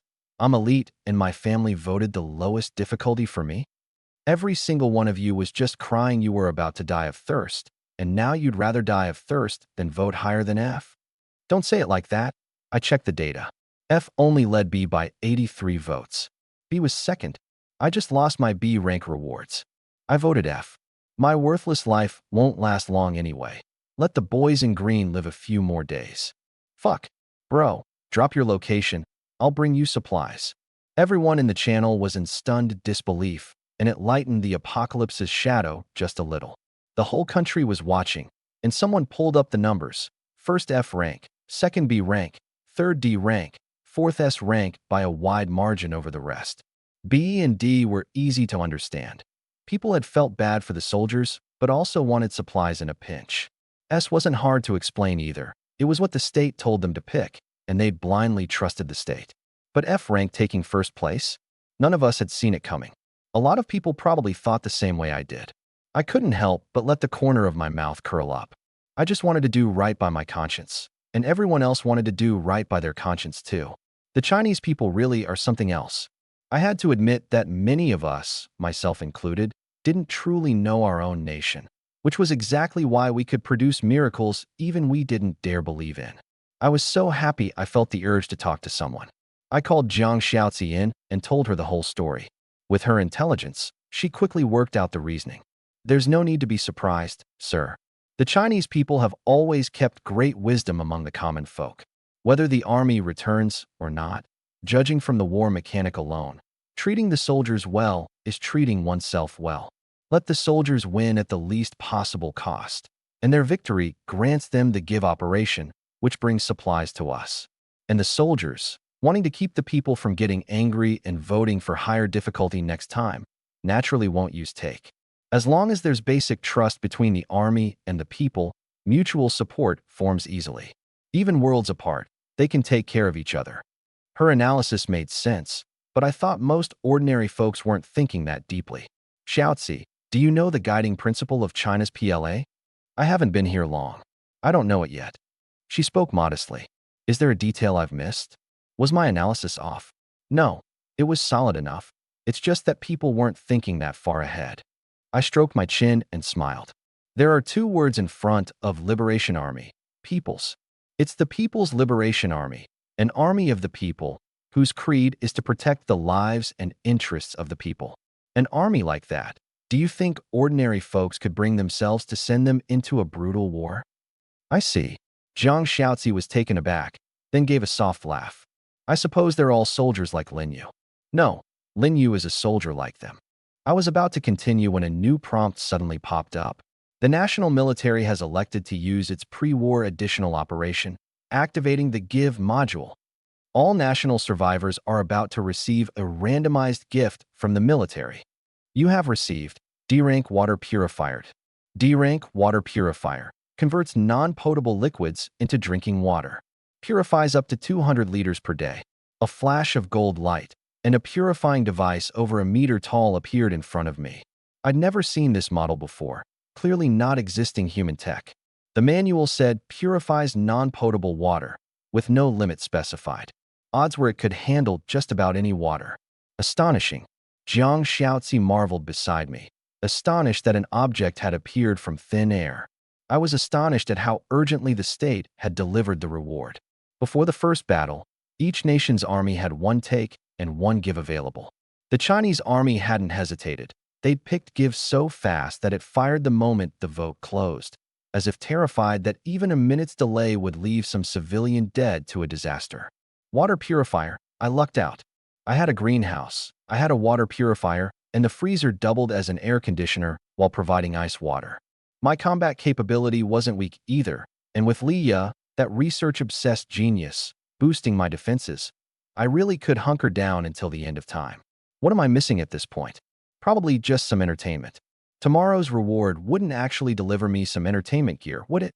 I opened the city chat channel, and everyone was excitedly comparing what the state had delivered.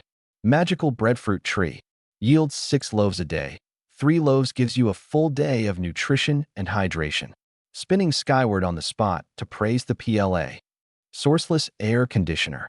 No power needed, heats and cools, and even has a hibernation mode to lower energy consumption. Am I the unluckiest one? I got a laser dagger that never needs charging. What am I supposed to do with this? Give me some food. I did a scan of the thread. Everyone seems to have received what they most urgently needed. Pretty rational mechanic. Y'all acting like you've never seen anything nice. Isn't this how it should be? They're the people's soldiers. They'll give 100% of the time from now on too. No need to overthink it. Wait, so there'll be rewards like this every time? It's the end of the world, and the PLA is still babying me? I feel like a very happy little parasite. I still hope they come back. Things are too chaotic out here. Every day I see corpses in the streets. The scene had a real 10-pull Euro Emperor gotcha energy to it.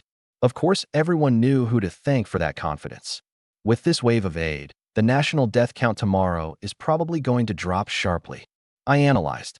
Give solves everyone's most urgent needs immediately.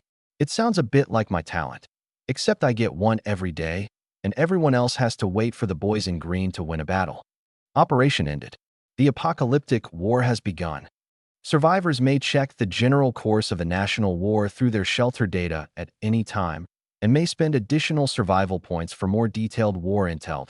The apocalyptic war had begun. There was no way to know how things were going over there, or whether the PLA had any confidence up against those freakish frenzied demons. But more than the outcome itself, those 2 lines of prompt struck me as pointed. If I can already see the course of the war for free, why emphasize that I can spend points for more detail? Knowing more detail doesn't help me. It doesn't change the outcome of the war. Then it hit me. The mysterious entity's prompts never waste a word. It wouldn't intentionally set up a useless mechanic. Is this really that simple?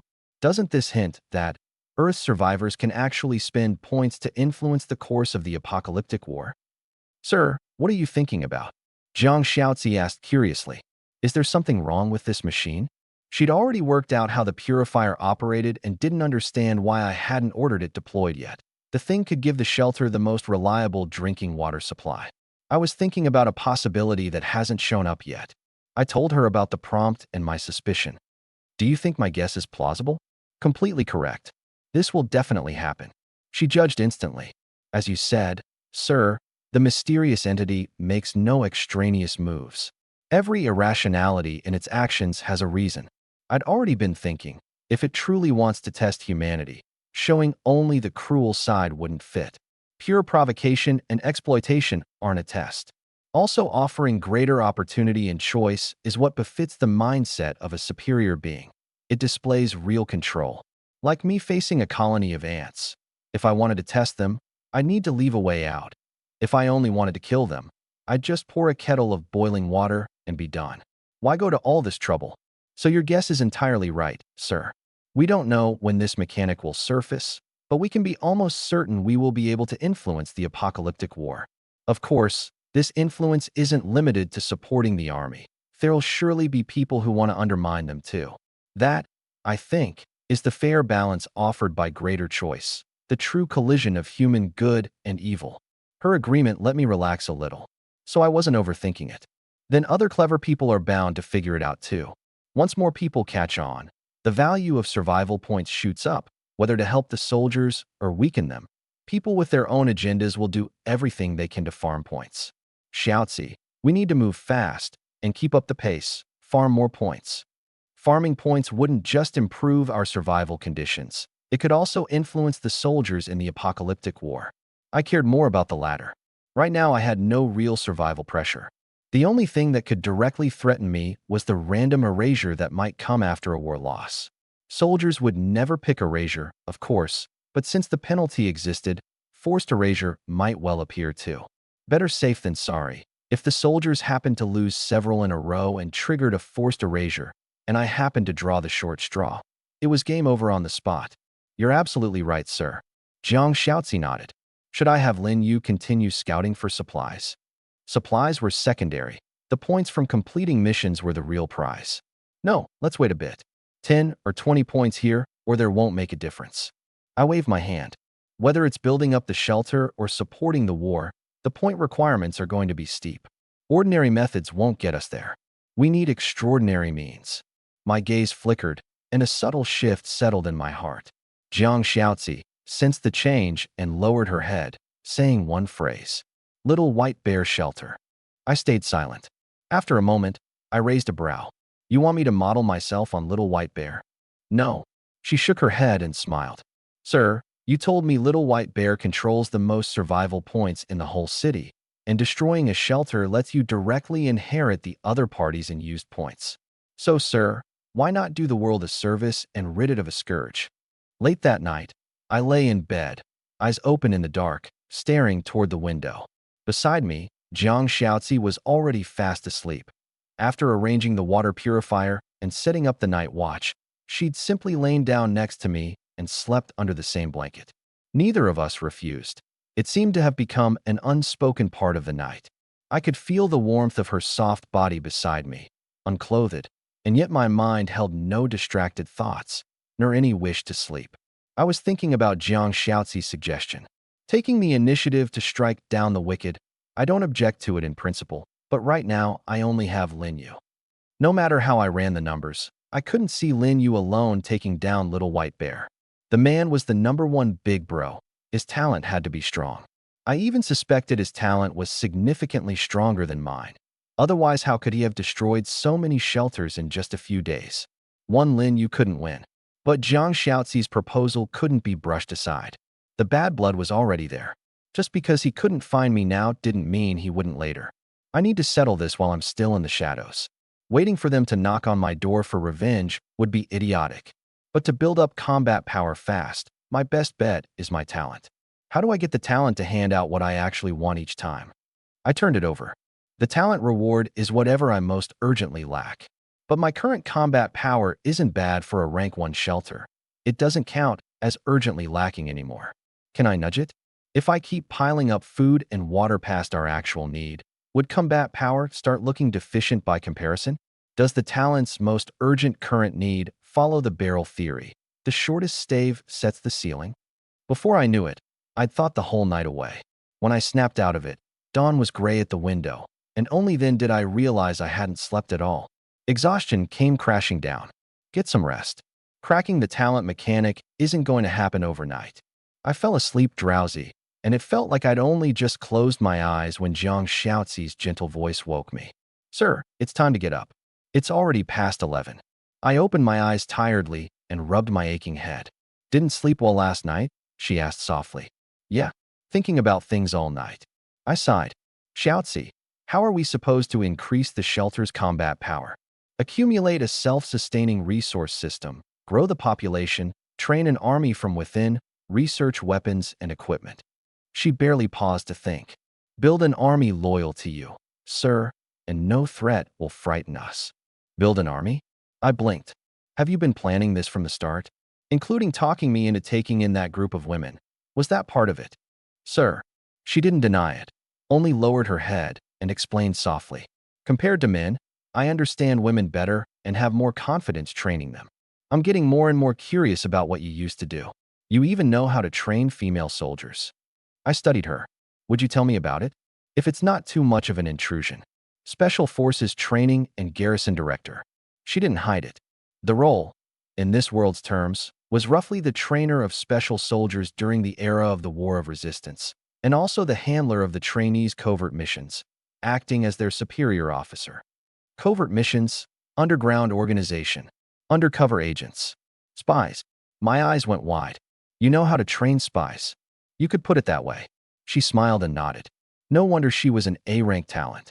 No wonder she'd pushed so hard for me to take in that group of women. Skilled in management, brilliantly strategic, and able to train spies. She was practically all-purpose. I was thrilled, but quickly realized none of this solved my immediate problem. Xiaozi, you're impressive, no question. But what I need is to raise combat power quickly. This route works for long-term development. In a short-term emergency, Lin Yu's still all I've got. No matter how capable Jiang Xiaozi was, she couldn't turn that group of women into fighters overnight. It was a process. Sir, until then I'll do everything I can to keep the shelter safe. I won't let us walk into a dead end. She lowered her head and spoke softly. The world's unpredictable. Let's eat first. I sat down at the table, and just as I was about to pick up my chopsticks, I remembered the apocalyptic war. A night has passed. Wonder how the boys in green did in the first battle. How do I check the war status again? Here. I found the war status module on the interface. Midnight, first apocalyptic war initiated. National forces enter the field. 0:30, battlefield city intel acquired. Reconnaissance troops dispatched to gather information. 1:30, first large-scale engagement. National forces complete strategic deployment at the cost of 569 drones, luring the enemy into the ambush zone. 1:40, first artillery bombardment. 6 bombers execute the mission, collapsing city-building clusters and burying 525 frenzied demons. 2:10, 18J-20s launch a joint sortie, suppressing the frenzied demons' low-altitude flight capability and neutralizing their attempts to break out of the rubble. 2:30, Dongfeng, 15 cluster bombardment. Duration, 2 hours. 4:30, drones enter the ruins. Confirmed 506 enemy corpses. Suspected surviving remnants have fled. 5:26, another heavy combined arms brigade successfully stalls over 200 frenzied demon scouts, while detecting a large force of frenzied demons lying in wait in the wilderness as reinforcements. 5:40, Weisher, 2D long-range rocket artillery initiated. Saturation strike on the large-scale frenzied demon zone. 6:20, artillery halted. Kill count unconfirmed. Second attempt to lure the enemy fails. 7:50, battlefield enters a period of silence.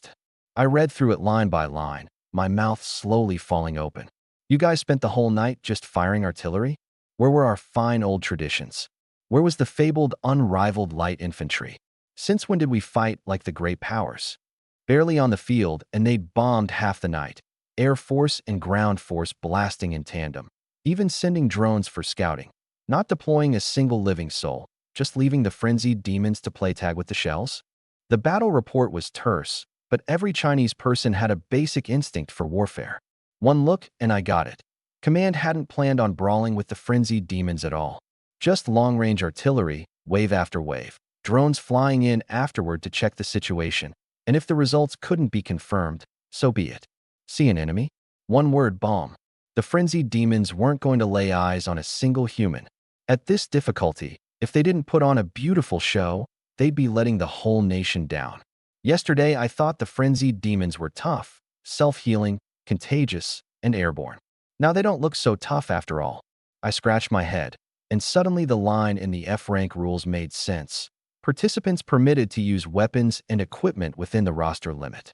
100,000 soldiers made up a group army formation, and there wasn't a single weapon in the country that wasn't slotted into that formation. As long as the rules allowed, theoretically even nukes could be brought in. No, at the rate the boys in green were dropping ordnance, I strongly suspected the nukes had already been brought in, just not fired yet. Scrolling further down, there were no updates. It's almost noon and the silence period is still going? They wouldn't be planning a big one, would they? This was a 21-day war. There was plenty of time, no need to rush. F-rank means 5,000 frenzied demons total, but conservatively they took out over 1,000 in the early morning bombing runs alone. At that pace, this'll be over in a few days. I stroked my chin. If they finish early, Would there be extra rewards? Would the remaining time be used to send the boys home for a visit? Really, Earth needed them. At least China needed them. There wasn't a single person in charge nationwide, and things were too chaotic. I opened the chat channel while I ate. Today, people weren't posting despair-fueled complaints as much. Everyone was excitedly discussing the battle. The wave of aid yesterday had basically handled everyone's most pressing needs, and the mood was lively. I was wondering why every police station I traded at didn't have any heavy weaponry. Turns out it's all in the boys in green's hands. I bet even the cops went into the instance. Otherwise, there's no way small-time thugs could have taken over precincts. This battle report is a blast to read. I was worried sick all night, and this is what I got. Very nice.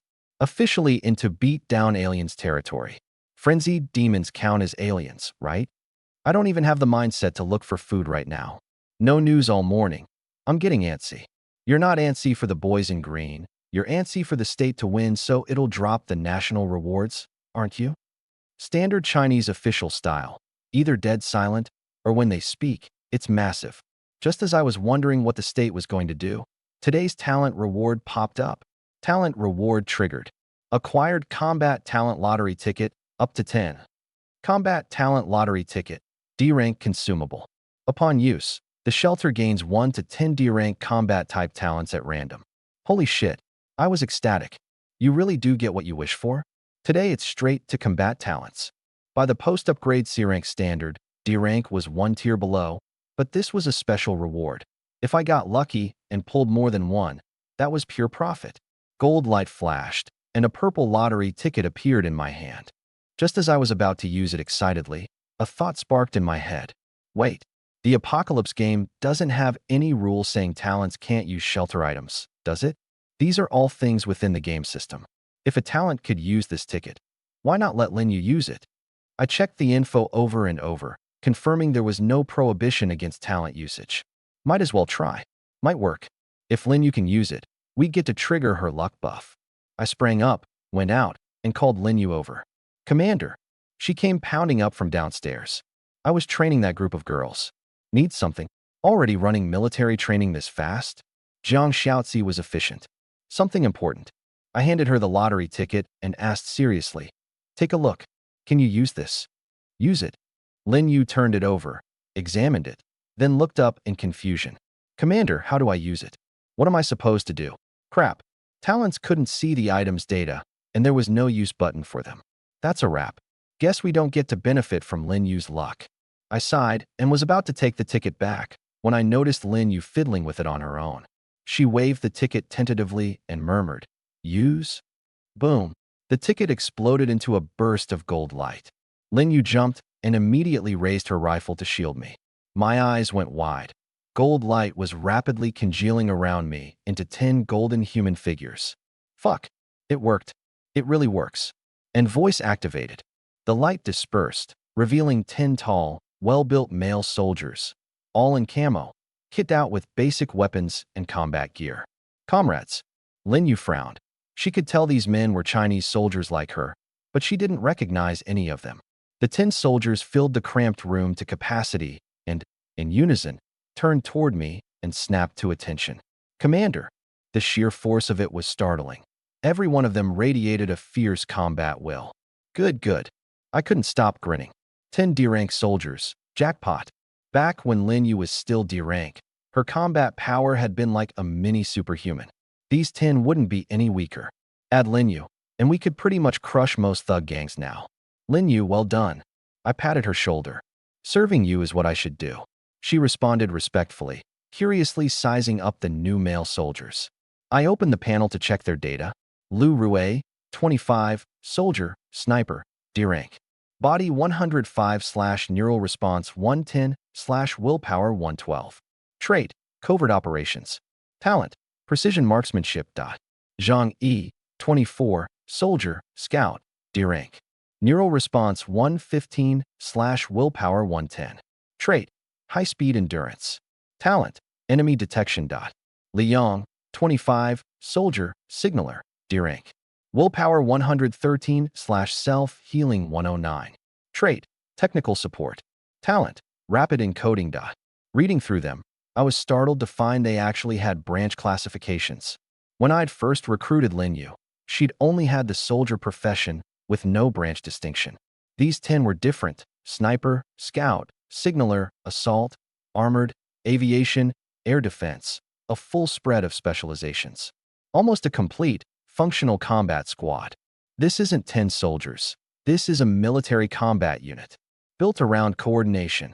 I sucked in a breath, feeling like my luck was so ridiculous it must have shaved a few years off my life. The one flaw was that their gear was basic. Firearms were only various handguns, plus small tools suited to their branch. The sniper had camo paint, the scout had binoculars, the signaler had a walkie-talkie. None of the core gear. The sniper had no sniper rifle, the signaler had no radio, the scout had no drone. All the stripped-down versions. Doesn't matter. Having the people is what counts. Gear I can sort out later. I comforted myself. If they'd shown up fully kit, this probably wouldn't have been a D-rank reward. You've just arrived, so you're not familiar with the situation yet. I gestured at Linyu. This is Linyu, the shelter's first soldier. She'll be your squad leader going forward. She'll lead you in defending the shelter and help you get familiar with the environment. Any objections? Yes, Commander. No objections. The soldiers roared in unison. Absolute obedience to orders. That was a Chinese soldier. I was satisfied. Linyu, take them to see Jiang Xiaozi. She'll assign them their tasks. With Jiang Xiaozi's temperament and intelligence, she'd definitely handle these soldiers better than I could. After all, she'd assigned missions to spies in her past life. Yes, Commander. Linyu saluted and waved the group to follow her downstairs. Squad leader, what does Jiang Xiaozi do? Is she a woman? Easy to get along with. The scout Zhang Yi seemed the most talkative and asked in a low voice. Easy enough. As for what she does, Linyu mulled it over. The shelter didn't have formal positions. Everything was decided jointly by Su Yi and Jiang Xiaozi. If I had to compare her to a role in the army, she's probably like our political commissar. Political commissar. The men's expressions turned instantly serious, with a subtle undercurrent of respect. That word held a special weight for soldiers. 10 combat talents today, but no gear. So tomorrow it should be a gear reward, right? I walked to the window and looked down. Not long after, Jiang Xiaozi walked out of the building with 9 soldiers and Linyu. She said a few words, then watched them leave. Not bad. Kept 1 soldier to guard the house. Xiaozi really is careful. I nodded. The one she kept behind was the signaler Liang? Makes sense. All he has is a walkie-talkie, so for now he can only be used as a regular fighter. Speaking of which, Linyu taking 10 people out. That must mean she's doing all 3 dispatch missions. Wait, no. It hit me suddenly. There are only 3 dispatch missions a day. 3 people would be more than enough. What's the point of sending 10? I quickly opened the panel to check. Today's 3 dispatch missions were all still standing by. Jiang Xiaozi hadn't sent anyone to scavenge at all. 10 soldiers with tight coordination, sent out not to scavenge, which means my eyes went wide. Killing. Destroying shelters gets you survival points. She wasn't interested in the paltry points from dispatch missions. She wanted to farm more for me. Damn, this woman really is a former spy handler. First taste of military authority, and she sends the troops out to kill. I was just about to call her over when I heard footsteps coming up the stairs. Jiang Xiaozi pushed the door open. Sir. I turned and pointed out the window without a word. Sharp as she was, she knew what I was going to ask. She spoke first. I assigned the new soldiers a mission. When Linyu first came to me, I did intend to send them out for supplies. But considering your concerns about points, sir, I gave them a new combat mission to collect more survival points. She said it delicately, without explicitly mentioning killing and shelter destruction. She knew I still held some measure of goodwill in my heart. They won't be killing innocents, right? I wouldn't give that kind of order. I also have to consider the soldiers' feelings and beliefs. She shook her head. I told them to seek out those who cause harm, with particular attention to gathering intel on the Little White Bear shelter. When they find thugs, they can pursue as appropriate. They have the discretion to decide whether to kill or destroy a shelter. The primary objective remains farming points for you, sir. She'd given the soldiers a lot of autonomy. I was satisfied. Actually, even if you did have them kill innocents, I'd understand. I really am short on points right now. I looked out the window. I wouldn't blame you. You're my person, and whatever you do, I'll shoulder responsibility for. Sir. She looked up, startled, brows lightly furrowing. I know, you're not that kind of person. So I'm trying to change. I smiled. Leah once said that in an era this cruel, a leader like me should learn to be cruel too, even if it means giving orders that go against principle. I think she's right. I had a kind heart, but I couldn't extend kindness for no reason. When kindness clashed with safety, I would pick safety without hesitation. Very well, sir. She was silent for a moment, then said softly, actually, you can trust me. Trust that I won't let choices like that reach you. They'll never land on your desk. They'll never trouble you. Silence hung in the air. After a moment, I broke it with a smile. All right, sounds good. Xiaozi, go tend to your work. Yes, sir. She bowed and turned, but stopped at the door and looked back at my figure. Sir, I meant what I said. I'll protect you, not just your physical safety. Before I could reply, she'd already gone downstairs. I rubbed my chin and laughed. Being solemnly promised protection by a woman. Does this count as living off a woman? But say what you will, the feeling was actually quite nice. The 10 soldiers had set out, but I had no long-range communication, so I had no idea about the details of the mission. I could only wait for results. To pass the boring wait, I started planning some self-training, and for the 100th time silently swore, the first thing I'm doing when I've got the points is restoring the power system. Then I'm playing PC games for a few nights straight, and nobody can stop me. The facts prove that being an outstanding leader wasn't easy. You had to endure boredom. And my method for keeping a cool head was simple: sleep. Since the apocalypse had begun, my sleep hours had shot up in a straight line, which was strange. No physical discomfort, no fatigue. I'd just suddenly become able to sleep like a champion. If my physical stats hadn't stayed flat, I'd have suspected I was awakening a new talent.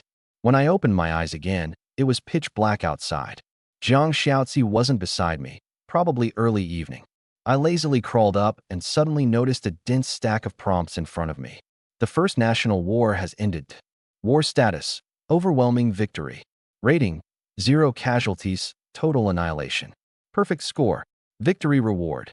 F-rank consumable little yellow fruit. Upon consumption, satisfies 1 day of food and water. National military has now accumulated 3 battle victories, triggering 3 nationwide give operations. You have received little yellow fruit, F-rank weapon beautiful blade, 10 survival points. Damn, they really ended the war in 1 day. I fully woke up and looked things over. They'd won, but the rewards were pretty meager. All 4 rewards combined were less than my daily 10 bottles of ice water. TCH. Well, at least we won and nobody died. I wasn't disappointed. It was all free stuff anyway. The soldiers were out there fighting and dying. I couldn't very well complain the supplies weren't good enough. Winning was what mattered. The cost of losing was more than the nation's survivors could bear. I checked the war process. In the evening, the army had scoped out the remaining frenzied demon distribution and sent troops as bait under drone cover, drawing them into a tank encirclement. And after that, there was no after that. Frenzied demons might have twice human physical capability, but against a combined air and ground steel tide, they didn't stand a chance. 100,000 fully armed PLA troops, throwing in even a fraction of their gear, could roll right over them. The win was never in doubt. Maybe it had been won too easily. Many survivors were discussing it in the chat channel, unanimously agreeing they should crank up the intensity for the boys in green. This wasn't even up to routine military exercise levels. Red versus blue drills are more intense than this. F ranks boring. Next vote, higher difficulty. I need more supply rewards too. F rank rewards feel like brushing off a beggar. Everyone was loud about it, and after heated discussion they unanimously decided to bump the next round up by 1 rank. From F to E. Teach the boys in green a real lesson. I was slack-jawed. You call this cranking up the intensity? Loud words, but ranking up 1 grade at a time? You don't even dare jump levels. Everyone's really keeping their feet on the ground. I couldn't help laughing. Turned out everyone loved the boys in green, and was also plenty afraid of the random erasure penalty for losing. That said, the first round had a 21-day limit, and now they're done in a day. What's going to happen with the leftover time? Are they letting the soldiers come home? A new prompt quickly answered. Global announcement. A nation has completed the first apocalyptic war, opening the related rankings. Congratulations to your nation's military for being the first in the world to complete the apocalyptic war, earning the achievement reward designated Domestic Military Industrial System Replication. Participants who completed the current war cannot return to Earth for the time being. They will be housed in a replica world similar to Earth, no available technology, only base city templates, awaiting the next war. All right then, they really can't come back. I sighed. But the soldiers had 20 days of rest in an environment similar to Earth. Maybe even better, since at least there was no extreme heat. I opened the rankings, victory board and completion time board, both topped by China. Simply put, the boards currently only had China listed. Most other nations probably hadn't cleared the instance yet. Only China had speedrun it. While I was reading, a new prompt appeared. Your nation's military has chosen to execute a replica war, reinitiating the previous apocalyptic war, difficulty unchanged. Penalties from replica wars do not affect national survivors. Rewards are limited to the nation's military. Huh? They're not resting. They're going to fight a replica war? Have they gotten addicted to shooting artillery? I quickly figured out the state's intent. They'd found the replica war setting, and having a clear read on the frenzied demon's actual combat power, F-rank was almost no pressure. Even if the rewards were as measly as a mosquito's leg, it was better than sitting idle for 20 days. And if they racked up enough wins, they might get an industrial system restoration reward. The industrial system directly affected military logistics. Even restoring a third would give the army a real backbone for future apocalyptic wars. When in doubt, blast him back to hell. The state's stance was simple. Fighting F-rank wars was as good as resting. Keep fighting, snowball the advantage. If the state's putting in this much effort, I can't slack off either. I clenched a fist. I'm going to be a proper shut-in, put my best foot forward, killing spare time. It sounded absurd, but that was the reality. My way of getting stronger was lying flat and waiting. Using war to sustain war, a very sound approach. Just as I was about to go back to sleep, another prompt appeared. Why are the messages nonstop today? Are you people not letting me sleep? Damn. Lin, you wiped somebody out. Your subordinates engaged in combat with another shelter. Victory. As you were not on site, decisions were automatically delegated to your primary talent. Your talent, Lin Yu, chose to destroy the current shelter. You have inherited 358 survival points.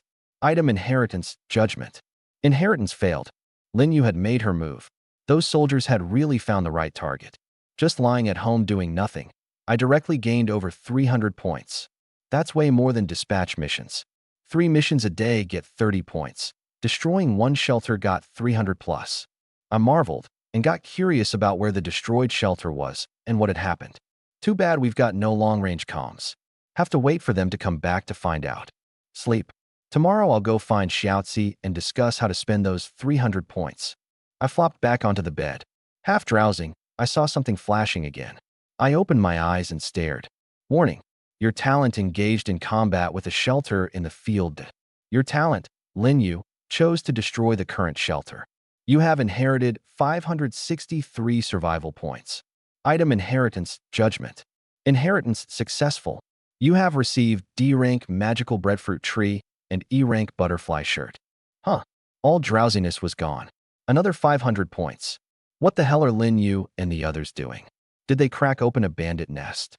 Thinking it through, the gap between those two prompts was only about 30 minutes, meaning Lin Yu had destroyed 2 shelters back-to-back with barely a pause, and they were probably close together, like the residential building I lived in. If that's really the case, will another prompt show up in the next 30 minutes? I couldn't sleep now, and waited patiently, counting the time. 30 minutes later. Your talent, Lin Yu, chose to destroy the current shelter. You have inherited 100 survival points. No items in current sheltered. Called it. Another one. Confirmed. She really is dismantling a whole criminal enterprise. I drew a deep breath. This had to be a whole building's worth of shelter cluster for Lin Yu to be able to demolish them in a row like this. The rest of the night, I didn't sleep a wink, because every time I started to feel drowsy, a new prompt would pop up saying Lin Yu had destroyed another shelter. The prompts didn't stop until dawn. They killed the whole night through. I opened the panel to check my points. Before Lin Yu left, I'd only had 86. Now I had 4,788. Over 4,000 points in a single night. Way more efficient than dispatch missions. Damn, jackpot. I couldn't stop grinning. I finally understood the joy Brotherly must have felt back then. Lin Yu had definitely leveled a whole building. Even if most thugs had no points, destroying a rank 0 shelter had a guaranteed minimum of 100. A building of 20 or 30 units guaranteed 2 or 3,000, plus whatever points the thugs had banked. 4 or 5,000 wasn't surprising. Sir, you haven't slept? A soft murmur came from beside me. Jiang Xiaozi had woken up, watching me with sleepy eyes. Her black hair was tousled, a lazy softness playing at the edges. Couldn't sleep. Lin Yu and the others pulled off something huge. My excitement still hadn't settled. Over 4,000 points. They banked over 4,000 for me in one night. Xiaozi, how should we spend that many points? Any suggestions? I couldn't end up like Brotherly and those wiped-out thugs. Dying with unspent points was too tragic. That many? Lin Yu and the others really are capable. She propped herself up on a jade fair arm and laid her head lazily on my shoulder.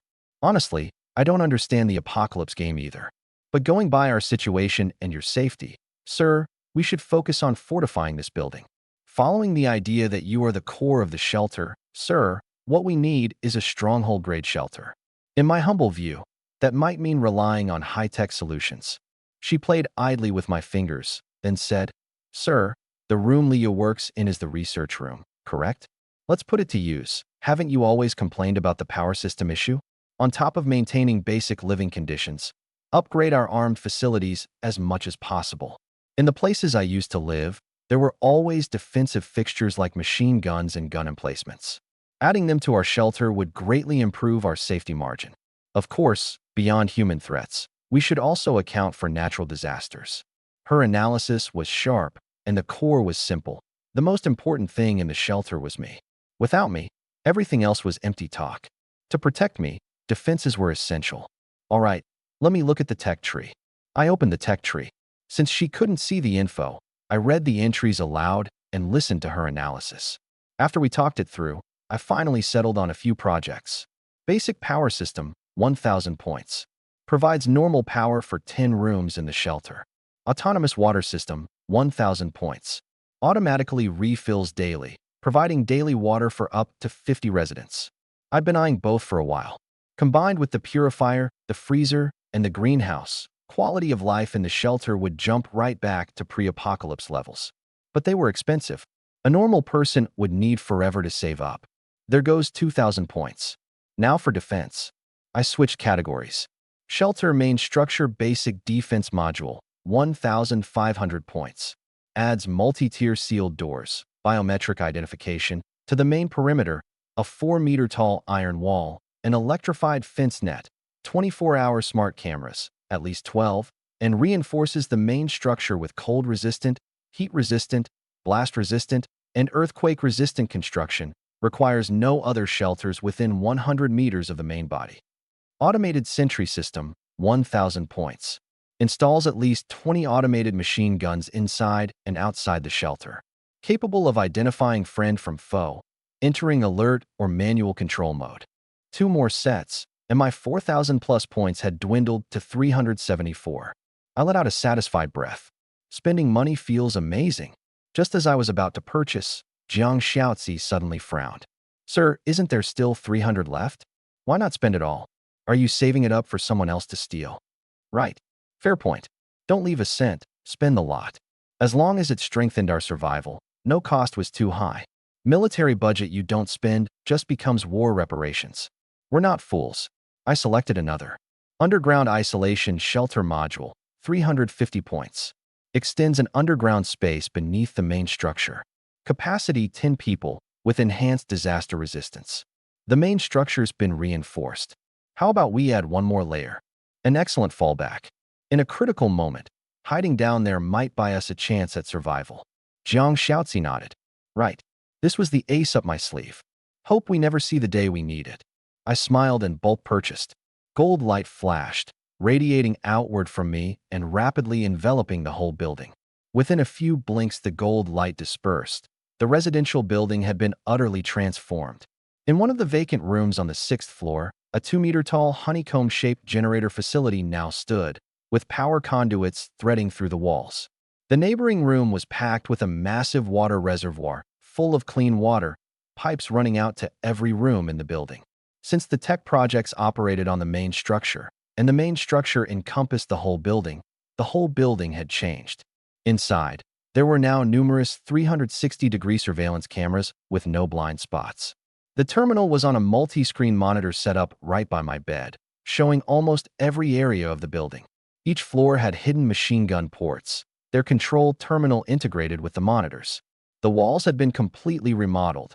The inner layer where the machine gun sat could open and close freely, offering excellent concealment. The changes outside were even more dramatic. A continuous 4-meter-tall pure iron wall had appeared out of thin air, completely enclosing the previously open-fronted old building. The wall was strung with arcing electrified steel netting, like a military exclusion zone. Even if someone breached the wall, they'd still be blocked by the thick multi-tier sealed iron door, which looked like a bank vault, reflecting cold metallic light. The girls inside the building were the first to notice. Their eyes went wide, barely able to process it. Is this even the place we live in? I feel like I got teleported. Is it that creepy voice pulling something again? The building feels sturdier. That door's huge. Wait, we're not being locked inside, are we? Sisterly, the boldest of them, gripped her steel spear and edged cautiously toward the iron door. Before she'd even touched it, a synthesized electronic voice sounded. Target detected. Biometric identification in progress. Determination. Shelter resident. Identity confirmed. Recording biometric signature. Do you wish to leave the shelter? Sisterly jumped, glanced back at her stunned companions, and ventured. I'd like to go outside and take a look. Kachuk. The whir of gears sounded, accompanied by a puff of white steam, and the iron door slowly swung open. Take care while you're out. The girls clustered around, chattering as though they'd stepped into a sci-fi movie. Moments later, a girl came racing down from upstairs, shouting in delight. The power's back. The water's back. I can turn on the AC. The crowd scattered upstairs. Then lights flicked on one after another, and air conditioners hummed to life. The power's back. I can charge my phone. There's water in the tap. Sisters, we've finally come back to life. The girls shrieked with excitement. Some rushed straight into the bathrooms for a proper cool-down shower. All of this played out on the surveillance monitor in front of me. At least half the girls were showering with the lights on, and I awkwardly averted my eyes. Shoutzy, this monitoring function, this is a serious invasion of privacy. I cleared my throat. No, sir. I believe it's the most useful of them all. Zhang Shoutzy said seriously. In these extraordinary times, as leader you have both the right and the duty to monitor the whole shelter. In this era, no one should have privacy from you. Any such privacy is a dereliction of security and a potential threat to you. She didn't care whether I saw the women's bodies. She cared about the bigger picture and my safety. Occupy the position, tend to its duties. You're right. I'm being too old-fashioned. I felt a bit more at ease. Sir, we need to set new rules. She frowned at the screen.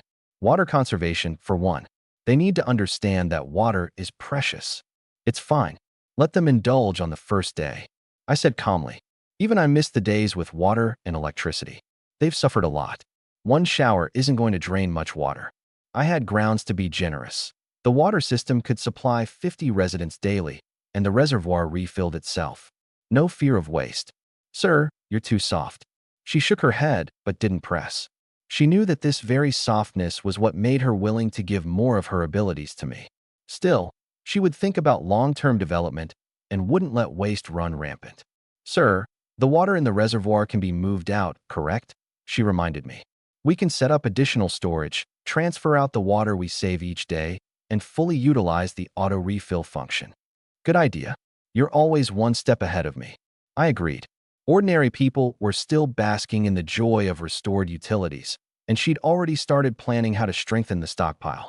If you'll permit me, sir, I'll go work on the new plans now and put stricter rules in place. All right, handle it. I trust you completely. I nodded. I'd long since confirmed the talent's loyalty levels. So long as I didn't do anything reckless, they wouldn't easily turn. Yes, sir. She rose to leave, then stopped in the doorway as she remembered something. She turned. Sir, one more thing. The words trailed off. She'd frozen. I was half twisted around, my rear still on the surveillance chair, but my upper body had already leaned over to the adjacent computer desk. I was booting up the PC. The tower hummed, the screen lit up, and an anime girl desktop wallpaper came into view. Xiaozi? Something else. I scratched my head. She burst out laughing softly and shook her head. It's nothing. I'll take care of everything. Then I'll continue. I gestured at the computer. Have fun, sir. The smile at her lips grew even softer, and she drifted out of the room. Whether or not it was my imagination, I could faintly hear her muffled laughter from outside. He really is a big kid who loves to play. Is that a compliment? I blinked. Forget it. I was going to explode if I didn't play. I shifted into a comfortable position at the computer and double-clicked to launch a single-player game. Let's go. I'm doing nothing today but gaming. The whole world had no internet, so online games were out, but I downloaded plenty of single-player titles, enough to keep me busy for a long time. When I got tired of games, I had hundreds of terabytes of study materials. When I got tired of those, worst case I could always play Minesweeper. My take was that if the day ever came when I truly didn't want to boot up the PC anymore, my shelter would already be crazy strong, because I would have burned through massive amounts of time by then. Like right now. I felt like I'd barely played a few rounds when the daily noontime talent prompt suddenly appeared. Talent reward triggered. Acquired C-rank entertainment item. Villain warning device. Villain warning device. Worn on the body. If anyone near you harbors malice toward you or the shelter, or if a subordinate's loyalty falters, the device turns red. If no one poses a threat, it stays blue. Huh? Why this? It looked like a wristband, buckling around the wrist, and even came with a built-in electronic clock function. A warning item. Is this what I most urgently needed? I propped up my chin, thinking it over. Actually, yes. As the compound grew, Jiang Xiaozi's mastermind behind-the-scenes plan would accelerate, and the population would keep growing. Talent loyalty was locked in, but non-talents? Who could tell whether current and future residents were truly devoted? Hearts changed. If there were an internal traitor and I had no way to detect them, that would be a ticking time bomb. Pretty impressive talent. Just a dozen or so women in, and it's already lined up a heart reader for me in advance. I stood up and left the room. The watch's detection range was 50 meters in diameter, so I probed floor by floor down the stairs. Standing in the corridor covered every resident on that level. From the 6th floor down to the 1st, while the girls were all home, I ran a full sweep. The band stayed blue the entire time, meaning they're currently loyal to me. No thoughts of harming me. Not bad. One stroll a day, and I've got a handle on everyone's heart. I returned to my room and got back to gaming. The shelter was peaceful, and once I started, the whole afternoon slipped by. Only when the sky darkened did I look up in surprise. Huh? Lin Yu and the others still aren't back? And I haven't gotten any new point notifications, so they must not be fighting anymore. Why aren't they returning? Did something happen along the way? I was about to get up and find Jiang Xiaozi when I glanced down and noticed the wristband had turned red. I froze. Looked closer. It turned back to blue. A moment later, red again. Within a few minutes it flickered rapidly, finally settling on blue. What's going on? Apocalypse game items don't break easily, so that means the girls? Have they turned malicious toward me? My heart clenched. This was no small matter. If there was one thing every Chinese person guarded against, it was hidden traitors. 1,000-mile levee collapses because of an ant's nest. Threats hidden in the shadows, quiet and unseen, were the most dangerous. No, I need to find out. I furrowed my brow and strode out of the room, studying the wristband's function description as I went. And there was the key info. It says here, the detection effect has a lag time. When a threat undergoes a change in state of mind, the signal will linger briefly as a warning. If the signal flickers frequently, it means the threat is at the extreme edge of the detection range. I jerked my head up and looked out toward the outer wall. The 50-meter detection limit lines up exactly with the perimeter wall. The girls aren't the problem. Uninvited guests have arrived. Just as I finished thinking that, hurried footsteps came from the rooftop. The young girl on lookout duty came pounding down the stairs and ran into me in a fluster. "Commander." She saluted hurriedly. "What happened?" "Commander, I just saw from up top. Those three are back. The three girls who went missing from the subway station." I raised a brow. I knew about them. After I'd driven the women out earlier, they'd spent the night huddled in the subway station, where three of them had vanished. From what she was saying, those three had returned on their own. I touched the wristband. Just the three of them? Hom. Commander, should we bring them in? There was excitement and a faint guilt on her face. Apparently, she still trusted these three companions. No rush. Bring Jiang Xiaozi up. I'll wait for her on the rooftop. 10 minutes later, I stood on the roof. Through a telescope Leah had modified, I could see three ragged women pacing the street beyond the wall. Their faces were full of panic. They huddled together, neither leaving nor drawing closer. I looked down at the wristband. Every time they drew closer to the wall's edge, it flashed red, then went blue. The weak signal behavior. So the anomaly is coming from these three women. They were originally residents of this building, so knowing to come home makes sense. But why would they harbor malice toward this place? Crisp footsteps sounded behind me. Jiang Xiaozi came up with three women in tow, one carrying a gun. Why the gun up here? I glanced at the submachine pistol Lin you had first used. Sir, I don't think they've come with good intentions. Jiang Xiaozi moved to stand shoulder to shoulder with me and lifted a second telescope. I've already explained the changes to this building to the girls, and outsiders must have noticed too. Look at their expressions. They want to come in. They want to make contact. Three women who went missing suddenly reappearing. This is no coincidence. I doubt it's good news. Her reasoning was subjective, and the woman beside her seemed unconvinced, but I knew her instincts were right. They mean no good, but I'm still unclear what exactly they want. I tapped the wristband, not explaining what it did. About those three, what do you suggest? Let them in. Jiang Xiaozi said calmly. We've been marked. You can't guard against a thief for 1,000 days. We need to root out the danger ourselves. When are Lin Yu and the others due back? Before they left, I set a hard deadline. 30 minutes at most, and they'll be home. She pulled a small remote button from her pocket and handed it to me. The control for the automated machine gun ports. Thoughtful as always.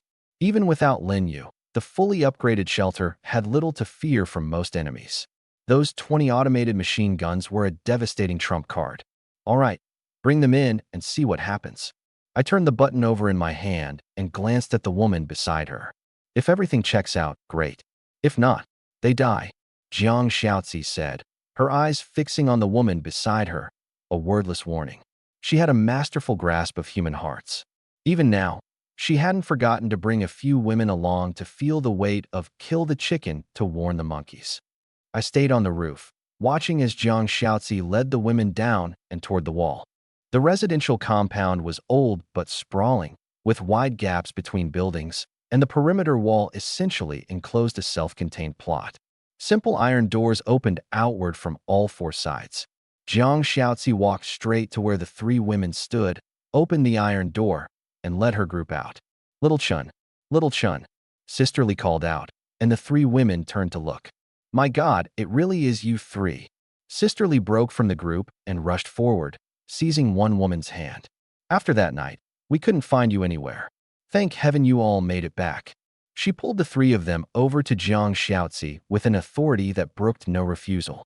Miss Jiang, these are the sisters I told you about who went missing at the subway station.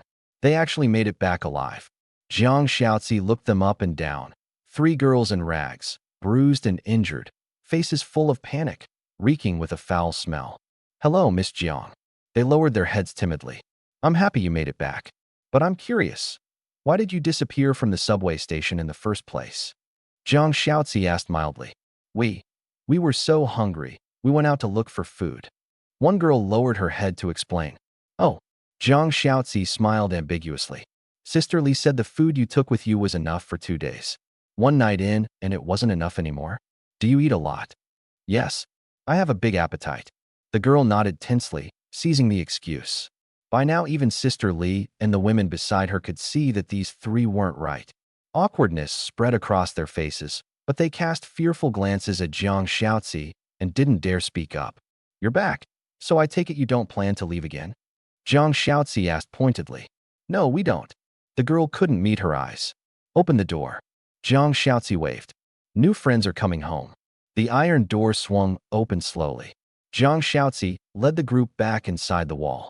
And 2 buildings away, hidden in the bushes, 2 men crouched with cleavers in hand, watching them go home. They went in. There's fat sheep in this place. One of the men licked his lips, wolf hunger in his eyes. All women. That one in the cheap how is a knockout. Something feels off. Since when does an old compound like this have a wall like that? Looks like a damn military fortress. Could be a hard target. The other muttered. Those three women told us. The boss of this place got killed, and the guy who killed him spent a lot of points putting up the wall. Report back to the boss. Bring enough people and gear, and we're not necessarily any weaker than them. Plus, we've got 3 insiders. Take this place, and the women and the wall are all ours. The two conferred briefly, then turned and slipped quietly out of the compound. The 3 women shivered as soon as they entered the building. The interior was refreshingly cool, only around 30 degrees, and cooler the higher you went. There are lots of ACs running here, don't catch a cold. Sisterly thoughtfully brought them clothes. Sisterly, isn't the power out across the whole city? How is the AC still running here? One of the girls was startled. There's power here. Jiang Xiaozi replied coolly, cutting off any further explanation from Sisterly. The 3 girls exchanged glances, their eyes filled with shock. In an apocalypse of citywide blackouts and searing heat, this building could still run air conditioning, its comforts entirely untouched. They stood in a familiar place, but their hearts were filled with an unfamiliar unease. Jiang Xiaozi spoke first, cutting straight to the chase. Speak. What's your purpose in coming back? Miss Jiang, they probably just want to come home. Sisterly tried to help, but was swept with a cold glance and wisely shut her mouth. Yes, we just want to come home. One girl nodded quickly. After we got separated, we spent the whole time looking for Sister Li and the others. We searched everywhere and finally came home to try our luck. Before she could finish, Xiao Wang, standing behind Jiang Xiaozi, suddenly cut in. You're lying. After we came out of the subway station, we searched for you nonstop. We almost got attacked. If Sister Lin you hadn't saved us, we wouldn't be here. A whole group of women together was in danger, and the 3 of you were out searching for us. How did you stay perfectly safe? The 3 girls flinched under her stare and lowered their heads in silence. Jiang Xiaozi smiled. Still won't tell the truth. Stubborn mouths. Take them to the basement. Xiao Wang jabbed her steel spear against their backs. Move. Little Wang, we all know each other. There's no need for this. Sisterly tried to play peacemaker. Sisterly, we get bullied because we're too soft-hearted. Xiao Wang shot her a glare. Miss Jiang said, women have to be more ruthless than men to survive. Move. With the spear jabbing their backs, the 3 girls panicked. They couldn't understand how timid, gentle Xiao Wang had transformed. The place was still the same. The faces were still the same, and yet everything felt utterly alien. In the wide-open basement, torchlight drove back the darkness. There was no air conditioning here, only stuffy heat. The 3 girls were led into a room with nothing but a single iron bed. Jiang Xiaozi stood beside the bed, her fingers trailing along its edge. Last chance. What did you come here for? They stared blankly and stayed silent. Jiang Xiaozi sighed and glanced at Xiao Wang. A moment later, another girl with a ponytail, Xiaozhong, came in carrying an old cloth bag. Sister Jiang, most of the things are here. Sister Li said she didn't want to make some of them. Jiang Xiaozi nodded absently and tipped the bag out onto the iron bed. The women holding the torches around her went pale. It was a heap of instruments of various shapes, implements of torture. You know, I used to use these little toys quite often. Not sure if my hand's still steady after all this time. Jiang Xiaozi picked up a small pair of scissors and began trimming her nails. Miss Jiang, Sister Li was ashen and forced herself to speak through the trembling. We don't have to go this far, do we? Would the commander even allow this? Jiang Xiaozi didn't even look up. Little Wang, pick one. Tie her to the bed. One of the 3 women couldn't withstand the terrifying atmosphere and burst into sobs. I'll talk. I'll tell you everything. Just don't torture me. Ready to talk? Jiang Xiaozi tilted her head and smiled. Too late.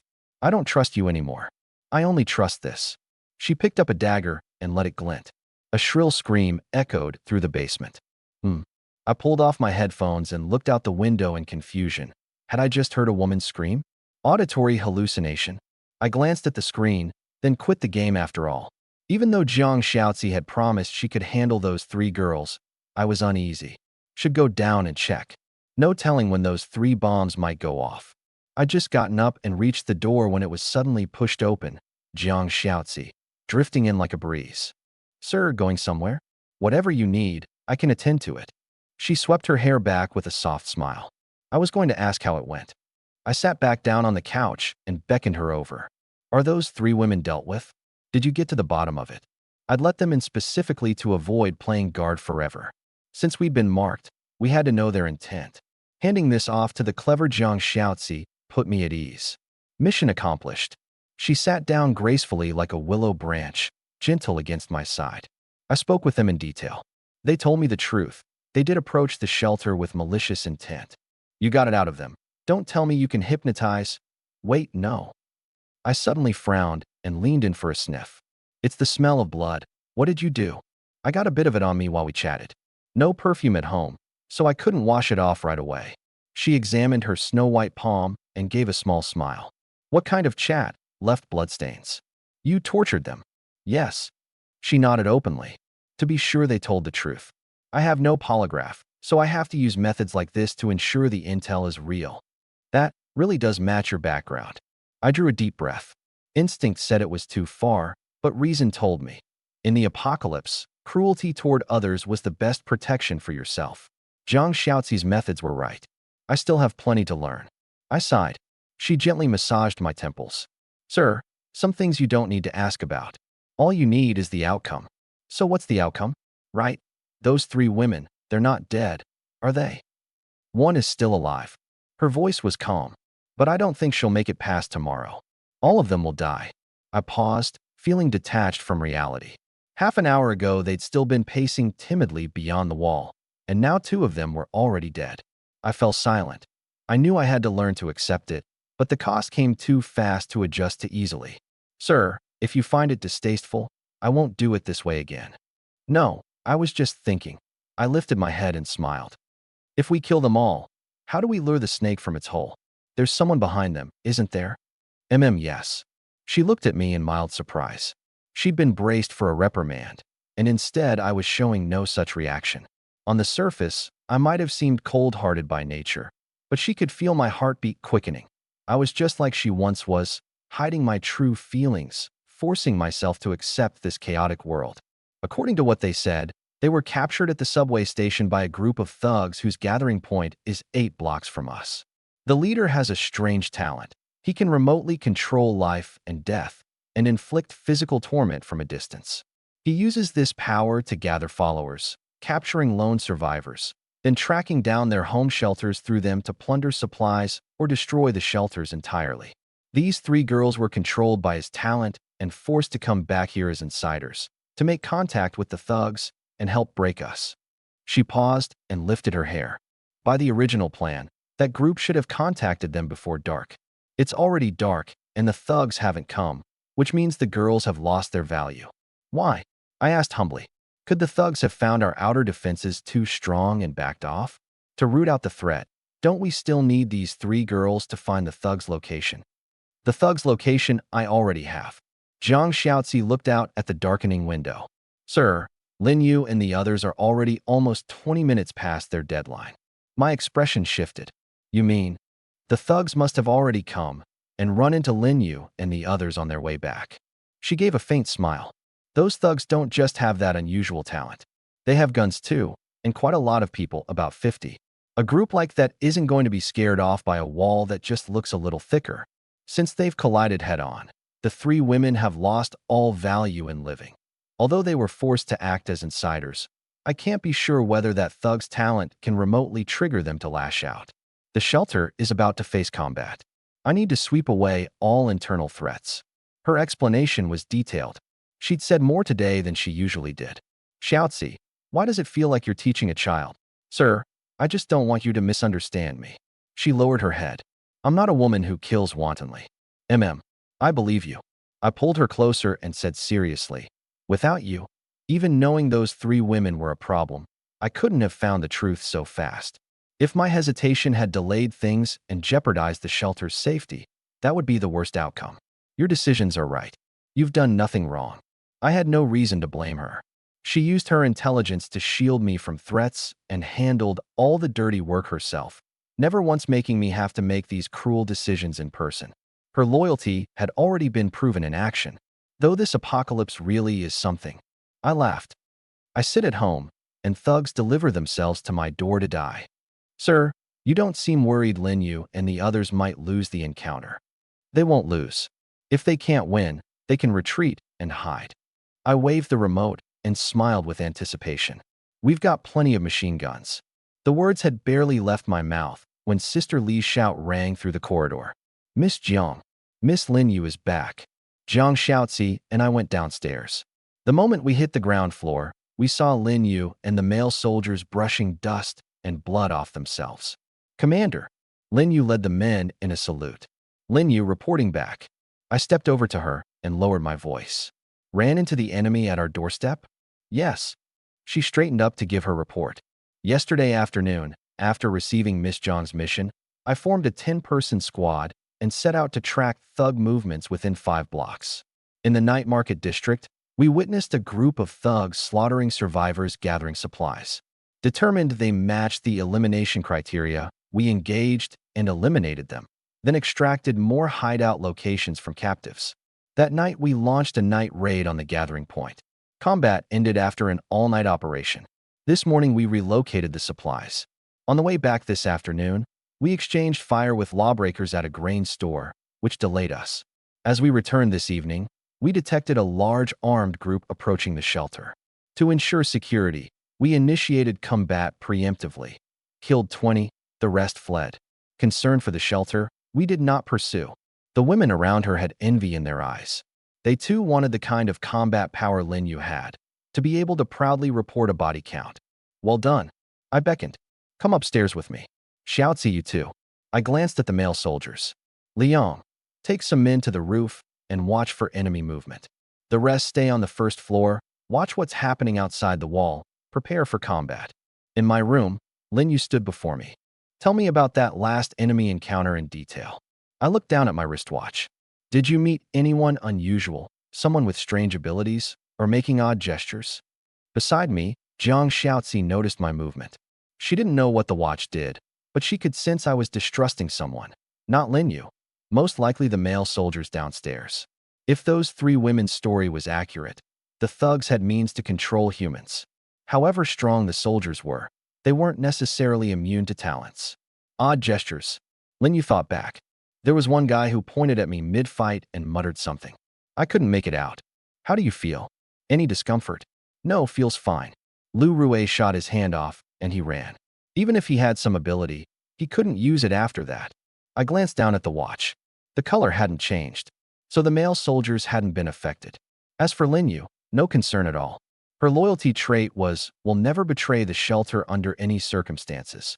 So even if something tried to control her, it would fail. What about the rest of the thugs? Was the fight difficult? No pressure. They had full kit, guns, compound bows, but their combat ability was terrible. Numbers, but a rabble. They ran off on their own after only a short fight. Guns and bows, numerical superiority, and yet they couldn't wound a single one of my soldiers? These people weren't even as fierce as Brother Li's crew. Strange, was the intel wrong? I looked at Jiang Xiaozi. None of the fighters had a talent. The talent holder is probably the leader and holds a high position. She reminded me, anyone with a talent at this stage should count as a strong figure, and strong leaders rarely take to the field in person. Lin Yu simply may not have encountered him. I closed my eyes to think. This time Jiang Xiaozi hadn't offered a suggestion of her own initiative. She was waiting for my orders. She'd sharply noticed that I was growing every day. She understood why I'd called only Lin Yu upstairs alone, while keeping Liang and the other soldiers together, so Liang could monitor them, and I could cross-check by observing both groups' performance and swiftly counter if the male soldiers had been controlled. She didn't know my wristband could pinpoint malice more accurately. I opened my eyes shortly. Lin Yu tired? Lin Yu reflexively glanced at Jiang Xiaozi, saw her wave subtly, and got it immediately. Commander, I'm not tired. Ready to continue combat. Good. Then we go night raiding, but not for total annihilation. I looked at Jiang Xiaozi. This group probably doesn't know Lin Yu belongs to us. They took a beating midway, won't imagine we've locked their position, and definitely won't expect us to strike first at night.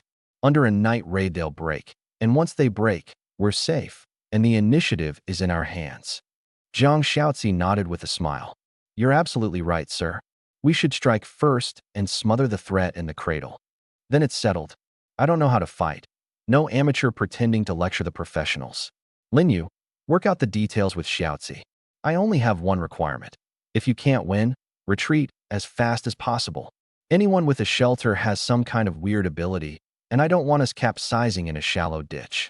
If conditions allow, feel free to lead the enemy back here. I pressed the remote button, and the wall to Lin Yu's right gave a whir of gears as a black machine gun port revealed itself.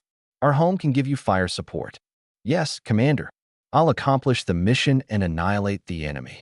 Lin Yu snapped to attention and saluted. Off you go? You two draw up the plan. All I want is the result. It was 8 p.m. now, and night had fallen.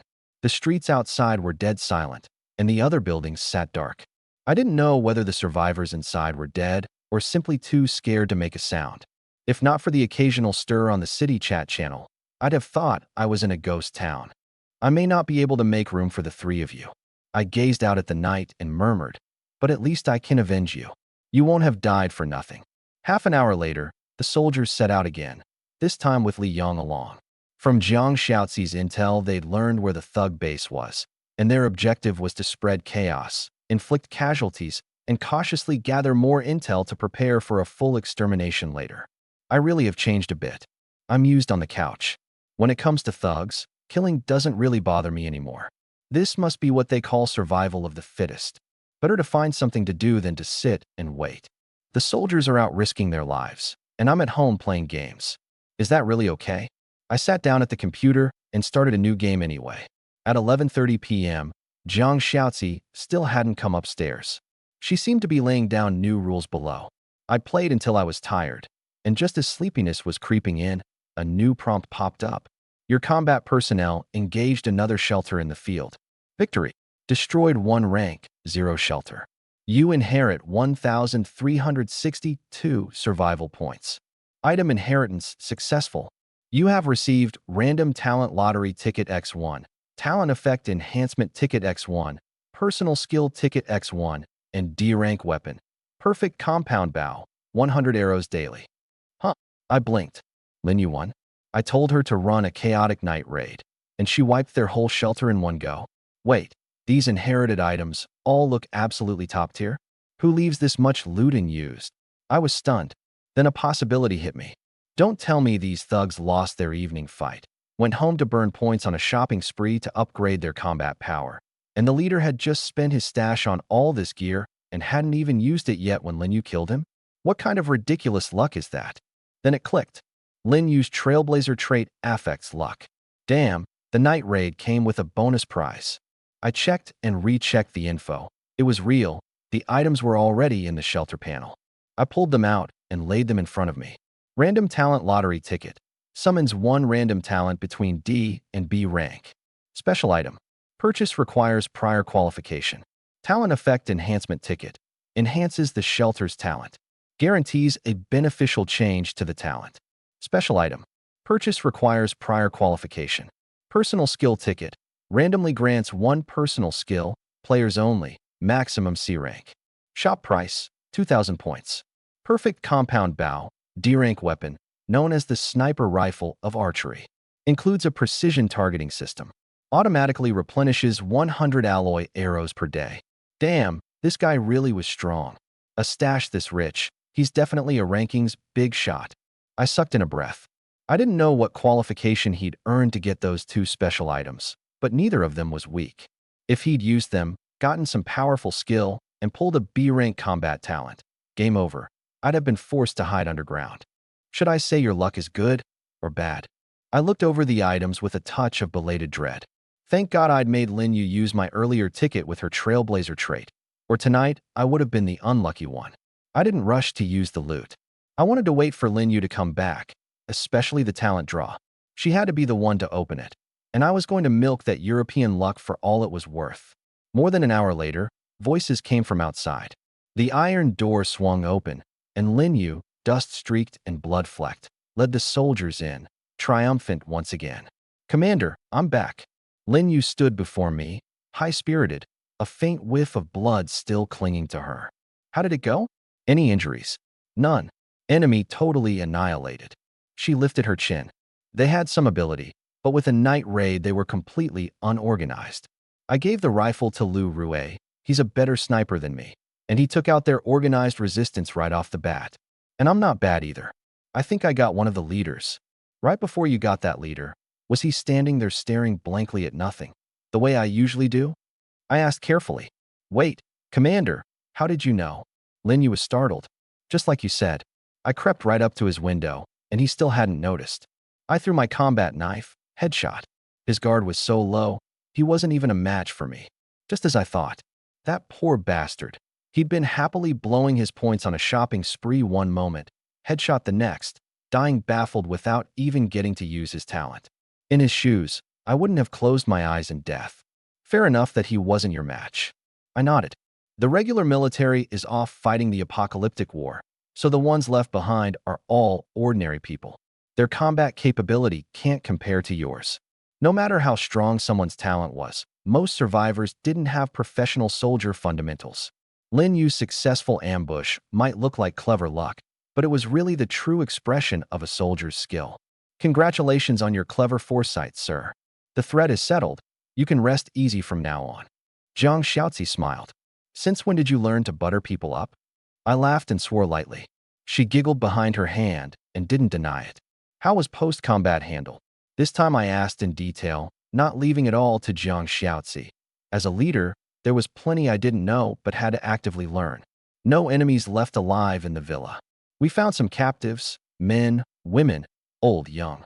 They said they'd been captured to serve as flesh puppets. That's what the leader called them. I felt sorry for them and let them go on my own authority. Before they left, they asked my name. I couldn't expose our details, so I lied. How did you lie? I told them my name was Lei Feng. Lin Yu scratched her head with a bashful smile. They insisted I was PLA. I said no, I'm the Lei Feng Corps. Ha ha, the Lei Feng Corps.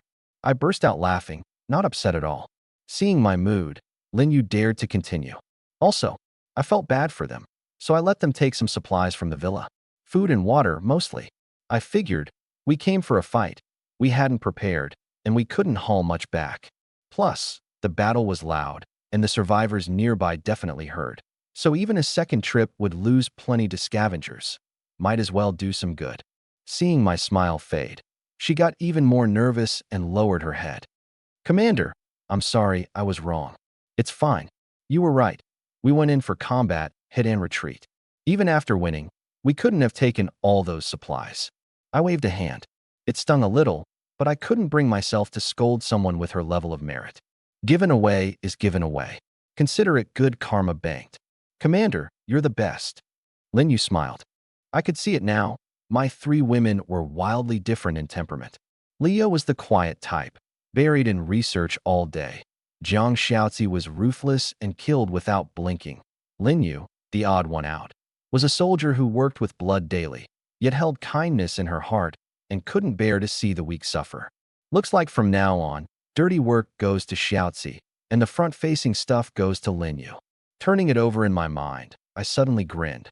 Wasn't this just having a white glove and a black glove? Someone to represent my will in every situation? Come to think of it, wasn't this exactly the behind-the-scenes plan Zhang Xiaozi had laid out for me? Off to the side, Zhang Xiaozi simply smiled softly, elegant and composed, her beautiful eyes never leaving me. Right, Lu Rue's the sniper, isn't he? No need to give him the rifle then. A sniper should be able to handle a compound bow too. I gestured at the compound bow on the table. Give him this. It'll work as a sniper substitute for now. Yes, Commander. I'll pass it over right away. Lin Yu picked up the bow to leave. Hold on. Do something for me. I beckoned with a smile. Come here. Don't be so stiff. Sit next to me. Lin Yu's face flushed, but she still obediently sat down. Commander, is there a new mission? Nothing that serious. Remember how you helped me use a ticket last time? Got another one today. Help me use it. I handed her the random talent lottery ticket, brimming with anticipation. You've got the touch. You use it. The talent enhancement and personal skill tickets applied to me directly, so Lin Yu's luck couldn't help there. But for a talent draw, she was the only choice. All right. Lin Yu gave the ticket a shake. Use. Blazing gold light flooded the room in an instant. I stared, thrilled. This kind of light show has to be a top-tier talent. A few breaths later, the gold light drew inward, congealing into a golden human figure in front of me. It was Jiang Xiaozi's first time seeing this. She watched with keen interest. The light faded, revealing a middle-aged man in a white lab coat and gold wire glasses. Successfully recruited B-rank talent. Chun Qiren. B-rank. Lin Yu's Euro luck was insane. Boss, hello. The man bowed respectfully. My name is Chun Qiren, your personal physician. His appearance was cool and detached, a smile at the corner of his mouth, but in his eyes was an unconcealed madness and cold indifference. Unlike other doctors who radiated a warm reassurance, he gave off a chilling, dangerous air. Lin Yu instinctively tensed all over and locked her gaze onto him. Personal physician? Jiang Xiaozi looked him over with interest. She'd caught the scent of a kindred spirit. Yes. Chun Qiren replied evenly. I quietly opened his data. Chun Qiren, 40, doctor scientist, B rank. Neural response 266/willpower 268/immunity 288. Traits: medical genius, proficient in surgery, internal medicine, and genetic research. Poison specialist, prefers killing over healing, skilled at poisoning, dislikes crafting antidotes. Talents: assassin, once a world-class killer, retired after falling in love with a girl. Mental illness, extraordinarily strong will, suspected mental illness. A colleague who tried to diagnose him was killed by him. Value score, 895. Damn, a mad doctor? I sucked in a breath. That was my first reaction to his stats. A mentally ill, retired assassin, genius doctor. That was a lot of tags on one talent entry. 2 stats over 200, and his specialty leapt off the page. You're skilled at killing people? I'm used. I mean, not in direct combat, by non-combat means. Yes, boss. Chun Qiren gave a courteous bow. I can offer over 300 non-combat assassination methods. If the assassination target were in this room. He glanced at Jiang Xiaozi and Lin Yu and gave a faint smile. I could kill her right now. Lin Yu immediately gripped her gun and flicked off the safety. Jiang Xiaozi's smile faded, her beautiful eyes narrowing. We're all on the same side. No funny business. I hurried in. Doctors knowing how to kill fits the profession. From now on, medical care in the shelter is your responsibility. So they're comrades. Chun Qiren crouched by the table, poured 2 cups of tea, and offered them to the women. My apologies for the offense earlier. I hope you won't hold it against me. It's fine. Lin Yu holstered her weapon but didn't take the tea. Neither did Jiang Xiaozi. Go ahead, take them. I laughed. He's just arrived and doesn't know everyone yet. A cup of tea's a gesture of respect. It's not respect. Chun Qiren said quietly. This tea is the antidote. I just poisoned you. What? I stared at him in disbelief. He set down the teapot and pulled a small spray bottle from his belt, giving it a shake. This is a nerve toxin I made. Causes paralysis and dizziness. For those allergic to the ingredients, it can be fatal. Both cups of tea contain the antidote. Only then did it hit me. He hadn't come with any visible accessories from his talent slot. Even D-rank talents arrived with a weapon. How could a B-rank show up empty-handed? Turns out, what he'd brought was poison. Lin Yu, Xiaozi, drink it now. I watched them drink the tea, then turned back to him. This kind of method, don't use it on your own people again. I didn't know before. Now I do. Chun Qiren rubbed his nose, his apology pitched just right. Rest assured, boss, I'll observe professional ethics. Of course, if you'd consider changing my role, I might work even harder. What role? You've assigned me to treatment, but I don't particularly enjoy healing. I prefer medical research over treatment. What research? Human dissection. Denied. I refused sternly on the spot. Don't even think about doing anything sketchy to my people. Behave and be a proper doctor. Anyone here with so much as a headache or a fever, you take responsibility. Fail to cure them, and it's on you. Very well, boss. He couldn't hide his disappointment. As you wish. I am a doctor who saves lives and heals the wounded. I could see he wasn't happy, but I wasn't going to change my decision. First, the shelter's population was growing, and a medical system had to be established. Second, this guy's personality was uncontrollable. He needed to be reined in. Xiaozi, take him down. Pick a room to be the infirmary. Later, have Lin Yu find him medical equipment. Yes, sir. All of you go? It's late. Get some rest. I glanced at my watch. Nearly midnight. What a day. Even though I'd stayed home the whole time, plenty had happened. These last 2 items I'll have to use myself. I looked at the desktop and smiled. That poor bastard, unwittingly setting up my wedding dress. Let's try the talent effect enhancement ticket first. I used it, and gold light burst out and wrapped around me. Your talent has received an enhancement. Shuttin's Haven now gains reward stacking effect. The more times you use talent rewards, the higher the tier of rewards obtained. Probability of high-tier rewards significantly increases. A luck-based enhancement. I was quite pleased. Improved reward tiers was pure upside. Not every reward would be top tier, but I got one every day, and eventually the jackpot would come. Now this one. I picked up the personal skill ticket and used it. Silver light sank into my skin. Acquired D-rank skill, comprehensive resistance. Comprehensive resistance, passive skill. Grants a slight increase to bodily resistance against disease, extreme heat, extreme cold, and piercing damage. Bones become stronger, less prone to fracture from falls. D-rank, A slight letdown. Didn't hit the C-rank ceiling, and it was a passive to boot.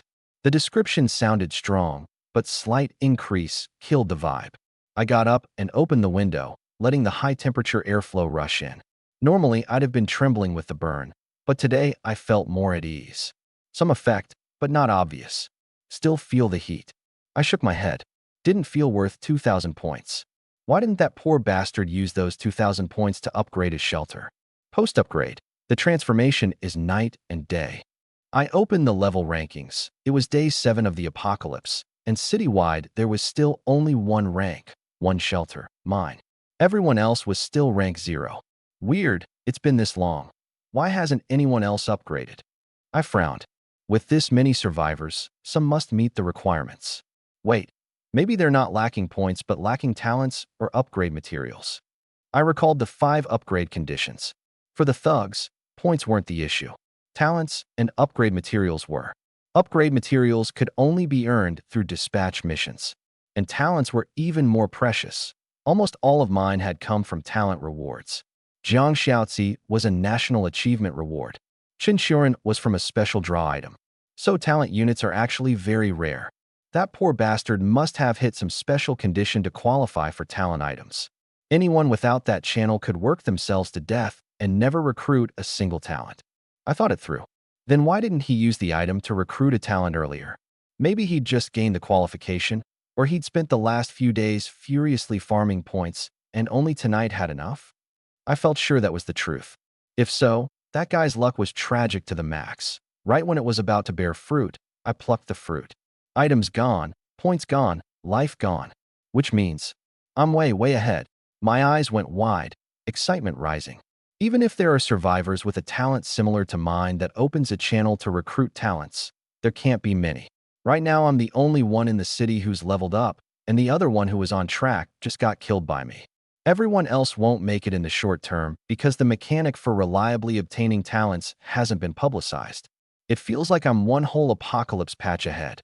I was the only person in the whole city with a stack of talents.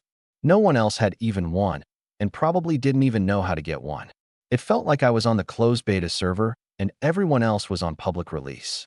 No wonder my talent is SSS-Rank. The value's real. I laughed. Early on I'd underestimated it several times, thinking the rewards were lukewarm. Now that a week had passed, citywide I was the only one ahead by a version. The rest of you can't even upgrade, and my talent count is already in double digits. So comfortable. I flopped onto the bed. Sleep. Get to tomorrow noon for the next reward. Hopefully more talents. A restful night. When I opened my eyes, it was already 11:30 in the morning. I sat up and saw Jiang Xiaozi arranging fine dishes on the table. Sensing my gaze, she smiled and beckoned. You're up, sir. Come wash up and eat. Gentle as a devoted wife. What about Qinshuren? I asked while she helped me dress. He's already on the clock. On the clock. He doesn't like being supervised by me. He drew up his own rules and work schedule. I looked them over. They seemed reasonable, so I let him have his way. Rules he set himself? Let's hear them. He said from now on he'll rise at 8 a.m. and work in the infirmary until 8 p.m. After 8, he won't see patients, unless you personally order it. 1 day off per week on the weekend. Also, he wants access to Li Yu's research lab. My guess is he wants to make poison. I burst out laughing. The apocalypse is upon us, and he's giving himself office hours? Only 1 day off per week. Really thinks he's a doctor. Hospital doctors are way busier than that, and they've got emergency rooms. Do you approve, sir? If not, I'll have him revise. It's fine. We only have a handful of people, and no one's sick every day. Let him do it. As for the lab, what's Leah's take? Leah won't let him in. I couldn't talk her around, and since she's been researching a new technology module recently that could benefit the shelter, I didn't push her to allow the disturbance. Well handled. Ask him what equipment he needs. Have the soldiers look for it while out. Whatever we can get him, we'll get. His main job for now is saving lives. Poisoning and killing isn't needed at the moment. Right, resume dispatch missions today. Max out all 3 daily and prioritize collecting upgrade materials. I wasn't short on food and water. I was short on upgrade materials. I needed to press this rare lead as hard as I could and pull the shelter far, far ahead. 1 rank ahead wasn't enough. If possible, I wanted to be 7 or 8 ranks up before anyone else upgraded even once. Yes, sir. After the meal, it was time for the daily talent reward. I'd just poured tea and sat down when a new prompt appeared. I looked up eagerly and froze. My tea, forgotten, sloshed right onto my lap. Ah, damn. That's hot. Oh, sir. Jiang Xiaozi, clearing the dishes, spotted it instantly and rushed over. Don't move, sir. Let me handle it.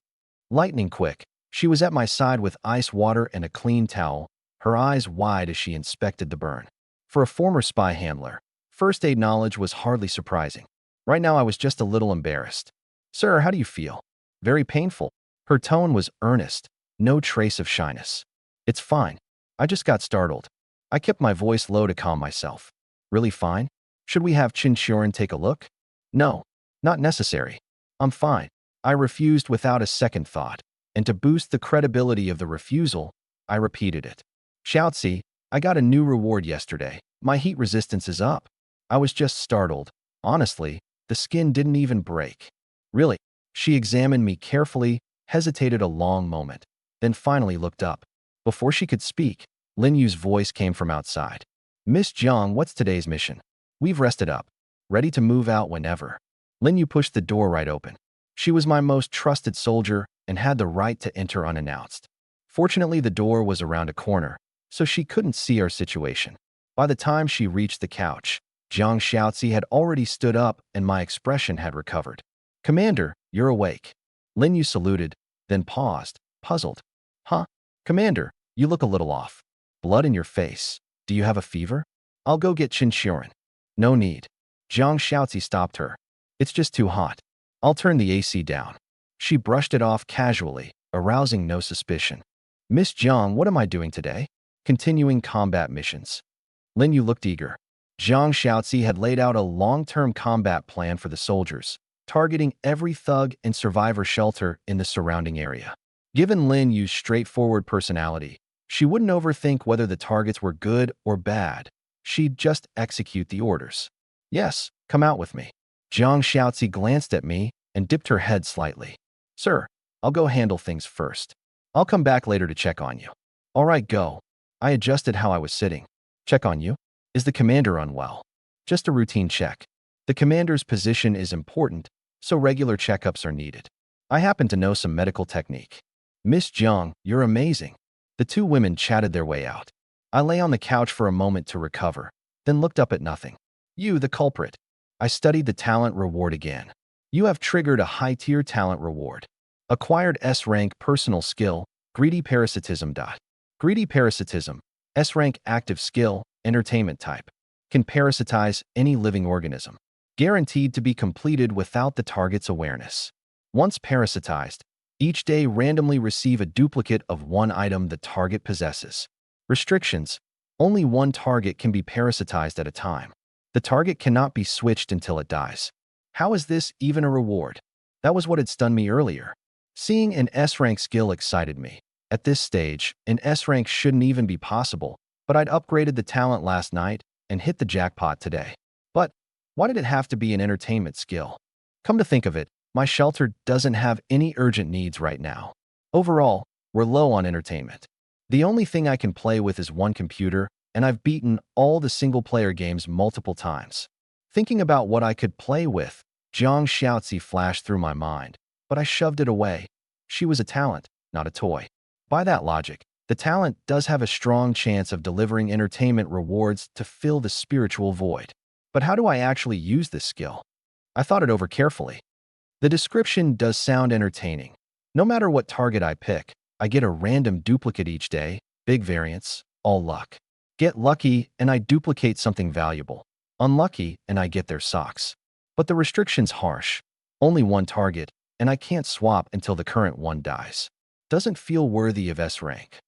Wait, the description doesn't seem to limit the item categories that can be duplicated. I narrowed my eyes. If I pick some powerful survivor as my parasite target, does that mean I have a chance of duplicating his talents, skills, items, even his survival points? I stared and reread it over and over. The guess was very likely true, because the duplication scope really had no limits. A duplicate of one item the target possesses. The word item covered way too much, which means I can only parasitize enemies. To switch targets, I have to kill the current one first. It's a twisted, dangerous entertainment skill. It wants me to treat human lives like a game. I stayed calm. I'd already adapted to the cruel laws of the apocalypse, and killing didn't feel strange to me anymore. So the question is, who do I pick as my first parasite target? Aside from humans, there didn't seem to be much else to choose from. In this high-temperature environment, living things other than humans were already rare. Stray cats and dogs, birds in the sky, all gone. The occasional mosquito or gnat still buzzed around. But what could you possibly duplicate from a swarm of bugs? Whatever, let's just try it. I was genuinely bored, and I couldn't find a good test subject. Try it on someone in the house. I wasn't twisted enough to kill my own people. These girls worked hard and diligently, and were plenty valuable. I opened the window and let in some nameless flying bug. Parasitize. I fixed my eyes on it and silently activated the skill. The next second, a wave of dizziness slammed into me and my body pitched over onto the couch on its own. I barely managed to steady the sickness and get my head back, only to discover in horror that my vision was scrambled. I could clearly feel two viewpoints. One was my normal human perspective. The other was the compound eye view of me lying on the table, staring at my own panicked face. Is that the bug's view? Damn, this really is parasitism. I actually have the bug's vision now. Nope, getting worse. I clutched my head. As the bug thrashed around, the world flipped and spun. I fought back nausea, grabbed a book, and swatted the bug dead. Smack. The moment the bug died, the parasitism effect vanished, and I felt instantly better. Damn, that's absolutely insane. I sucked in a deep breath. This thing has a hidden effect too. It lets me share the host's vision. If I pick a good parasite target, what secrets could he possibly keep from me? The double vision was rough, but with practice I could adapt. Compared to the side effect, this skill's hidden potential was massive. Based on the test, my conclusion was clear. To duplicate something valuable, I had to parasitize a survivor strong enough to be worth it. Just picking some random person would mean generic loot, and the skill would be wasted. A name immediately came to mind, Little White Bear Shelter. I opened the rankings. This guy sat comfortably at the top, way ahead in shelters destroyed. The true number one on the PK board, killing like it was breathing. With enough points to level up his shelter several times, his talent has to be top tier. If I could parasitize him, my odds of duplicating something good would go way up, but how do I find him? I couldn't exactly shout on the city chat channel, "Little White Bear, come out and duel." Parasitism wasn't control. The parasitized person still had his own consciousness and would fight back. By my plan, I had to complete the parasitism without him knowing, so I stayed in the dark and he stayed in the light. Used to be I didn't want to run into him too early. Now I actually want to meet him. I went downstairs to find Jiang Xiaozi. She was in the second-floor war room assigning missions to the soldiers. Lin Yu and the others were already geared up, ready to move out. "Sir, any other orders?" Jiang Xiaozi was sharp. The moment I came down, she knew something big was up. I beckoned for everyone to gather around. "Xiaozi, that Little White Bear shelter I mentioned before, have you briefed everyone?" "Yes. I've been emphasizing that missions should avoid direct conflict with them and focus on gathering intel." She knew my talent's characteristic. The longer time dragged on, the stronger I got. So the shelter had always played defense, layered fortifications around a core, expanding steadily outward. "There's a new development," I said. I need to locate the leader of Little White Bear Shelter. I have a way to target him long-term. What way? Parasitism. Everyone in the room was my own people, loyal and trustworthy. I've got a parasite skill. As long as I can see their leader, I have a chance to complete the parasitism and lay all his cards bare to me. Jiang Xiaozi's eyes lit up. She understood perfectly how monstrous this skill was. Sir, just being able to see him is enough? That's what testing shows so far. I need line of sight. That. She pondered for a moment. Not too difficult. Sir, put this in my hands entirely. But I want to confirm once more. Truly, seeing him is all it takes. Yes. I didn't hesitate. Good. I know what to do. It may take some time. Please be patient, sir. It's yours. Having a smart strategist really made life easy. All I had to do was learn to delegate, and then win from home while playing games on the couch. That was the correct usage of my talent.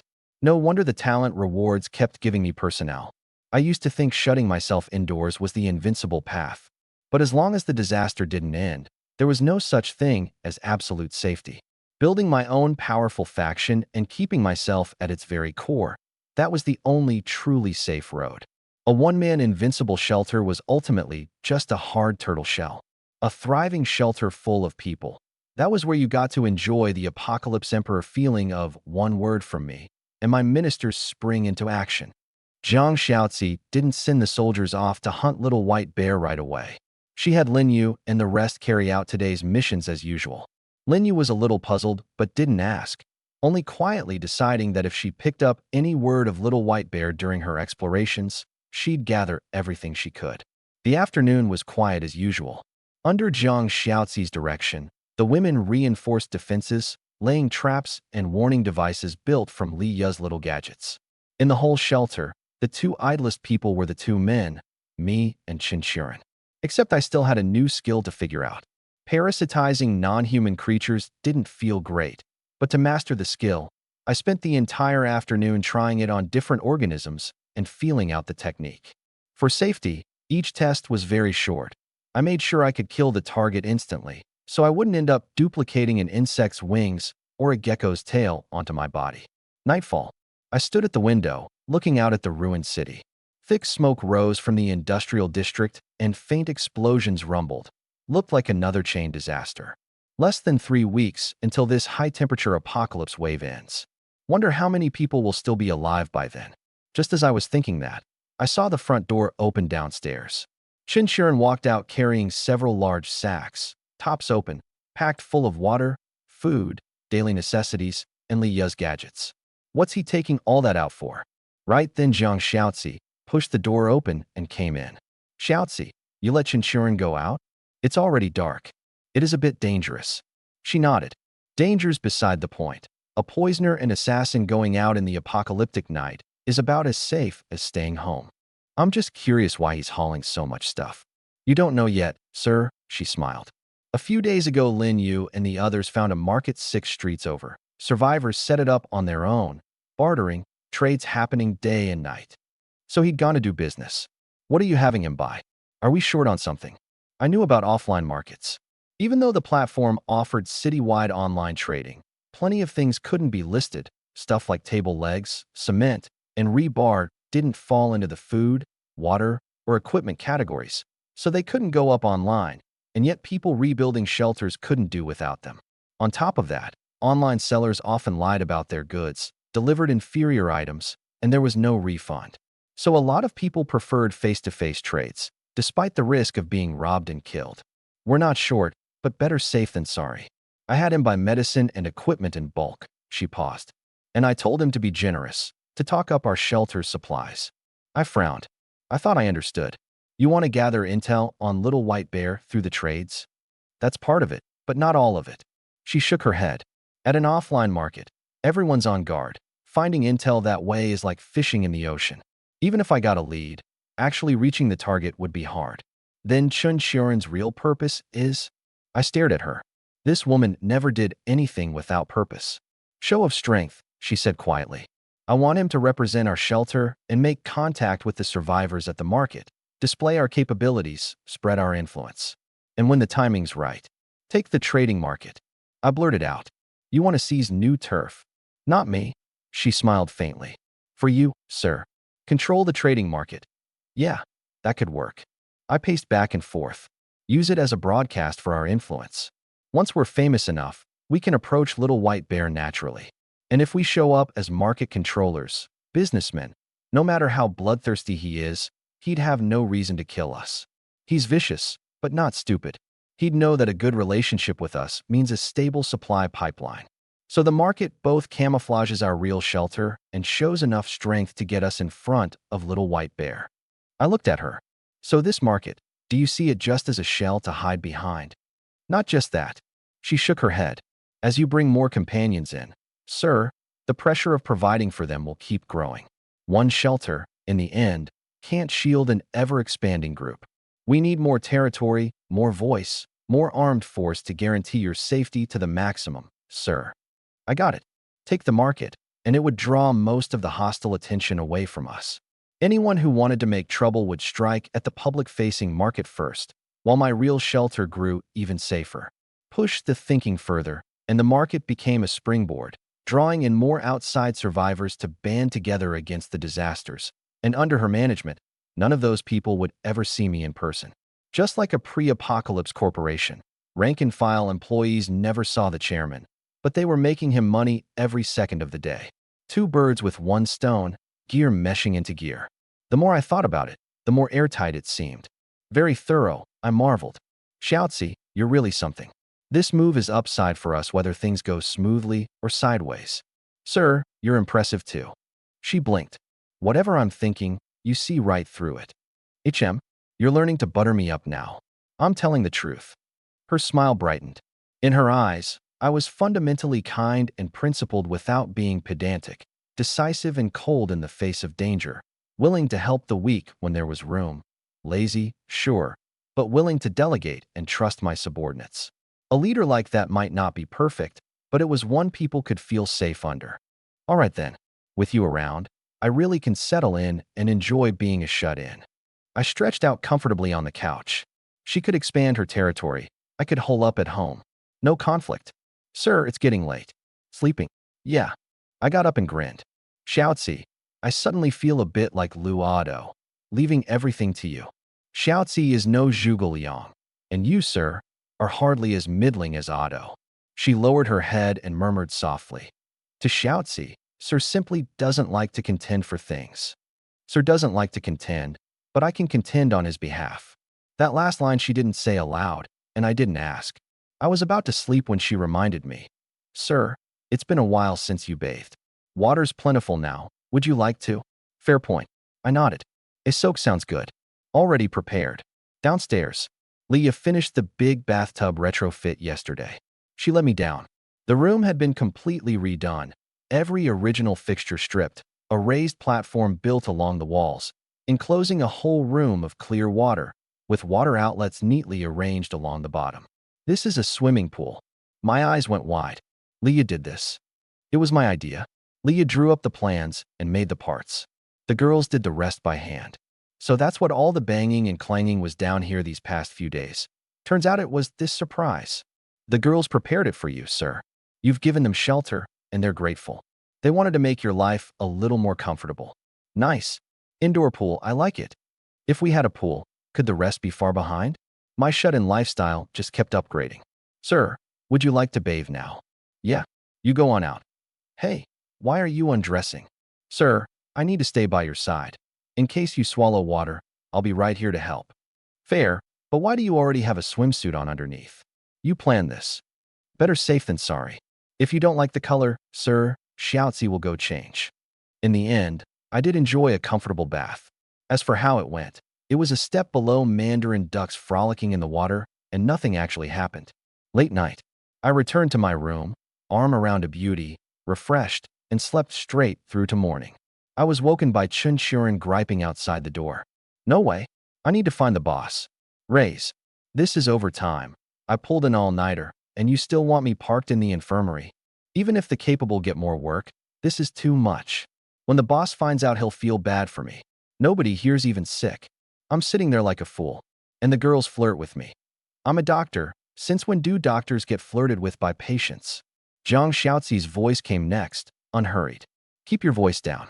If you wake, sir, I won't let it slide. Oh, sure. Exploit the middle-aged and elderly, but they don't get to speak? I'm 40. Half my body's in the grave, and you still work me like this. I pulled an all-nighter and you won't even let me sleep. I'm reporting you. Chinchurin. I raised my voice. Come in. Boss. He answered cheerfully. You're done for. I'm filing a complaint. He pushed the door in and gave a respectful bow. Good morning, boss. I pointed at the teacup, and he hurried over, poured the tea, and handed it to me. You didn't poison it, did you? I sipped and asked out of nowhere. He froze. Boss, how would I dare? Hard to say. My face stayed blank. You just got back and already have the nerve to shout at Xiaozi. On the day you arrived, you had the nerve to poison Lin Yu right in front of me. What is there you wouldn't dare? He bowed his head, embarrassed. Xiaozi oversees everything in the shelter. Whatever she has you do carries my authority. I set down the teacup and looked him over. From what I heard outside, it sounded like, what? You ran into a new boss last night and don't want to work for me anymore. Boss, that's not what I meant, he hurried to explain. It's just, Miss Jiang gave me way too many tasks. I can't handle it alone. So I raise your pay? I nodded. Except there's no pay here. What do we do? Fire you? No, please, boss. He scratched his head, smile growing more awkward. Where else could I even go? I know I was wrong. Won't happen again. I didn't answer, just got up to wash. He trailed after me in silence. Once I was done, I looked at his reflection in the mirror and asked evenly, out with it.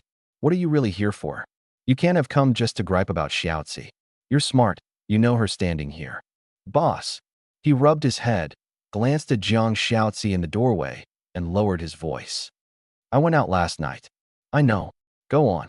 I sat down at the dining table. A lavish breakfast was already laid out. Jiang Xiaozi prepared one every day, whether I woke at this hour or not. Then, I killed some people. His head dropped lower and lower. My chopsticks paused mid-motion. I looked at Jiang Xiaozi outside the door, then back at him. Chen Shuren, Xiaozi sent you out to expand our influence and lay the groundwork for taking over the trading market, correct? Yes, boss. And you killing people, was that also to expand influence? I tilted my head. For intimidation, or because you were forced to fight back? Intimidation. Something felt off. Why did this middle-aged man look like he'd committed a real sin? First, tell me, how many did you kill?